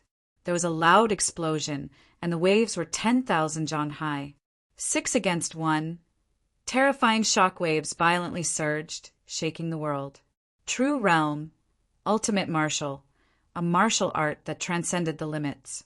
It didn't matter if they won or lost, only life and death. The white-robed, white-haired, knowing destiny held 2 swords in his hands. He had been crippled for nearly 100 years, but his sword intent was even stronger than before. Every move of his unfathomable sword was simple, yet shocking. 6 true realm experts, 2 mid-true realm experts, and 4 early true realm experts. This was an invincible lineup, but under the brilliance of the sword, every move was unable to surpass the heavens. After 100 moves, the 6 venerables couldn't hide the shock in their hearts. This kid's strength was so terrifying. In the sky, Queen Hongwan looked at the battle below. The more intense the battle was, the more hatred in her heart increased. Everyone be careful. This kid still has an immortal sword that he hasn't used yet. After a long battle, First Ancestor Hongwan's expression became more solemn. If immortal trapping didn't use it, it meant that this kid still had some strength left. She couldn't be careless. Sword art, nothingness. The star soul sword spun, and the starlight devoured the incoming palm energy. Bai Yi's figure disappeared, and the immortal slaying sword slashed out, dazzling the eyes. Sword art, heavenly sword. The heavenly sword appeared, and the vast sea sword split the sky. In an instant, there was only one sword in the world, stunning the world. The three venerables blocked the attack, and their auras surged as they blocked the heavenly sword. With a loud explosion, the sky and earth were separated. The heavenly sword shattered, and the three venerables took a step back at the same time. In the aftermath, Bai Yi walked out. Her body was abnormally dazzling with red light, and the earth rumbled. The earth chi within 10,000 li was absorbed into the sword in her left hand. Immortal trapping appeared, and the battle reached its peak. Everyone, you've come from afar. How can I not show you the power of my immortal sword? As soon as she finished speaking, Bai Yi moved. Her figure was like an illusion. 3 swords, 3 sword bodies, red, black, and white. The person and the sword were as fast as lightning and as heavy as a mountain. The 6 venerables' expression became serious, and they used all their strength to block the attack. The heavy palm collided with the fast sword, and the divine halberd blocked 10,000 caddies. With a violent tremor, dust waves rose from 3 directions. The aftershock shook the surroundings. The earth chi within 10,000 li was strengthened, and the immortal slaying sword's sharpness increased its momentum. 1 sword broke the divine halberd, and the sword's momentum fell, and 1 sword slashed the true realm. Blood spurted out, reaching a height of several zhang, and merged into the blood-red lake, making the cold lake even redder. Blood flowed out from Ji Ming's right hand, and he suffered a backlash. His immortal sword was dyed red. Chapter 789. By the riverside, the 6 venerables were in a killing formation. Knowing Destiny had white hair. Holding his sword, he was invincible. Fairy slaying and fairy trapping were used at the same time. With the support of the chi of earth, 1 sword slashed the realm of truth and dyed the night sky red. The 5 venerables were shocked. Before they could react, the sword light came again. One of them was stunned, and his arm was severely injured. Don't be careless. The first venerables of Hong Wan warned. The other 4 venerables immediately calmed down and recovered from their shock. They focused on the battle. In the battle, the white-haired figure in plain clothes waved his 2 swords, slashing, stabbing, and dragging. Every move was not sloppy at all. From the beginning to the end, his expression was calm, and there was no change in his emotions. He was like a battle machine, terrifyingly calm. In a lifetime of 100 years, countless battles of life and death had created the knowing Destiny today. He was absolutely calm and emotionless. Fairy slaying slashed with unparalleled sharpness. Fairy trapping fell like the sky. When the sword light arrived, the first venerables of Hong Wan received it. With a violent tremor, his body slid several feet away. Sword technique. 3 lights shine at the same time. The white-haired figure moved again. His white hair danced in the wind. His body split into 3 parts. His sword was supreme. The sword danced in spring and autumn. 3 sword lights surged out. They were dazzling. As the sword lights passed, the void split into 3 parts. The entire night sky was illuminated by the shocking sword lights as if it was daytime. The sword of 100 years, the only one in the world. The 3 venerables received the sword. The terrifying sword light pierced through their bodies. Blood splattered everywhere. Groans were heard. The 3 venerables retreated more than 10 steps. Their bodies were dyed red. The 3 venerables retreated. Not far away, another venerable's palm had arrived. His palm landed on the body of the knowing Destiny cultivator. Blood dripped down silently. Ning Chen's protective sword blocked most of the palm power and protected the vital parts of his body. As the battle reached its climax, the 5 venerables' expressions were unusually heavy. Although they had expected this battle to be difficult, they did not expect it to be so difficult. 1 dead and 4 heavily injured. They had paid an unacceptable price in exchange for the 9th disciple of Mahist sect being injured. This situation was unexpected. In the center of the battle, the white-haired figure stood quietly. Her white hair danced. Her face was the same as it was 100 years ago, but with more hardships. Descent of the sixth Tao, myriad demonic tribulations. After a moment of stillness, in the center of the battlefield, Ning Chen's immortal execution swept across. Baleful aura filled the air. Trapping immortal left his hand and coiled around his body. Red light soared into the four seas. Supreme forbidden sword. He took a step forward and soared into the 9 heavens. His sword light soared into the clouds, and a terrifying aura surged. Stop him! The expression of the Hongwan ancestor changed. This move was the move to open the ancient battlefield. She absolutely couldn't allow Qin Wentian to succeed. The other 4 venerated beings also heard about it. Their figures flew out quickly and went straight into the sky to block the former's attack. Above the 9 heavens, Ning Chen looked at the 5 supremes who were closing in on him. The corners of his lips curled up into a cold smile. It seemed that the sword in the ancient battlefield had left a deep impression on the world. Nirvana! Suddenly, the power of the sword intent that filled the sky changed, and the accumulated power ended in an instant. Countless sword lights crisscrossed, and it was incomparably magnificent. The swords of Nirvana rained down endlessly from the sky, splitting the heavens and splitting the earth. The 5 venerables' expressions changed. It was already too late for them to counterattack. They used all of their strength to protect their vitals as they forcefully withstood the sword light that filled the sky. Bang! Blood splattered everywhere. The 5 venerated beings crashed onto the ground.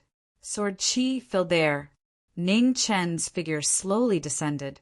Looking at the heavily injured venerated beings, he didn't say anything and walked forward step by step.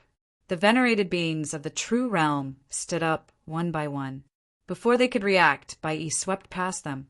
Immortal execution took their lives, and blood splashed everywhere. 4 heads flew into the air. A beautiful figure appeared in front of the Hongwan ancestor and used her body to block the sword that would take their lives. Immortal execution stopped an inch away from the throat. Ning Chen looked at the woman in front of him. His eyes were calm, and there wasn't the slightest ripple. Princess Hongwan's eyes reflected the white-haired figure in front of her. It was so familiar, yet so unfamiliar. She didn't know why, but tears fell from her eyes. They were filled with hatred and heartache. He was stronger than before. He was so strong that even the first ancestor lost to him. However, his life was about to come to an end. Looking at the tears falling from the woman's eyes, Ning Chen put down the sword in his hand and said calmly, "Leave before I change my mind." Princess Hong Wan suppressed the sadness in her heart. She supported the heavily injured first ancestor and left. In the air, the 12 half-step True Realm experts put away the golden chains and left together. After the enemies left, Ning Chen stood on the riverbank. Blood dripped from the corner of his mouth and dyed his clothes red. Finally, it was all over. Immortal execution and immortal entrapment stabbed into the ground. The blood on the swords gradually dried up in the wind. 100 years, a long 100 years. He was tired of walking and killing. If there was an afterlife, he would rather be ordinary. Within the time restriction, the god tree swayed. The green fruit gradually shone with a golden light. It was getting closer and closer to ripening. For the next 3 years, the figure on the riverbank didn't move a single step. He silently stood under the tree, waiting for the fruit to ripen. After 100 years, the golden era officially arrived. Geniuses of the various domains emerged one after another. Geniuses continuously entered the corporeal realm, and some even entered the true realm. In the Dawn Moon Tavern, the Dawn Moon Tavern Master, who hadn't come out for 100 years, gradually became calmer and calmer. Gradually, she completely restrained her aura, but her true cultivation became more and more terrifying and unpredictable. On the Shinji Peak, Shinji stood on the peak all day long, watching the changes in the world. He also didn't leave half a step. In the red Phoenix star zone, in the endless white mist, the river of stars shone brightly. Within the river of stars, a huge black whirlpool spun. 100 years ago, the Queen Mother of the West used the final power of the Wong hairpin to bury her. The terrifying aura became clearer and clearer, making people shudder. Suddenly, in the depths of the star zone, a celestial sound was heard. 3 dragon corpses pulled a celestial palanquin and quickly left. No one knew where they came from or where they went. Divine treasures kept appearing in the various star zones. The remains of the ancient era gradually appeared in the human world. Battles broke out frequently. The chaotic world would never be peaceful again.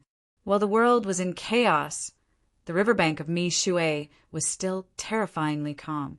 Apart from the sound of the cold wind, no other sounds could be heard. After the last battle, no one came to the riverbank of Mi Shui anymore. The knowing destiny with 2 deity swords in hand and the support of 10,000 miles of earth chi turned Mi Shui completely into a forbidden area. 100 years had passed. The knowing destiny had reached the end of his lifespan. He looked at the divine tree in front of him with exhausted eyes. He struggled to support his body that was on the verge of collapse, waiting for the fruit to ripen. Outside the riverbank of Mi Shui, spring came again. Everything was recovering. Under the tree, the knowing destiny's eyes suddenly lit up. On the divine tree, the immortal peach of immortality's last trace of green faded. Golden light rose and red light shone. A powerful vitality that shook the world erupted. The 2 divine prohibitions around it dissipated instantly. When the immortal peach of immortality ripened, the aura of vitality spread. The dead Mi Shui River was instantly purified. The withered trees came back to life. The vermilion of the lake faded and returned to its original state. The 9 heavens sensed the appearance of an item that could change fate and turn life and death. Tens of thousands of thunderbolts filled the sky. With a low roar, the wrath of the heavens came down. Get lost!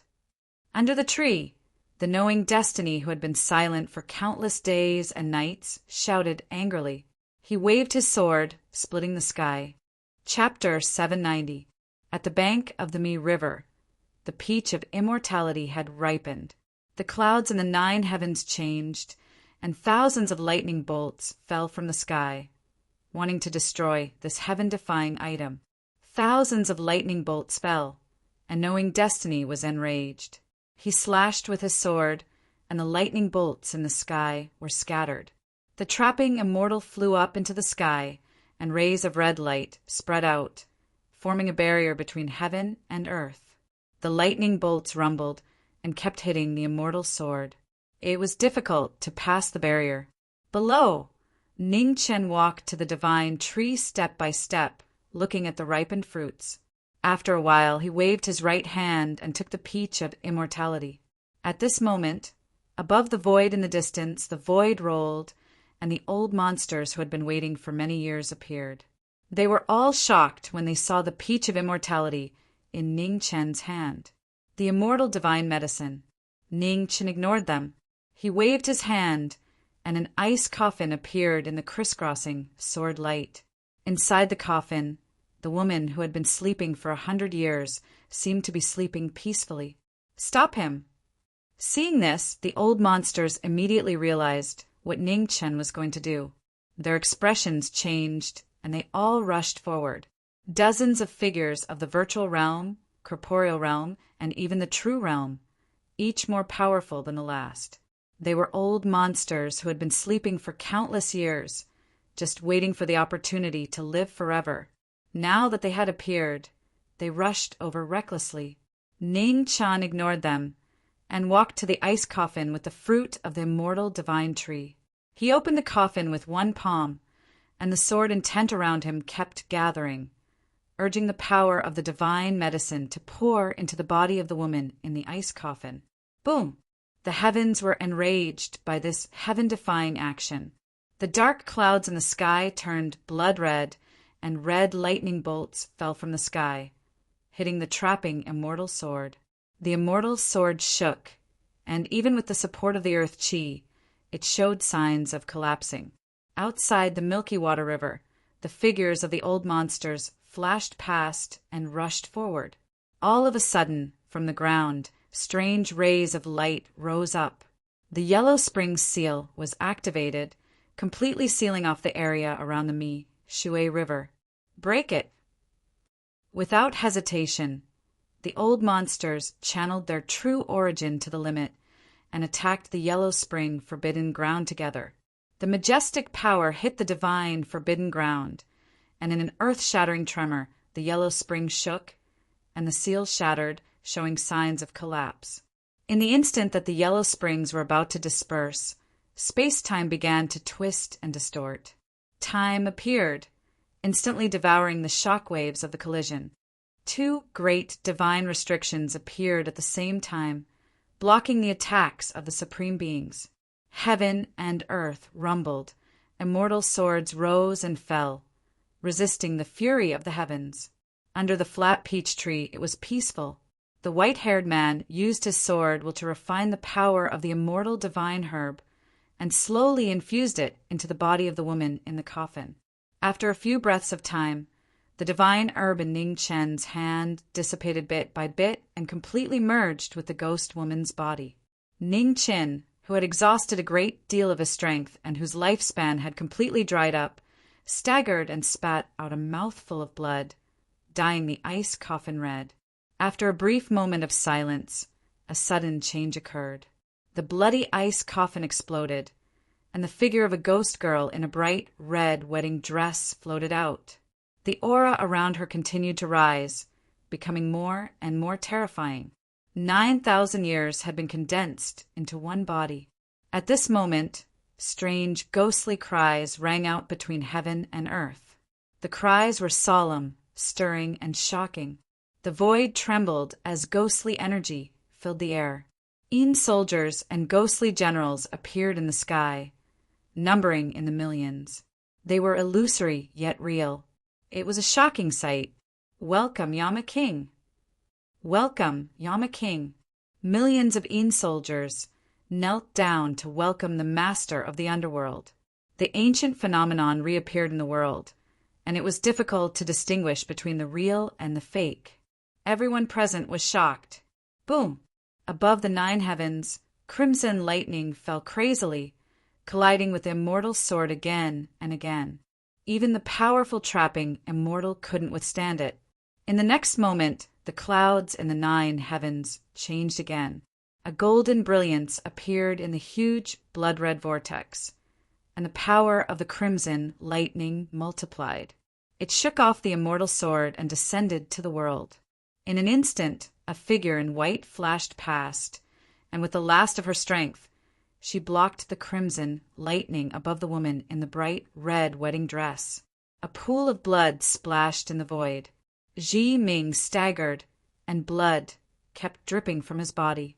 His broken body couldn't withstand it anymore, and it scattered bit by bit. In the distance, Qing Ning, who had rushed over, trembled violently. She covered her mouth, and tears fell from her eyes. Master! At this moment, an anxious voice rang out. Returned, and seeing the scene in front of her, she quickly rushed forward. Don't go over. Qing Ning grabbed the former and shook her head with tears on her face. This was his last wish, and they couldn't drag him down anymore. On the Mi River, thunder rumbled and ghosts sang. The ghost girl in the bright red wedding dress floated above the void, and the aura around her kept rising. Millions of soldiers appeared and knelt on the ground. The ancient phenomenon appeared for the first time in the world. The Yama King of the underworld, who was in charge of life and death, shocked the world.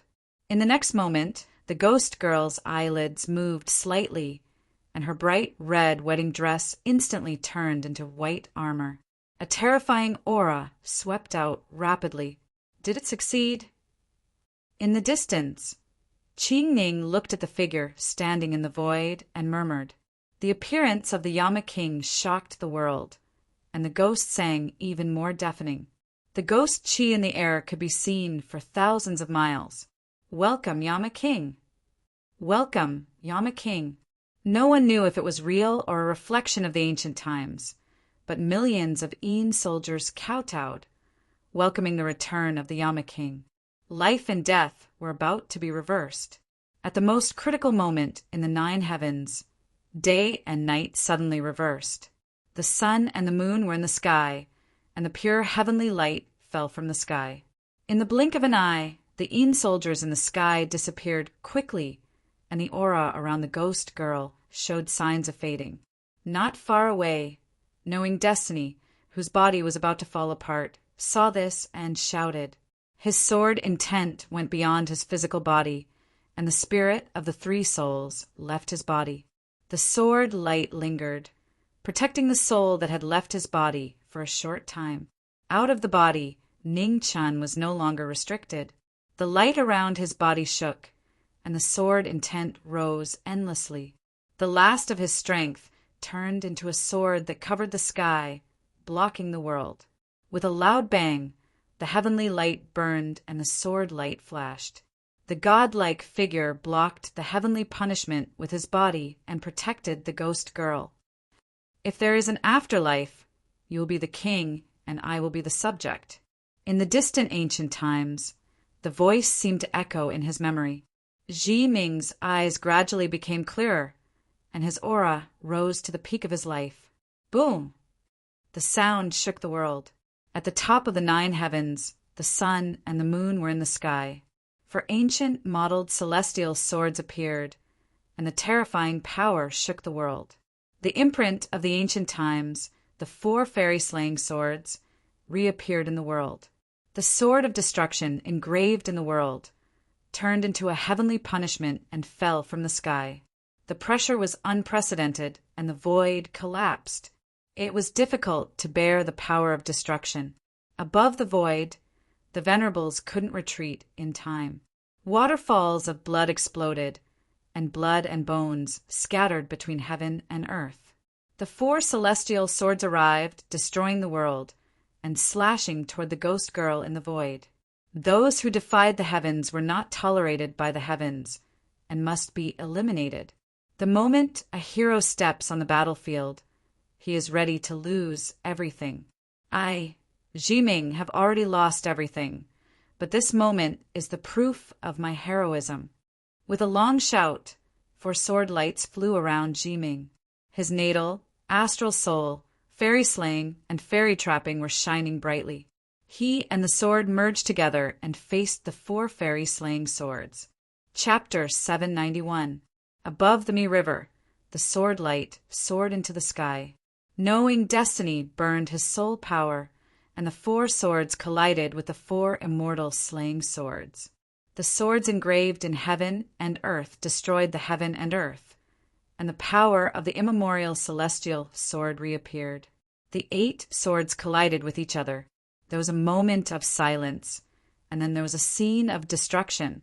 The 4 immortal swords of the immortal slaying swords were shattered. In the aftermath, the 4 swords fell silently and stabbed into the ground. The brilliance of the swords dimmed instantly. Above the immortal slaying sword and immortal trapping sword, the brilliance dimmed. Knowing Destiny's sword of life was broken and his star soul cracked.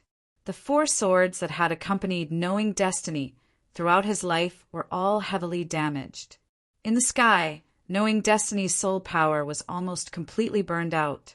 He didn't have time to look back for one last time. The sword will around him dissipated, and his soul dissipated bit by bit. In this life he had tried his best. Below him, the ghostly woman in white armor slowly opened her eyes. Her eyes were empty and cold. At the boundary of life and death, the ghost girl who reversed reincarnation seemed to have her consciousness left in the abyss of death. There was no sign of life in her beautiful eyes. Feeling the change in the sky, the ghost girl raised her head and looked at the disappearing figure in the sky. After a moment of confusion, the figure flashed and came to the end of the sky. The obsession of thousands of reincarnations had already been deeply rooted in the soul. The ghost girl raised her hand, and the majestic life, spiritual chi, poured into the former's body. Yama, king of the underworld, the god in charge of the world of death, separated the yin and yang with the supreme power and left knowing destiny's soul in the human world. At this moment, on the pleasure boat in the lake, a strange light shone. Millions of resentful spirits left the heavenly book and soared into the sky. You have been resurrected. It's time for knowing destiny Marquis to return what he promised us. He must die. Within the boundless resentment, twisted faces of hatred appeared and hovered in the sky. The resentment of millions of living beings, undying and indestructible, filled the entire world. E'en spirits. Above the void, the ghost girl's empty eyes looked at the resentment that filled the world. The majesty of the monarch of the world of death burst out, intimidating millions of resentful spirits. Insubordination, imprisonment for 100 years. While speaking, the ghost girl raised her right hand. Ghost chi spread and devoured all the resentful spirits in the sky. Ring, ring. At this moment, a silver bell rang at the end of the world. 3 dragon corpses pulled the palanquin and arrived in front of the two in an instant. In the palanquin, a woman in a red wedding dress walked out. She wore a red veil that covered her beautiful face. The same aura, the same pressure, made it difficult for people to distinguish the real from the fake. "Save him," the ghost girl said in a flat tone. The woman in the red wedding dress nodded and took the knowing destiny spiritual body to the front of the immortal divine tree. She flipped her hand and smashed the only immortal divine herb in the world. In an instant, boundless life origin energy overflowed, distorting heaven and earth. After a short while, ghostly flames filled the sky and forcefully merged the undying peach tree's life force with the knowing destiny spiritual body. The ghost flame burned. Extreme yin gave birth to yang, and the phoenix origin recovered, crazily devouring the fire essence of heaven and earth. Outside the river, several true realm old monsters who had barely survived the heavenly punishment looked forward, exchanged glances, and charged forward without hesitation. Yendi! The woman in the red wedding dress clenched her right hand, and a purple-gold divine sword appeared in the red light. The moment it appeared in her hand, a powerful sword pressure swept out. Yendi moved, and the yellow springs appeared. Several true realm old monsters joined hands to block the attack. With a loud rumble, blood dyed the night sky. Yendi's cultivation was immeasurable, and the 6 true realm old monsters were at a disadvantage. Without saying anything, the woman in the red wedding dress rushed forward again.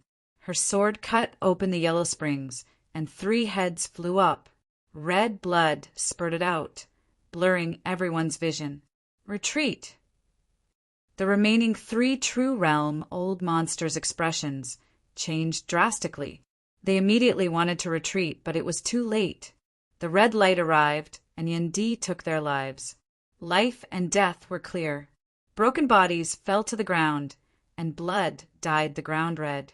The slaughter in the dark night was so shocking. In a few breaths, the battle was over. The woman in red waved her hand and put away her sword. She looked back at the ghost girl and said, "Let's go." The ghost girl nodded and walked away. There was no color in her empty eyes. The two walked into the palanquin together, and the 3 dragons started their journey again, pulling the palanquin far away. In a flash, they disappeared into the night. "If there is an afterlife, you will be my subject, and I will be your king." In the darkness, a voice from the ancient times echoed between heaven and earth. The Rakshasa ghost girl, the Yama king of the underworld, and the end of reincarnation, were waiting for the day when they could meet again. By the riverside, the soul of knowing destiny floated in the endless burning ghost flames. The phoenix bathed in the flames and gradually merged with the origin of the immortal tree, preserving a trace of life. Qingning walked over and looked at the illusory figure sleeping in the flames. Tears flashed in her eyes. "Master!" Yin wiped the tears on her face and cried sadly. Qingning rubbed her head and said, "Don't cry. There will be danger here at any time. Let's take your master away first. Okay. Yin-Er wiped her tears and answered obediently. Qingning raised her hand and her whole body was shining. A green lotus appeared and surrounded by the breath of the lotus, protecting the knowing destiny soul in the ghost flame. Master, can you recover? Yin-Er sobbed. Qingning nodded affirmatively. Yes. In the inner world, the northern plains was covered in snow. 100 years had passed. In the forbidden space of the heavenly music parlor, the sound of chains shaking could be heard. In front of the sound, the aura of a woman in a white dress kept rising. She shook off the chains on her shoulder blades. Mu Qingxue, the heavenly music parlor master, appeared and looked at the woman in front of her. 100 years have passed. You are free. Mu Qingxue walked out and bowed respectfully. Thank you, parlor master. You don't have to thank me. It was a fair trade between us. Follow me. The knowing destiny Marquis is no longer in the inner world. Too many things have happened in the past 100 years. You need to know before you leave, the heavenly music parlor master said calmly. Mu Qingxue nodded and followed her. In the mountain pavilion, the heavenly music parlor master walked over with Mu Qingxue. The disciples of the heavenly music parlor made way for them. Some of the new disciples looked at the woman in white behind the parlor master strangely. Who was this person? Why had they never seen her before? Qingying, the heavenly music parlor master, looked at the woman in front of the disciples and said, Master. Wu Qingying walked up and bowed respectfully.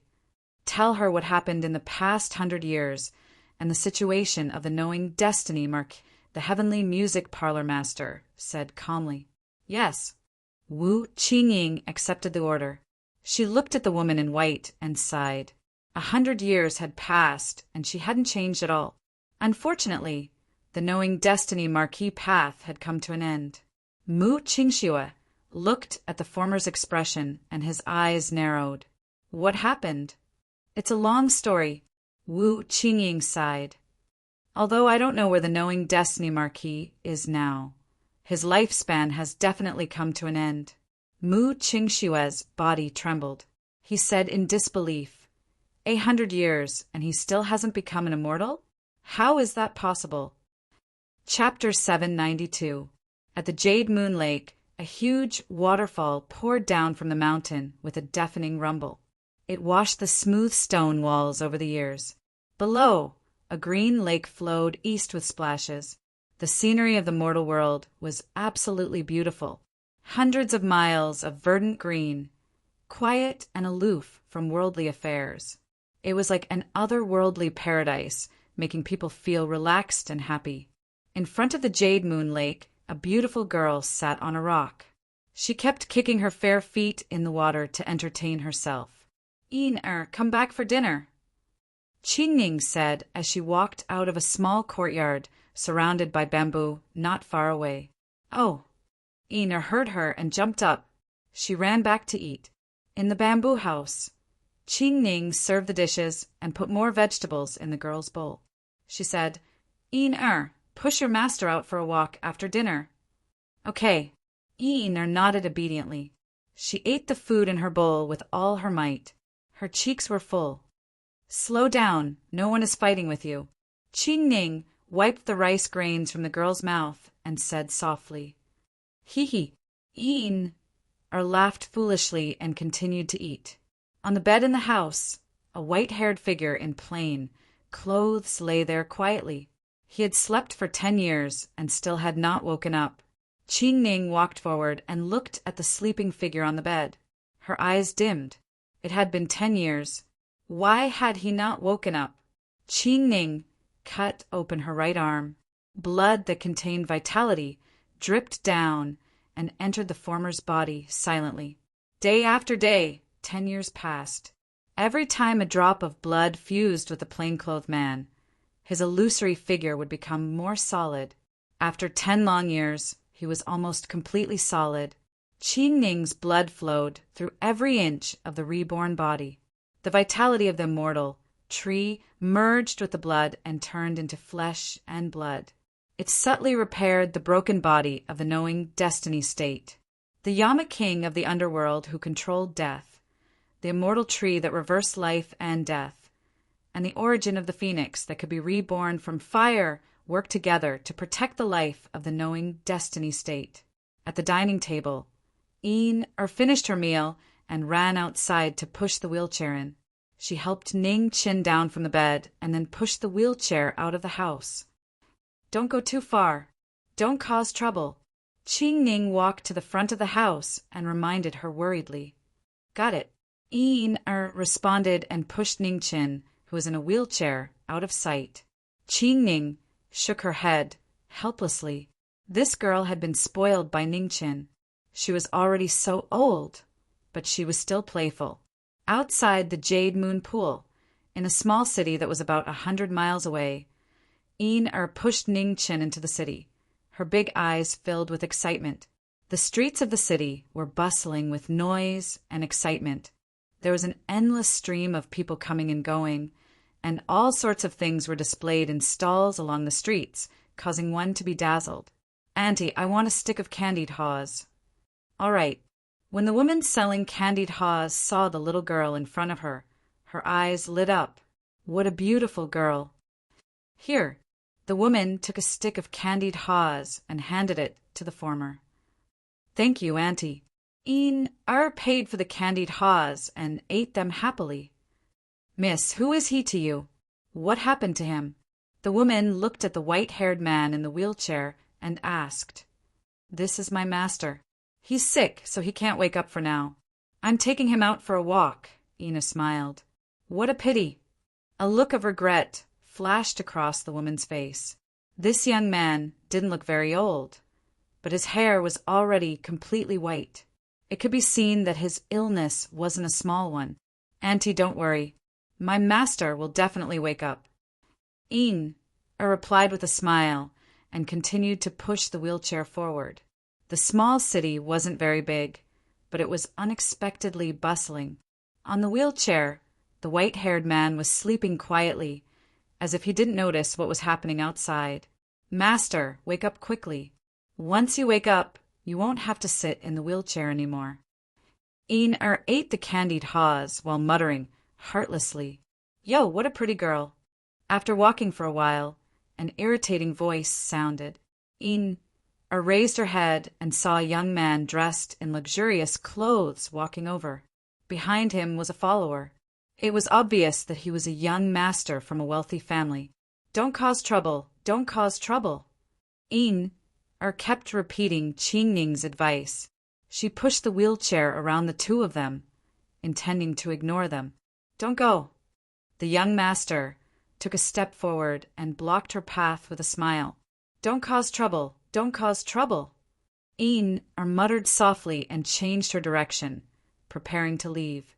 Let's go and have a drink with this young master. Seeing the girl in front of him giving in again and again, the young master felt an unbearable itch in his heart. He reached out to grab her arm and laughed. Drink your ass. Finally couldn't hold it in anymore and slapped him. With a bang, the young master in front of her was sent flying a few steps away. I don't want to cause trouble, yet you dare to rebel?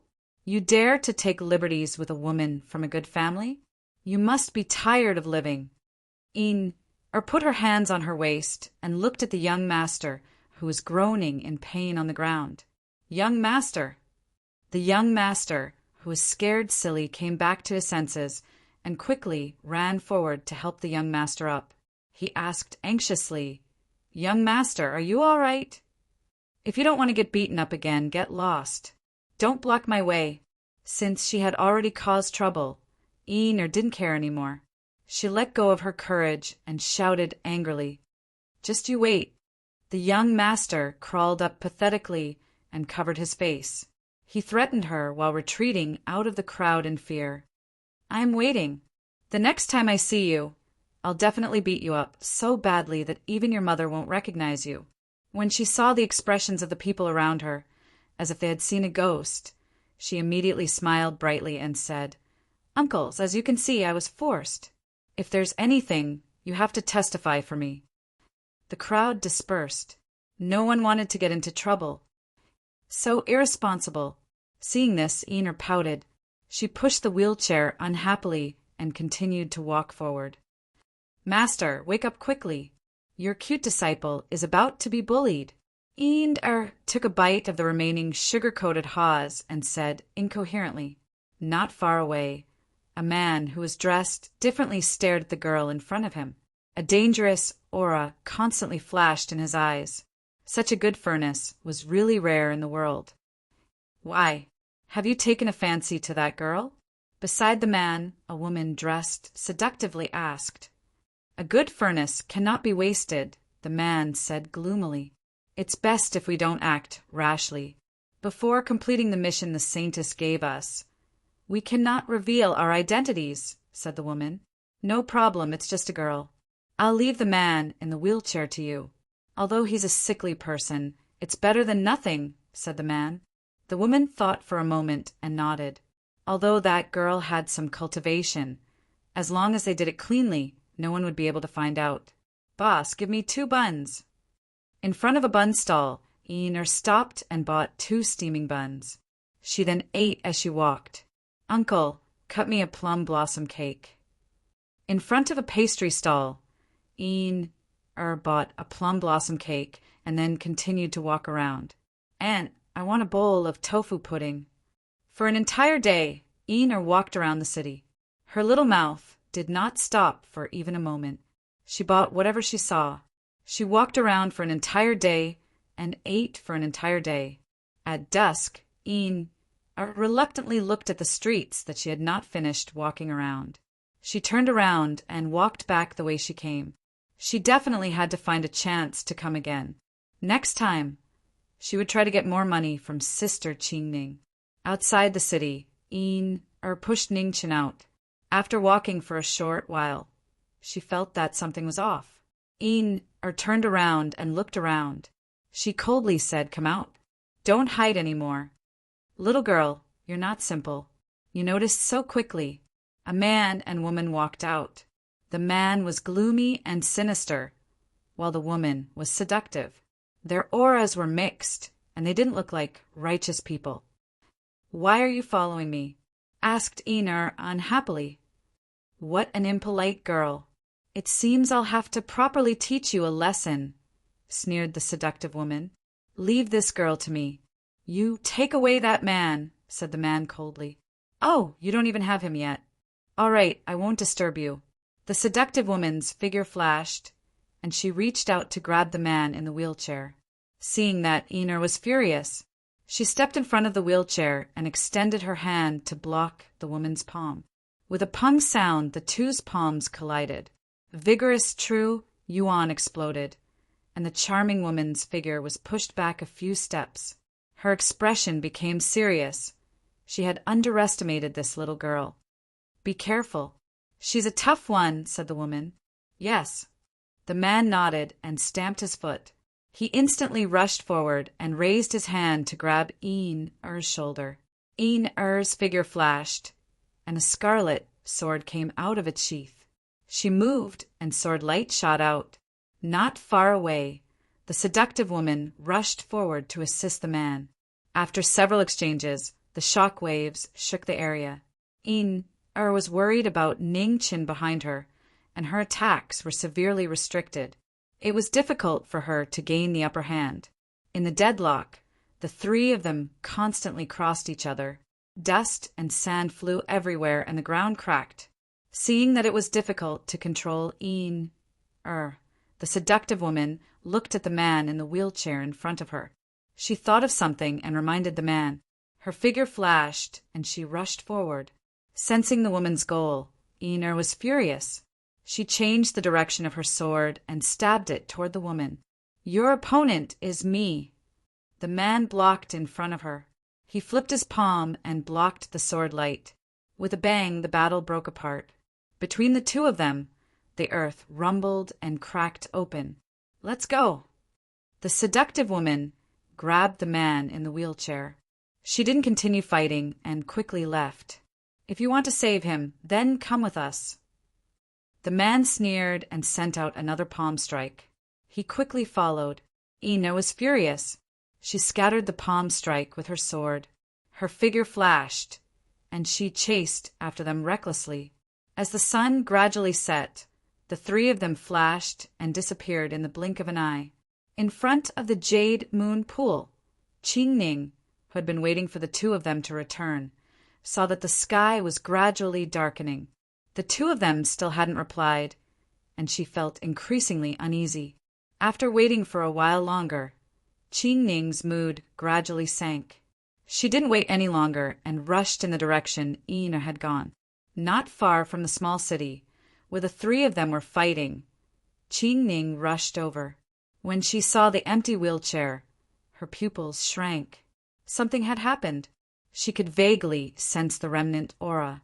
Qingning looked to the west. She didn't dare hesitate and immediately chased after them. Chapter 793. The cold night was dotted with stars. Under the moonlight, three figures quickly flew past, disappearing into the night. Behind them, Yin-Er's speed was growing faster and faster, flames of fury surging from her eyes. After chasing for 300 miles, a dilapidated temple appeared in front of them. The two of them rushed in and disappeared. Yin-Er chased after them, but as soon as she entered the temple, she felt the world around her change. White mist filled the air, blocking her path. At the same time, a faint light filled the air above the temple. Black arrows fell from the sky, each of them dripping with poison. Yin-Er sensed this and raised her red sword. Immediately, red light blossomed and sword chi filled the sky, blocking the black arrows. After the arrow rain, a palm energy tore through the air.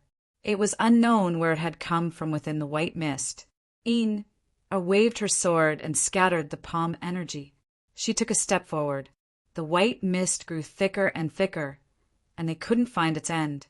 A strange formation had sealed off the exit, making it difficult for them to leave. Within the formation, the seductive woman sneered. This was a formation unique to Ingwe sect.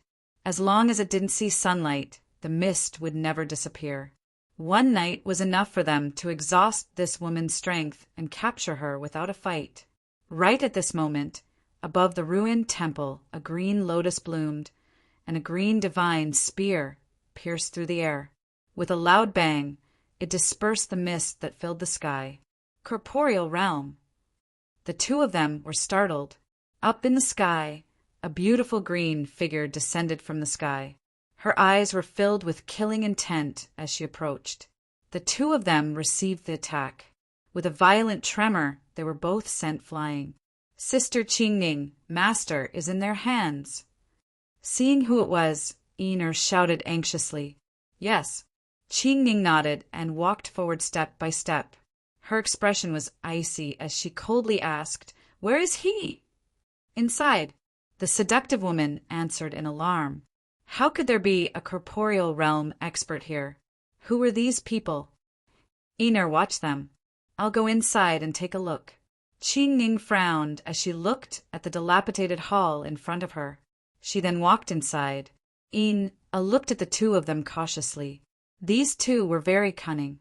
She couldn't let them escape. "What do we do?" asked the seductive woman. "Let's split up and run before that woman notices us," the man said in a deep voice. After making up their minds, the two of them didn't hesitate any longer. They struck out with their palms at the same time and quickly fled in two different directions. In the blink of an eye, a green light flashed. The heavenly dragon breaks the city, pierced through the man with a spear, causing blood to splatter everywhere.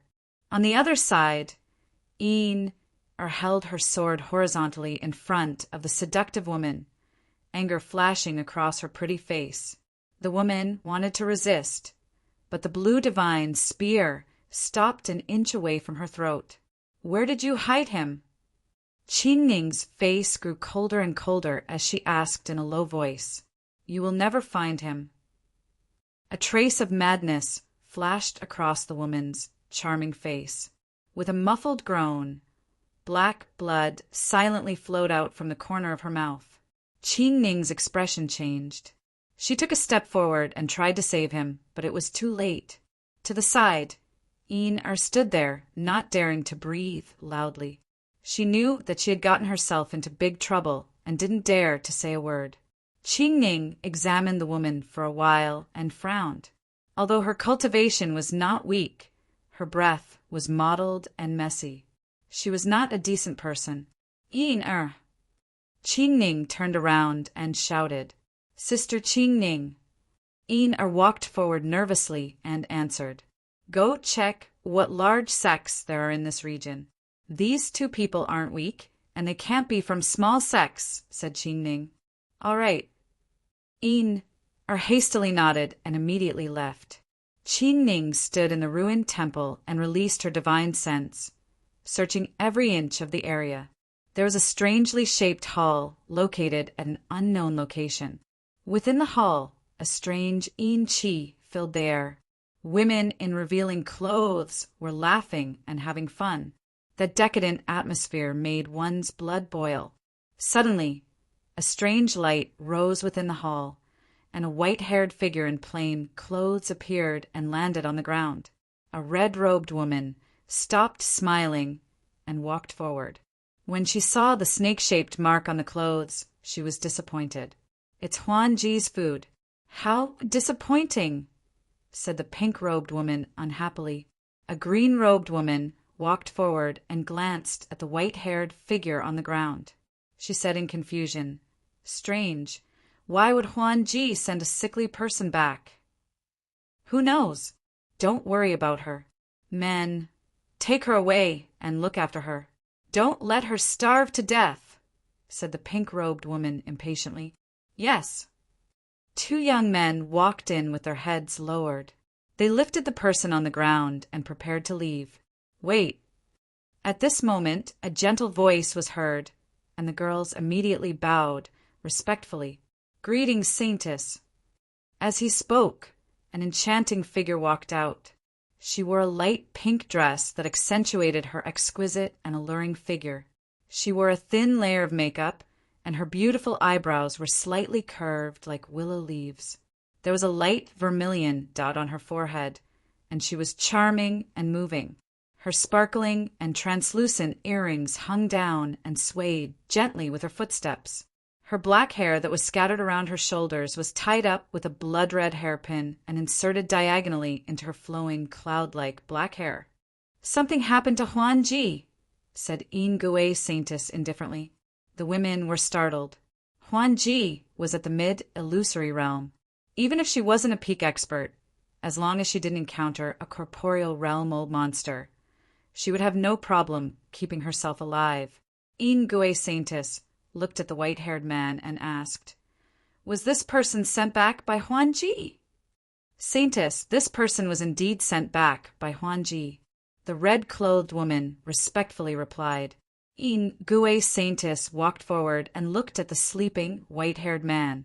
A moment later, she casually said, "Since Huan Ji is dead, you can deal with this person as you see fit." Yin Saintess didn't say anything else and turned to leave. "Sisters, if no one wants this man, you can leave him for me to test my medicine." The green-clothed woman looked at the other women and smiled. "Oh, since fourth sister is so impatient, I won't fight with you. You can take this man away." The red-clothed woman smiled. "Then I'll thank elder sister." Dan Ji gracefully bowed and waved her hand to bring the white-haired man to her side palace. Fourth sister rarely takes the initiative to ask for someone. Is there something special about this person? A yellow-clothed woman walked forward and asked. The red-clothed woman shook her head and said, "I've already checked him. He's no different from an ordinary person. Otherwise, the Saintess wouldn't have given him to us. I heard that fourth sister has refined several kinds of medicinal pills that can increase one's cultivation. However, their toxicity is too great. Ordinary people will immediately bleed from their 7 orifices and die. I think fourth sister wants this person to test her medicine," said a blue-clothed woman. "What a pitiful man. Now that he's in fourth sister's hands, He won't even be able to enjoy himself before his death." The yellow-clothed woman rejoiced in his misfortune. Within the pill room, flames were leaping about under a huge pill furnace. The shocking temperature caused the surrounding space to distort. This was where Ingue Saintis refined pills all year round. Who knew how many skeletons were buried here? Not even corpses were left behind. She casually tossed the white-haired man to the side of the pill furnace and walked over to the pill rack. She took out a bottle of pills that had already been refined and returned. "Please don't die so quickly." Dan G took out a pill and stuffed it into the man's mouth with a smile. When the pill entered his mouth, it dissolved into his stomach. Dan G circulated her cultivation to help him absorb the pill's energy. 15 minutes, 30 minutes, an hour passed, but there was still no change to the man's body. The pill that had dissolved into his stomach was like a stone sinking into the ocean. It didn't cause the slightest ripple. Oh! After waiting for a long time, Danji still didn't see what she had imagined happen. She extended her hand to check the man's pulse to find out the reason. Several breaths later, Danji frowned. Even if this person could endure the pill's poison, his true chi should have exploded. Why wasn't there any change? After thinking for a long time, Danji still couldn't figure out the reason. She took out a different pill and stuffed it into the man's mouth. An hour later, the result she had imagined still hadn't occurred. Danji checked the man's veins and her expression became grave. Something was wrong. This person's body was like a bottomless pit. No matter how much medicinal energy she had given him, none of it leaked out. "Fourth sister, is that person dead?" Just at this moment, a charming voice rang out outside the pill room. Danji came back to her senses. She wanted to hide the man in front of her, but it was already too late. Meiji walked in. She was wearing a red, translucent dress. Her beautiful face had an enchanting smile that made people not dare to look directly at her. "Big sister." Danji stood up and bowed. "We're sisters. There's no need to be so polite." Meiji smiled and nodded. She looked at the white-haired man in front of the pill furnace, and her smile gradually changed. "It seems you've already tested the pill." Next to the white-haired man were 2 open pill bottles that explained what had happened. Meiji maintained her smile and said, "I didn't think you'd really find a treasure." Danji's smile faded and she bowed seriously. "Please keep this a secret for me. I know it's not easy to find someone to test the pill. This person's constitution is very important to me." Meiji chuckled. "We're all sisters. You're being too polite. Come, let me see what kind of treasure you found." While speaking, Meiji walked forward and checked the man's veins. A moment later, she was surprised. He wasn't poisoned and she didn't feel any changes in his body. It was really strange. Did little sister really feed him pills? Meiji raised her head and asked in surprise. Danji nodded and said softly, "A heaven equalizing pill and a supreme transformation pill." Hearing this, Meiji was even more surprised. She knew that fourth sister had refined these 2 pills. One could allow a mortal to directly enter the Xiantian realm, while the other could allow a powerhouse of the 3rd calamity to directly enter the Great Circle realm. However, the side effects of these 2 pills were equally shocking. After taking them, one would definitely die within an hour. "Little sister, why don't you let me enjoy such a treasure as well?" Meiji rubbed the man's delicate face and smiled. Danji was startled, but then she smiled. "Big sister, this person only has a special constitution. He doesn't have any cultivation base. Even if he has some yang qi, it won't enter your eyes. Why fight with me?" "That's hard to say. I've only just discovered that this person is also very handsome. I'm sure his yang qi is also extraordinary. I'll borrow him for 2 days before returning to you," said Meiji. Chapter 794. In the elixir room of the Ingue sect, Meiji's words froze the atmosphere. The whole room became so quiet that even the sound of a needle dropping could be heard. The smile on Danji's face disappeared, and a dangerous light flickered in the depths of her eyes. After a while she smiled and said, "Since you like him so much, you can take him away. But please be merciful and don't kill him." "You must be joking. How can I hurt your precious baby?" Meiji smiled and said, "Then I'll have to thank you, big sister." Danji bowed. "You're welcome. I won't disturb you any more." Meiji chuckled. Then she waved her hand and took the plain-clothed man on the ground and walked out of the elixir room. Danji looked at the back of the former and clenched her fists. She was too careless. In the Jian Palace, on a luxurious and wide bed, a transparent curtain was hanging. Below it, a plain-clothed man with white hair was lying quietly with a peaceful look, as if he was asleep. The knowing Destiny State cultivator who had been tired all his life could only stop running and take a short rest when he was in a coma. Meiji stepped forward and raised her hand to touch the man's face. She smiled and said, "Look carefully. You're really cute. No wonder my sister values you so much." She leaned over and gently leaned on the man's chest, listening to his heartbeat. His hot body emitted a red mist, which filled the whole curtain. The red mist entered the knowing Destiny State cultivator's body, but it disappeared in an instant. The inexplicable scene was shocking. Meiji's eyes became more and more strange. She released all her power, and the red mist rushed into the man's body like a tide. The next moment, the same scene happened again. The red mist was like a stone sinking into the sea, or mud flowing into the river. The knowing Destiny State cultivator's body turned into a bottomless black abyss, constantly swallowing all the power that entered his body. Strange. Meiji stood up and walked to the table beside her. She took a jade bowl and filled it with water.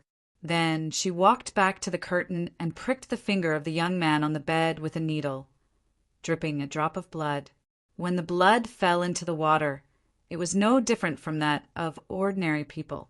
Meiji pricked her own hand, dripped a drop of blood, and observed carefully. But at this moment, the red water quickly swallowed the drop of blood. Even the vitality and genuine qi did not overflow. Meiji was more confused. How could there be such a constitution in the world? Who was this person? "Lady Meiji, the saintess has ordered you to go over." Right at this moment, a maid outside the Juyin Palace spoke respectfully. Hearing this, Meiji frowned and said, "I know. You can leave first." "Yes." The maid accepted the order, turned around and left. Before the curtain, Meiji thought for a moment, and then she waved her hand to set up a restriction. After that, she strode out of the hall. In the In-Gui Sacred Palace, a woman in a light pink dress stood quietly. Her black hair was like a waterfall, and her face was beautiful and enchanting. She was the strongest person in the In-Gui sect other than the sect master. The combination of charm and authority made people not dare to look at her directly. "Greetings, saintess." Meiji walked over and bowed. "We need people to investigate Huanji's death." "You'll be in charge of this," said In-Gui saintess. "Yes." Meiji accepted the order. "Also," In-Gui saintess narrowed her eyes and said, "the marriage between my In-Gui sect and Heaven Mending Pavilion. Who do you think is suitable?" Meiji was shocked. She lowered her head and said, "This subordinate doesn't know." "It doesn't matter."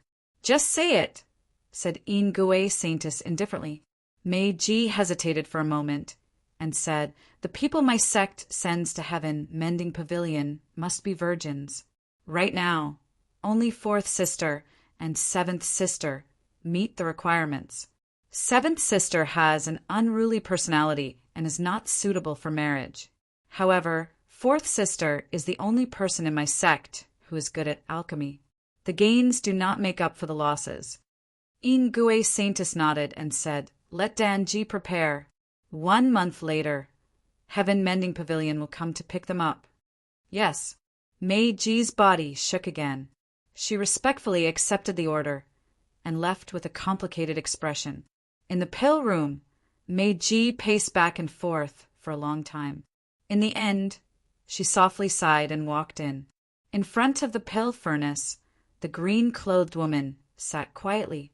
Seeing the figure walking in, her eyes flashed with confusion, and she said, "Why did Big Sister come back?" "I've come to talk to you about something," said Meiji as she walked forward. "Something happened to that person?" Danji frowned and said, "No, that man is fine." Meiji sat down next to the former and said, "It's another matter. Big Sister, why are you hemming and hawing today?"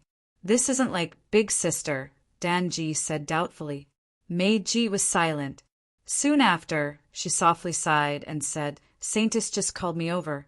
She wanted me to tell you that she has already decided to send you to the marriage alliance between Heaven Mending Pavilion and our In-Gui sect." Hearing this, Danji's body trembled.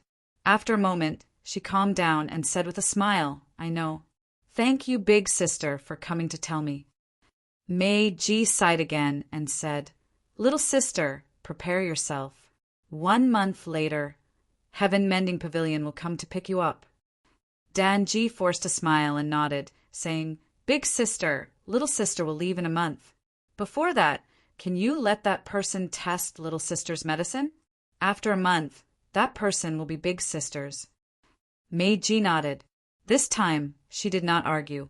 "Thank you, Big Sister." Danji stood up and bowed, softly thanking her. Meiji shook her head and did not say anything else. She stood up and left. Following Meiji's departure, the pill room became quiet. Danji stared blankly at the furnace in front of her. Tears unconsciously flowed from her eyes. Why was it that women's fates could never be controlled by themselves? Within In-Gui Sacred Hall, In-Gui Saintess walked to the back of the hall and knelt down, saying, "Master, has the matter of the marriage been arranged?" A woman's voice rang out from the darkness. "Yes." In-Gui Saintess nodded, saying, "Danji is the most suitable person. It's just a pity. It's fine. You can find someone skilled in alchemy, but the matter of the marriage with Heaven Mending Pavilion cannot be delayed. This concerns the future of my In-Gui sect. You have to pay close attention to this matter. You can't make any mistakes. Disciple understands." "Master, there's one more thing you need to know," said In-Gui Saintess seriously. "Speak," said the woman. "Huanji is dead. Her life tablet has been shattered," said In-Gui Saintess. "Oh." A trace of surprise appeared in the woman's voice. "Do you know who did it?" "I still don't know," In-Gui Saintess replied. "Before Huanji died, she sent back a man. Disciple has personally investigated and found nothing strange. As for Huanji's matter, Disciple has arranged for Meiji to investigate. There should be results soon." "Yes." The woman replied, "Huanji's strength is not weak. Tell Meiji not to be careless. Right now is a crucial time for the marriage between my sect and Heaven Mending Pavilion. Nothing must go wrong." "Yes." In-Gui Saintess respectfully replied, "You can leave. Disciple will take her leave." In-Gui Saintess bowed once more and stood up to leave. Outside In-Gui sect, the sky gradually darkened. The bright moon rose, illuminating the earth. In front of the alchemy room, a beautiful woman in green clothes stood quietly. She looked at the bright moon in the sky with a rare calm and peaceful expression. Not far away, Meiji walked over. Looking at her, she softly said, "Little sister, are you still not going to rest?" "I can't sleep." Danji came back to her senses and smiled. "Still thinking about the marriage?" asked Meiji. "No." Danji shook her head, saying, "Little sister is just thinking. What are we fighting for in this life? If we don't fight, what can we do?" Meiji's eyes flashed with emotion, saying, "If we fight, we can still feel the value of our lives. If we don't fight, we really have nothing. Fourth sister, Heaven Mending Pavilion is not like Ingwe sect. Although we don't usually get along, no one really wants to harm each other's lives. However, once you go to Heaven Mending Pavilion, fourth sister really needs to be careful. That kind of colossus has too many secrets. If you're not careful, you will be consigned to eternal damnation. Big sister, don't worry. Little sister will be careful, Dan G softly replied. Mei Ji looked at the alchemy room behind her, saying, That man is too strange. Little sister, you also need to be careful. If there are signs of him waking up, you must control him in advance. Yes, Dan Ji once again replied. Fourth sister, Mei Ji looked at the woman beside her and lightly sighed, saying, Don't think too much. In this world, us women's fates are very difficult to control. The more we struggle, the more we will be hurt. Do you understand what big sister means? Big sister, don't worry. I won't do anything stupid, Dan Ji softly replied. It's good that you can get over it. Mei Ji nodded. After saying what needed to be said, the atmosphere between the two of them became quiet once more. Mei Ji also didn't say anything else. After a moment, she quietly left, allowing Danji to calm down by herself. The night gradually passed. Danji stood outside the alchemy room for the entire night, not moving at all. No one knew what she was thinking. Just as the sun was about to rise in the eastern horizon, Danji returned to her senses and turned to walk into the alchemy room. With a ripping sound, a white cloth wrapped around the man in front of the pill furnace. Danji put away the 70% pills on the pill shelf, then carried the man on her back and walked out of the alchemy room. Night approached, but dawn had yet to arrive. In the darkest quarter of an hour, a green streak of light streaked through Ingwe sect. It didn't alarm anyone as it rapidly flew outside. Like a moth flying into a flame, the green streak of light was unwilling to lower its head to fate. It flew with all its might towards the free world outside. Idiot. Ingwe Saintess walked out of Ingwe Sacred Hall. Looking at the fleeing figure, a cold light flashed through her eyes. She raised her right hand, and the sky above Ingwe sect rapidly froze. In the distance, Dan Ji sensed danger behind her. Looking back, her expression changed. The rapidly spreading ice crystals sealed the world. In the blink of an eye, they were behind her. Dan Ji wanted to dodge, but it was too late. The ice crystals spread, freezing her fluttering dress bit by bit. At this moment, a shocking change occurred. When the ice crystals spread to Dan Ji's knowing destiny body wrapped in white cloth, the ice crystals immediately dissipated and its power was completely devoured. In an instant, Dan Ji took a step in the air and broke free from the shackles. She quickly flew forward. HM?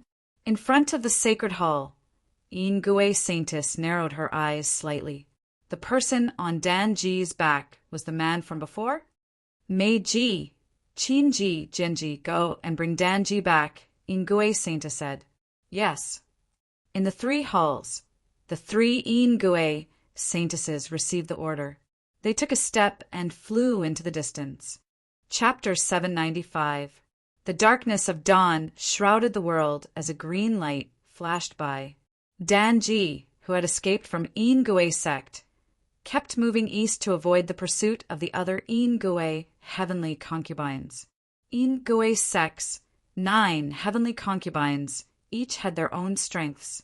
Although Dan Ji was ranked 4th, she was good at alchemy and not martial arts. Her strength was relatively low among the 9 heavenly concubines.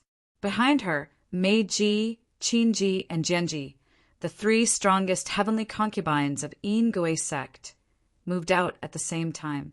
Their speed became faster and faster as they quickly approached the fleeing Ingwe traders. In the east, dawn gradually arrived and the darkness was dispelled.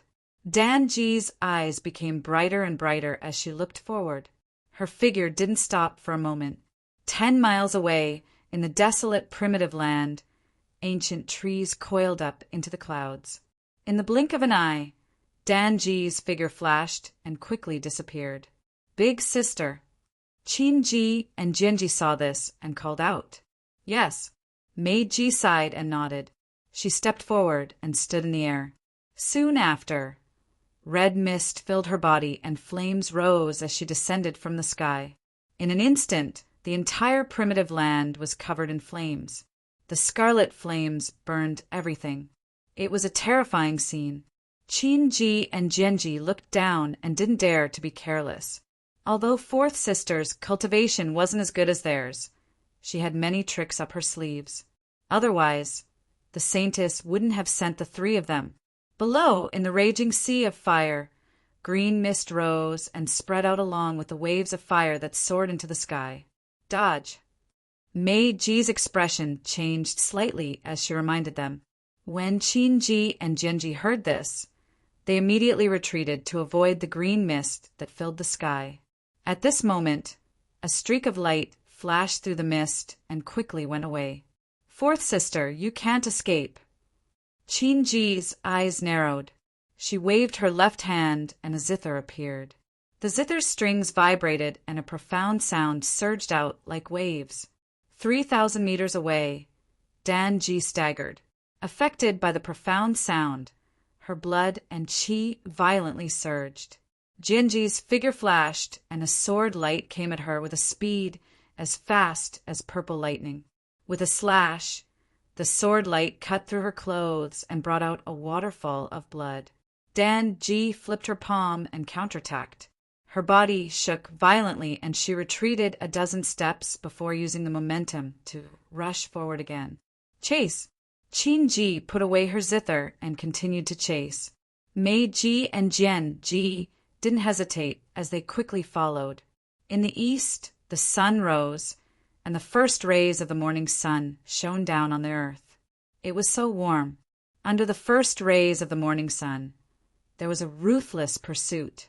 In front of him, a beautiful figure was continuously fleeing. Her left shoulder was dyed red, and drops of blood dripped down. It was extremely dazzling. 5 kilometers, 100 kilometers. Danji didn't know how long she had fled or how far she had fled, but she didn't dare to stop for even a moment. She stuffed one pill after another into her mouth, forcibly improving her body. Behind him, the 3 Ingui heavenly concubines were chasing after him. 1,000 miles away, in front of the towering heavens pass, the path forward was blocked. Danji turned around and hurriedly changed directions, but it was already too late. Fourth sister, I've already warned you not to do anything stupid. Why didn't you listen?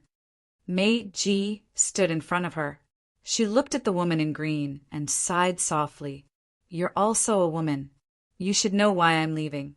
If you still care about our sisterhood, please let me live, said Danji gravely.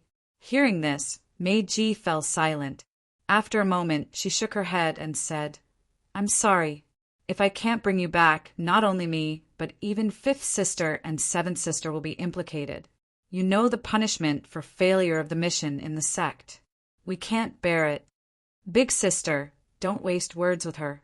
She's already a traitor of Ingui sect. Quickly capture her and report back, said Jianji coldly. Ding. On the other side, Qin played her zither, and a profound sound reverberated.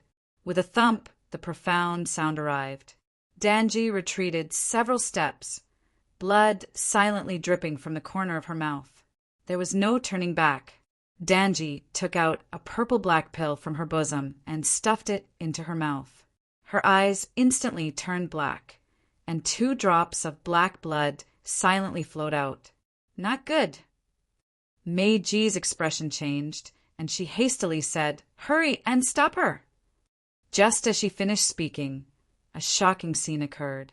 Around Danji's body, black qi kept roaring and swallowing the heavens and earth. Within 100 miles, all the flowers and trees withered, and all life was extinguished. Jianji and Qin retreated several steps from the impact. Their faces were filled with shock.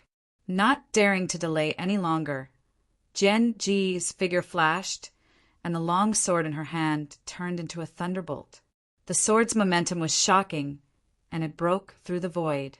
Danji looked over, and her bloodshot eyes were cold. She raised her hand and directly grabbed the sword's edge. Then, with a thump, her palm imprinted on the former's chest. A pool of blood splashed out, and Jianji's body flew back. She staggered several steps and vomited a mouthful of blood, dyeing the ground red. Qin Ji's expression changed. Her right hand pulled the zither's 7 strings, and a torrent of undercurrents surged. The shocking power destroyed the ground, and the dust was like an ocean. As the profound sound approached, Danji did not dodge. She took the heavy blow and stepped forward. Her left hand that was covered in blood grabbed the zither, and her right hand clenched into a palm. Qin Ji raised her hand to block the palm, but she felt an unshakable power. Her body flew back and smashed into the ground. In a short breath's time, the 2 heavenly concubines were heavily injured, and their bodies were covered in blood. "Fourth sister, why do you have to do this?" As she sighed helplessly, Meiji had unknowingly arrived behind her. Her palm imprinted on the former's shoulder. Ugh! With a groan, Danji staggered, and black blood flowed out from her mouth. Without saying a word, she dashed out and countered with a palm strike. Meiji grabbed the former's arm, and her other hand clenched onto the former's chest. With a thump, blood splattered everywhere. At such a close distance, Danji's eyes glowed with black brilliance. The black blood in the wound on her chest turned into strange threads and wrapped around the woman's body. "Even if I die, I don't want to die in Ingui sect."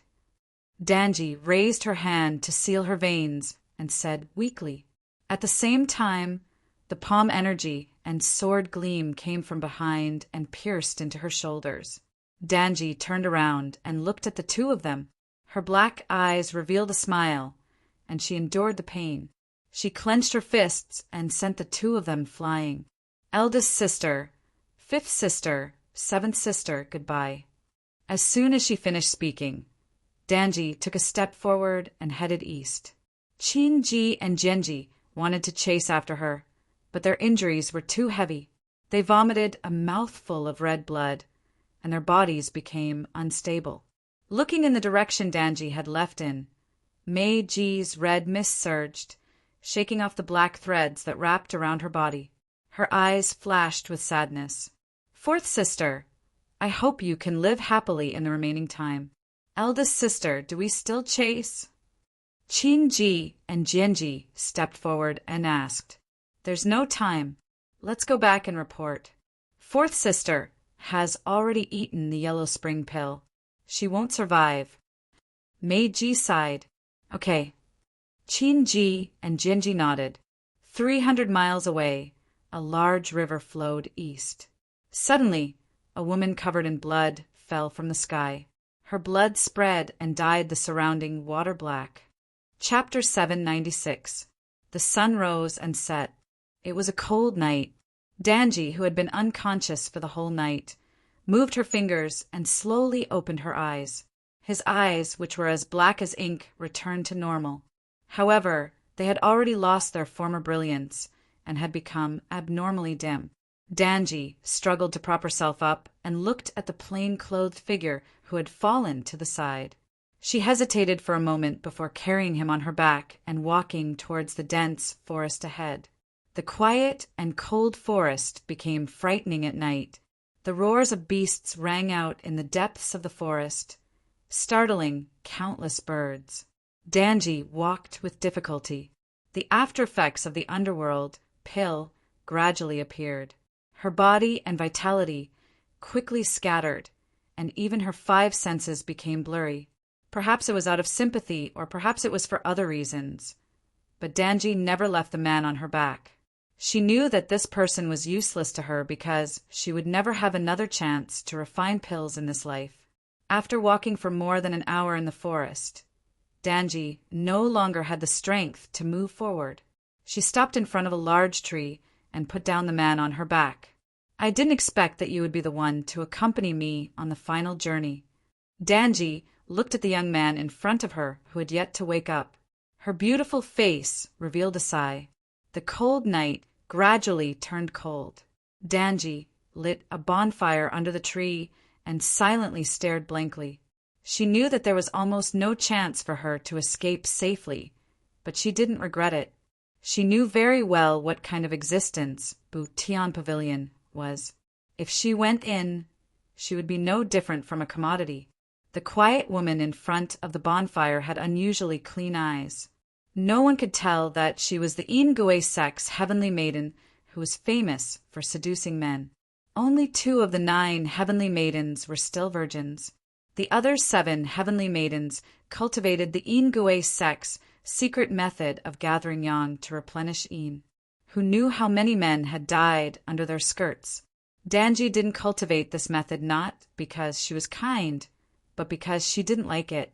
On the contrary, Ingwe Danji was the one who killed the most people among the 9 heavenly maidens, because every time she tested pills, countless people would die. In this world where the strong preyed on the weak, no one thought there was a problem. Danji looked at the unconscious man beside her, a complicated look flashing through her eyes. She didn't know who this person was, nor did she know where he came from. It was ironic that such a complete stranger would accompany her in her final moments. After a long period of silence, Danji raised her hand and touched the former's meridians. The remaining true qi flowed through his body, carefully examining his physical condition. She had killed too many people in her life. She hoped that she could save this person before she died. After an unknown period of time, Danji carefully examined every inch of the former's meridians and frowned deeply. There were no injuries on his body, and his condition was no different from that of an ordinary person. Why couldn't he wake up? True qi filled Danji's Dantian qi si. Danji continuously urged her body to continue her exploration. Half an hour later, Danji let go of her hand in exhaustion. She still didn't find anything. You're really unlucky. I can't save you. Danji sighed. The bonfire flickered continuously. In the pitch-black forest, the stars in the sky could not be seen. Only bits of moonlight shone through the gaps between the leaves. It was so cold. Cough, cough. Suddenly, the underworld pill's backlash erupted. Danji coughed violently and ink-black blood seeped out from between her fingers, dripping to the ground drop by drop. Danji took out a medicinal pill and stuffed it into her mouth. Then she closed her eyes and focused on suppressing the surging blood energy in her body. After a long time, Danji opened her eyes and looked at the pills in front of her. Her gaze once more shifted to the plain-clothed youth. Without any hesitation, Danji took out bottle after bottle of pills and stuffed them into his mouth one by one. Since his constitution could devour all energy, she would give him all of these pills that could heal injuries or replenish true qi. In any case, there was no other way. Not long after, there was a pile of jade bottles on the ground. The elixirs in them were all eaten by Undying Monk. Danji looked at Undying Monk's bulging mouth. She didn't know why, but she suddenly smiled. If he woke up and found out that she had fed him so many random pills, she wondered what kind of expression he would have. She turned her palm and condensed her true qi. Droplets of dew condensed into water that flowed into his mouth. Danji carefully used her true qi to dissolve the pill's power. Then, she waited expectantly for the results. About an hour later, the medicinal energy was completely absorbed. Danji checked the former's meridians again and couldn't help but sigh. She really had no other way. This person's body was simply a bottomless pit. So many medicinal pills had disappeared without even the slightest reaction. After tossing and turning for several hours, an irresistible sense of exhaustion hit Danji. She closed her eyes weakly and leaned against a tree to sleep. Crackling sounds came from the burning bonfire. As the night deepened, the fire became smaller and smaller. Beside the bonfire, the plain-clothed figure slept quietly. There was still no change. For more than 10 years, there was no sign of waking up. The night gradually passed. The eastern horizon turned white. The cold night passed, and the sun rose, illuminating the dense forest. Danji woke up. When she found herself leaning on the shoulder of the man beside her, she couldn't help but blush and move away. She got up and extinguished the bonfire. Danji carefully tied the man with the white silk again and carried him on her back. Then she continued to walk forward. Ingue's sect had her life tablet, so it wasn't too difficult to find her. She had to continue on her way. The further she went, the better. 1,000 miles away, Danji walked in front of a large city. She didn't stop and directly walked into the city. In the mortal world's imperial court, a bustling city. The streets were bustling with activity. Danji walked in front of the largest pharmacy in the city. She looked at the old man behind the counter and said, "Shopkeeper, take out your best medicinal herbs." The old man was startled. This was the first time he had seen someone buy herbs like this. "Don't just stand there. Go get them," urged Danji impatiently. "Okay." The old man came back to his senses and hurriedly nodded. He walked to the back hall. Not long after, the old man returned with several jade boxes. After opening them, he kindly reminded her, "Miss, these herbs are all very valuable." Danji looked at the herbs and didn't say much. She asked, "How much?" "A total of 7,000 taels," replied the old man. Danji nodded and handed over several banknotes. Then she put away the herbs and turned to leave. The old man looked at the banknotes in his hand in amazement. Someone who bought herbs like this was really strange. In the next few hours, Danji visited all the pharmacies in the city. She spent half her life savings buying 1,000-year-old blood ginseng, 1,000-year-old Ganoderma, and other random things. In the guest room of an inn in the city, Danji put down the man on her back. She waved her hand and threw the mountains of heavenly treasures to the side. Then she began to feed them to the young man in front of her. She might as well give medicine to a dead horse. The money and immortal jades she had saved up over the years were useless anyway. She might as well exchange them for various heavenly treasures and feed them to him. It just so happened that his body could devour all medicinal power. She didn't have to worry about him dying. Chapter 797. Ingue's Sacred Hall. Mei, Ji, Genji, and Chinji knelt in the hall with their heads lowered.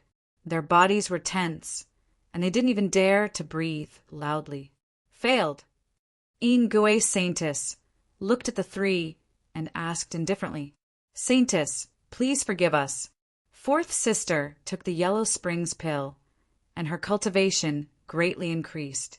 The three of us couldn't stop her, so we had no choice but to come back and report to Saintess, Meiji said truthfully. Yellow Springs pill. Ingue Saintess's eyes narrowed, and she slowly said, "Very good. Meiji, you three bring old 6, old 8, and old 9. Take Danji's life medallion and bring her back before she dies. Didn't she rather die than come back? I'm not going to go against her wishes." Yes. The 3 heavenly concubines bowed and walked out of the hall. "Wait." Suddenly Ingue Saintess said coldly, "Bring back the man that Danji took away." Yes. The 3 of them respectfully replied and walked out of the hall. Not long after the 3 of them left, the void in the hall began to churn, and from the ripples, an illusory figure appeared. His young face carried an unruly coldness as he said, "Ingue Jin, where is the heavenly maiden that your Ingue sect promised to send to my heaven mending pavilion? Shouldn't you let me see her?" Ingue Saintess smiled and said, "I'm truly sorry. That heavenly maiden betrayed Ingue sect not long ago. I've already sent people to kill her. Brother Chi, don't worry. I'll quickly arrange for a new heavenly maiden. I definitely won't disappoint Brother Chi." Escaped? In the void, the young illusory figure revealed a cold expression and said, Is marrying into my heaven-mending pavilion an insult to her? I'd like to see what's so special about this heavenly maiden. Where is she now? Mei Ji, Genji, and the others have already gone to take her life medallion. We'll know her whereabouts soon. Brother Qi, you only need to wait a few days. Mei Ji and the others will quickly bring her back, Ingui Saintess said calmly. No need. Tell them to bring her life medallion to me. I'll personally go, Qi Feiyin said coldly. When Ingui Saintess heard this, a serious look flashed across the depths of her eyes, but she didn't show it. Instead, she smiled and said, We're really grateful that Brother Qi is willing to lower himself to do it personally. I'll be waiting for Brother Qi's arrival at Ingui sect. Before this sovereign arrives, arrange for a new holy daughter. When this sovereign leaves, I will take her with me. As soon as he finished speaking, Qi Feiyin's figure gradually faded away. In the blink of an eye, he had disappeared. Ingui Saintess bowed and answered softly. After Qi Feiyin left, Ingui Saintess raised her head. A cold glint flashed in her eyes as she said, Men, call Meiji over! Yes. Outside the hall, the maid accepted the order and quickly left. Boom! Right at this moment, a green brilliance descended from the sky outside Ingui sect. With a loud bang, it shattered the sect protecting Grand Formation. Amidst the brilliance, two silhouettes walked out and charged towards Ingui sect. In the sacred palace, Ingui Saintess's eyes narrowed. She walked out of the sacred palace and looked outside the sect. Coldness flashed across her face. Who had the guts to cause trouble in Ingui sect? In front of the sect, all kinds of lights flashed as the ghastly puppet cult's 7 heavenly concubines came out. Looking at the two people in front of them, they were on guard. It seems we didn't find the wrong place. Seeing the 7 people, killing intent flashed in Qing Ning's eyes. The auras of these 7 people were almost exactly the same as that woman's. Ingui sect was truly a loathsome sect. Hand over my master, you bad women. Put her hands on her hips and angrily glared at the 7 of them. Oh, which family's little girl is this? She's really pretty. Why don't you join our Ingui sect? I guarantee you'll be able to enjoy endless happiness every day. Meiji covered her mouth and laughed. Bah! I came here to destroy your filthy sect, so you won't have a place to harm others. Iner angrily said, Truly a little girl who doesn't know the immensity of heaven and earth. As they spoke, a light pink figure walked over from the distance. Her black hair fluttered in the wind and a powerful aura circulated, causing the surrounding heaven and earth to shake. Saintess! The 7 heavenly concubines all bowed, respectfully. Peak corporeal realm. Seeing the woman walk over, Qing Ning's expression froze. The true leader had finally appeared. Capture them. Ingui Saintess said indifferently. Yes. The 7 heavenly concubines accepted the order and rushed out, surrounding the 2 of them. Retreat behind me. Qing Ning softly said. Oh. Obediently ran behind Qing Ning. Qing Ning's right hand clenched, and a divine spear filled with lotus aura appeared. A powerful Buddhist aura circulated around it as if it had a life of its own. No one dared to underestimate it. The 7 Ingui Saintesses all moved, and their true qi surged as they attacked the 2 of them. 3 realms of crossing the world, Bodhisakya, 10,000 devil repentance. The divine spear swept out, and Qing Ning's Buddhist aura flourished. Clear Saint Force sword, and her corporeal realm cultivation, combined with Buddhist's devil-slaying art, surged out. The 7 heavenly concubines felt an irresistible Saint Force attack them, and their bodies were immediately suppressed and sent flying. Ugh! With a muffled groan, the 7 of them staggered and fell to the ground, vomiting blood. Buddhist people. Ingui Saintess narrowed her eyes, and her figure flickered as she personally attacked. Qingning turned her palm to block the attack, and lotus aura coiled around her body. With a bang, she forcefully resisted the attack. My In-Gui sect has never had anything to do with Buddhism. Are your actions today a declaration of war? In-Gui Saintess coldly asked the person in front of her. I'm here to bring back the white-haired youth you captured. It has nothing to do with anyone else. Qingning replied coldly as she waved her spear to shake off the battle. So you're the one who killed Huanji. Just in time to save me the trouble of sending people to find you. In-Gui Saintess said, and her slender hand turned into a deadly claw that grabbed the woman in front of her. The divine spear swept out, and Qingning did not retreat even half a step. Qingning held her spear and fought against a peak corporeal realm expert. After exchanging a few moves, the heavens fell and the earth fell. 100 years later, the younger generation was no longer inferior to the older generation, and their cultivations were shocking. The peak corporeal realm expert was one step away from the true realm, and she could see the truth of heaven and earth. In-Gui Saintess's moves were boundless, shaking the heavens and the earth. On the other hand, Qingning had a divine spear forged from pure sky lotus breath in her hand. Her body was like a dragon that could break through cities. Lotus flower sacred art, merciful ark of salvation. They were in a stalemate. Qingning raised her body to its fullest and performed the supreme technique of Buddhism. Suddenly, lotus flowers shone in all directions, and the light of Buddha shone on the world.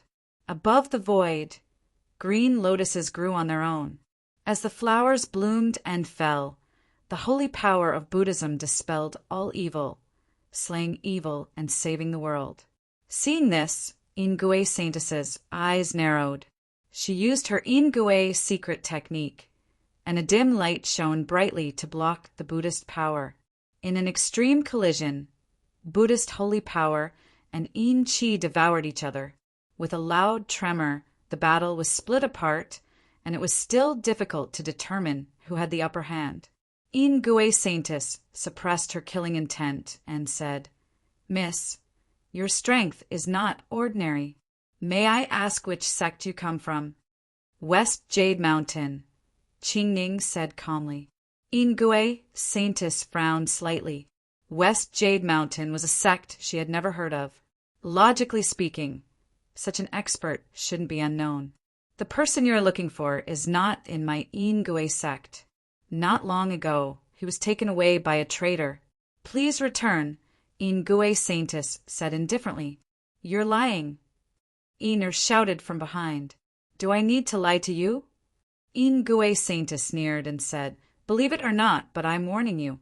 In-Gui sect is not a place you can barge into. If you cause trouble again, don't blame me for being ruthless. Einer was about to speak, but was stopped by Qingning. She glanced at In-Gui sect in front of her, and a trace of seriousness flashed through her eyes. Einer, let's go. Qingning said softly and turned to leave. Einer was startled. She didn't understand, but she recovered and hurriedly followed. Seeing the two leave, In-Gui Saintess's gaze shifted to the 7 heavenly concubines and said, Go get Danji's life tablet. Heaven-mending pavilions, people, will arrive soon. When Meiji and the others heard this, they were all shocked. So fast? Outside In-Gui sect, Qingning walked forward with Einer following behind. After walking for a while, Einer finally couldn't help but ask, Big Sister Qingning, why are we leaving? Qingning stopped and looked at In-Gui sect that was gradually fading away. She said softly that In-Gui Saintess shouldn't be lying to us. Just now, I didn't feel your master's aura. Moreover, this In-Gui sect is not simple. There's a very terrifying aura inside. If we force our way in, we will very likely suffer greatly. Einer softly replied, and a worried expression appeared on her face. Then where are we going to find Master? Wait here. Qingning calmly said, The target of those two from In-Gui sect was clearly you. and your master was just taken away in passing. Logically speaking, with un Gue Saintus' status, she shouldn't have noticed your master. When I asked her just now, she immediately knew who I was talking about. Clearly, she also noticed that there was a problem with your master's constitution. Big sister, you mean un Gue Saintus will send people to find master? Er's eyes brightened. Yes. Qing Ning nodded and said, Un Gue sect claims to have 9 holy maidens. 7 of them were dispatched just now, and 1 of them died earlier. If I'm not wrong, the traitor un Gue Saintus spoke of is that holy maiden who didn't appear, and it's very likely that she took your master away. Big sister, you're really smart. Why didn't I think of that? Ian enviously said, All right, this little scheme of mine can't even compare to your master's. Let's find a place to hide first. When un Gue sect's people come out, we'll follow, said Qing Ning softly. At the same time, in an inn in Zhonghua ancient city, Danji fed all the medicinal pills and heavenly treasures she had bought into knowing Destiny's mouth. Jade bottles and wooden boxes were piled up everywhere, making one speechless. Cough, cough. The backlash from the underworld pill was becoming more and more serious. Black blood continuously flowed out of Danji's mouth, gradually eating away at the little remaining true essence and vitality in her body. If you still don't wake up, I really have no other choice. I've already done my best. Danji suppressed the injuries in her body and looked at the man in front of her with tired eyes. She had never heard of such a situation. Without any cultivation, his body could devour all energy. It was truly unheard of. Cough, cough. After a few more violent coughs, Danji felt the true essence in her body continuously dissipating. She sighed softly and leaned over. Since it would dissipate sooner or later, she might as well give it to this person as repayment for accompanying her on her final journey. Chapter 798. In the ancient city, under the morning sun, the door of a guest room opened and a beautiful figure walked out. She had a plain face and no makeup, but she looked even more attractive. Danji looked at the guests coming and going on the first floor. After a while, she turned around and walked into the room. It was time to go, otherwise the un Gue sect people would catch up. In the room, Danji tied the man on the bed to her back with white silk and walked out. Not long after the two left, several figures appeared out of thin air from the inn's room. Mei Ji walked forward and picked up a jade bottle. She looked at it and said, This belongs to Danji. She shouldn't have gone far. Chase, Chi Feiyin said coldly. As soon as he said that, the void swirled and the figures disappeared. Outside the city, Danji walked quickly to the east. Although she had lost her cultivation, her body that had been cultivated for 100 years was still very fast. She quickly walked away. Behind her, streams of light flashed and disappeared, making it difficult to recognize. Danji sensed something and turned around to look. Her expression shook and she sped up a bit. 100 miles outside the city, in a dense forest, Danji stopped and put down the man on her back. She carefully hid him and looked at him with reluctance, then continued to run forward. Outside the forest, less than 50 miles away, the void swirled and several figures appeared and chased after her. Fourth sister, you have nowhere to go, Qin Ji said coldly. On the other side, Mei Ji, Genji, Hunji, and other un Gue heavenly concubines walked out and blocked her way. Un Gue Danji. Chi Feiyin walked forward and looked at the woman in front of him. He said coldly, I thought you were a chaste woman, but it turns out you're just a wanton slut. There was no fear on Danji's face as she looked at the people surrounding her.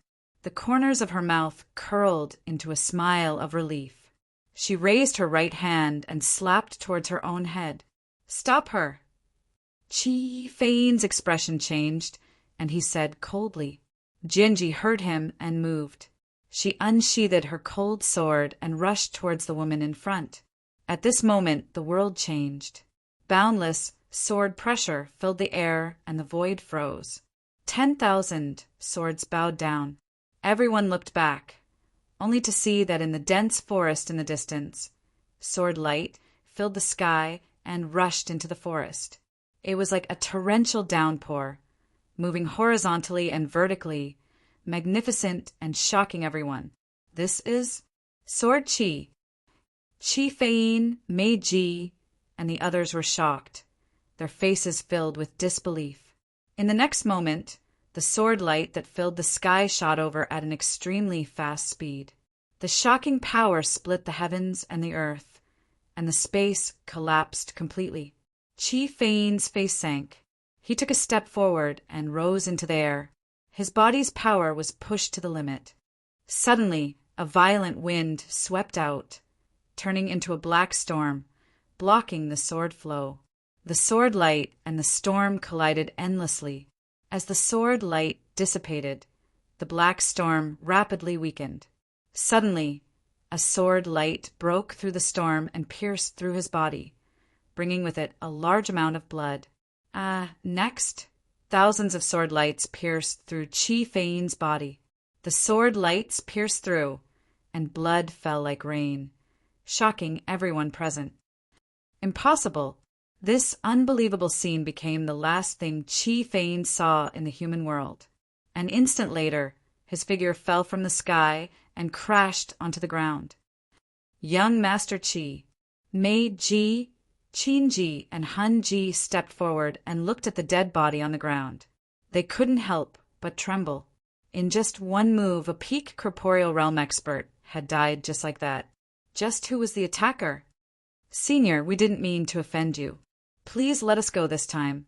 Mei Ji bowed in the direction of the forest and said fearfully, Scram! After a long time, a cold voice rang out from the distance. Yes. Mei Ji hurriedly responded and gave the three girls a look. Then, she picked up Chi Fein and hastily left. After the four left, Dan Ji stood there in a daze. Her expression was one of confusion. She didn't know what had happened. Not long after, two girls walked out. The one in the lead wore a blue dress. Her face was gentle and beautiful, and she gave off a peaceful feeling like a spring breeze. Dan Ji came back to her senses and looked at the two of them. She hastily bowed and said, Thank you for saving me, Senior. We're not seniors. Curled her lips when she heard this. Qing Ning walked forward and looked in the direction of the forest. The ones who saved you weren't us. Dan Ji was startled. Then who was the one who spoke just now? I was the one who spoke, but I wasn't the one who attacked. Qing Ning explained, then turned and walked towards the forest behind her. Come with us. I don't really understand right now. Dan Ji followed in confusion. She still didn't understand what was going on. In the forest, the area covered by trees was now empty. On the ground, a white-haired figure in plain clothes was quietly lying there with his eyes closed. He didn't look any different from before. When the three of them walked over, Eener saw the figure on the ground and immediately ran over with tears in her eyes. Master, Master, Danji said with a shocked look on her face. Qing Ning nodded. He's Eener's master. A few days ago, he was taken away by a heavenly concubine from your Ingwe sect. We only found some clues after investigating for a long time. Only then did Dan Ji understand. She sighed. So you were the ones who killed Huan Ji? Yes. Qing Ning softly replied. I heard Ingwe Sainta say that you betrayed Ingwe sect and brought him out. We followed those people and found this place. Then who saved me? Dan Ji didn't understand. Him. Qing Ning said.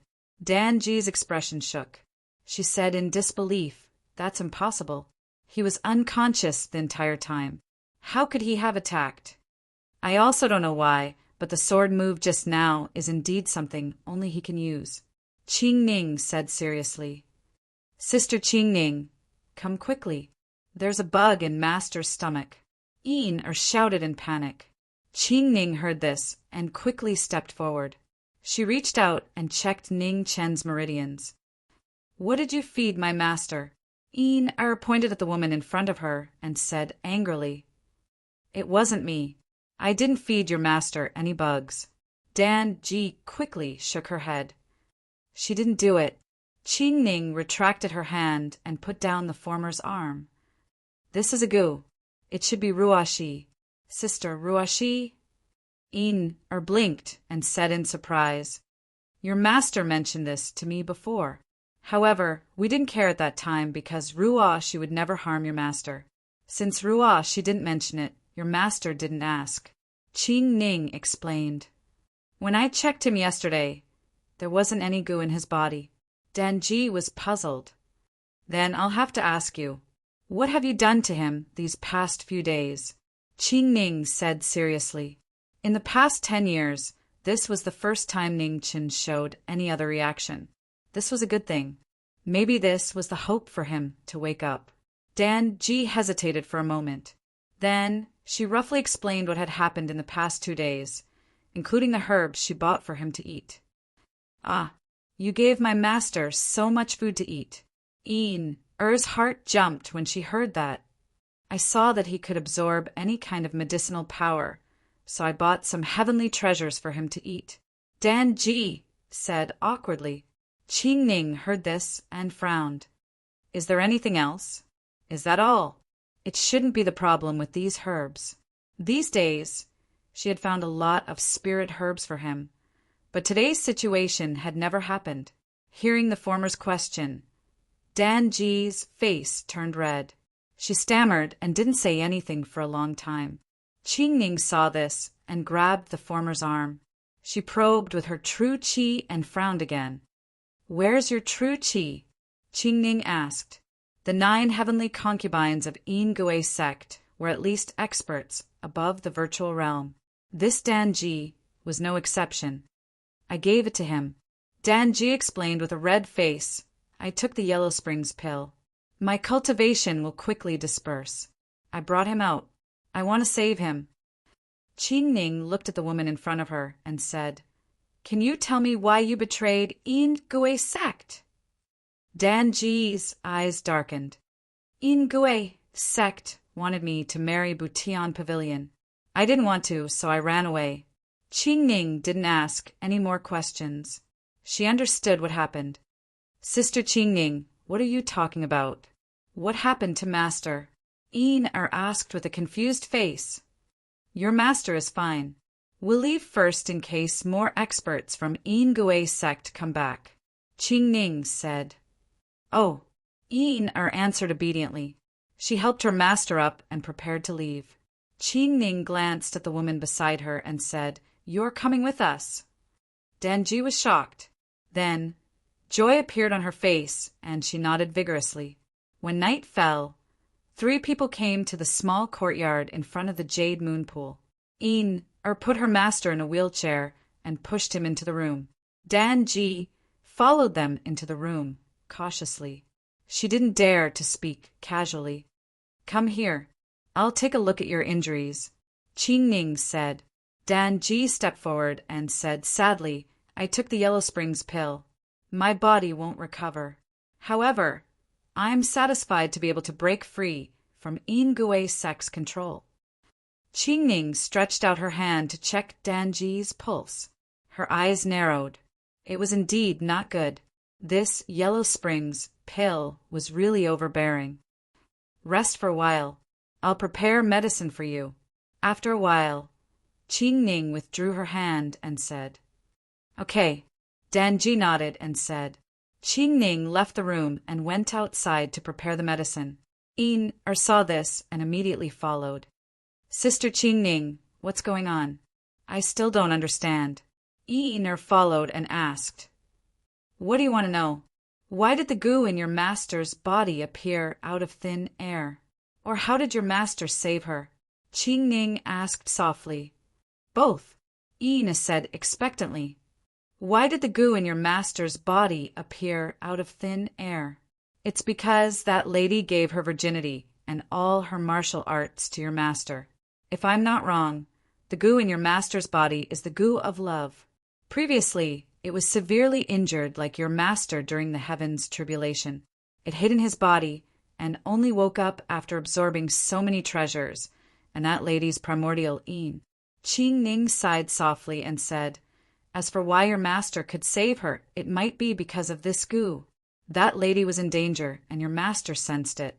That's why he acted unconsciously and saved her."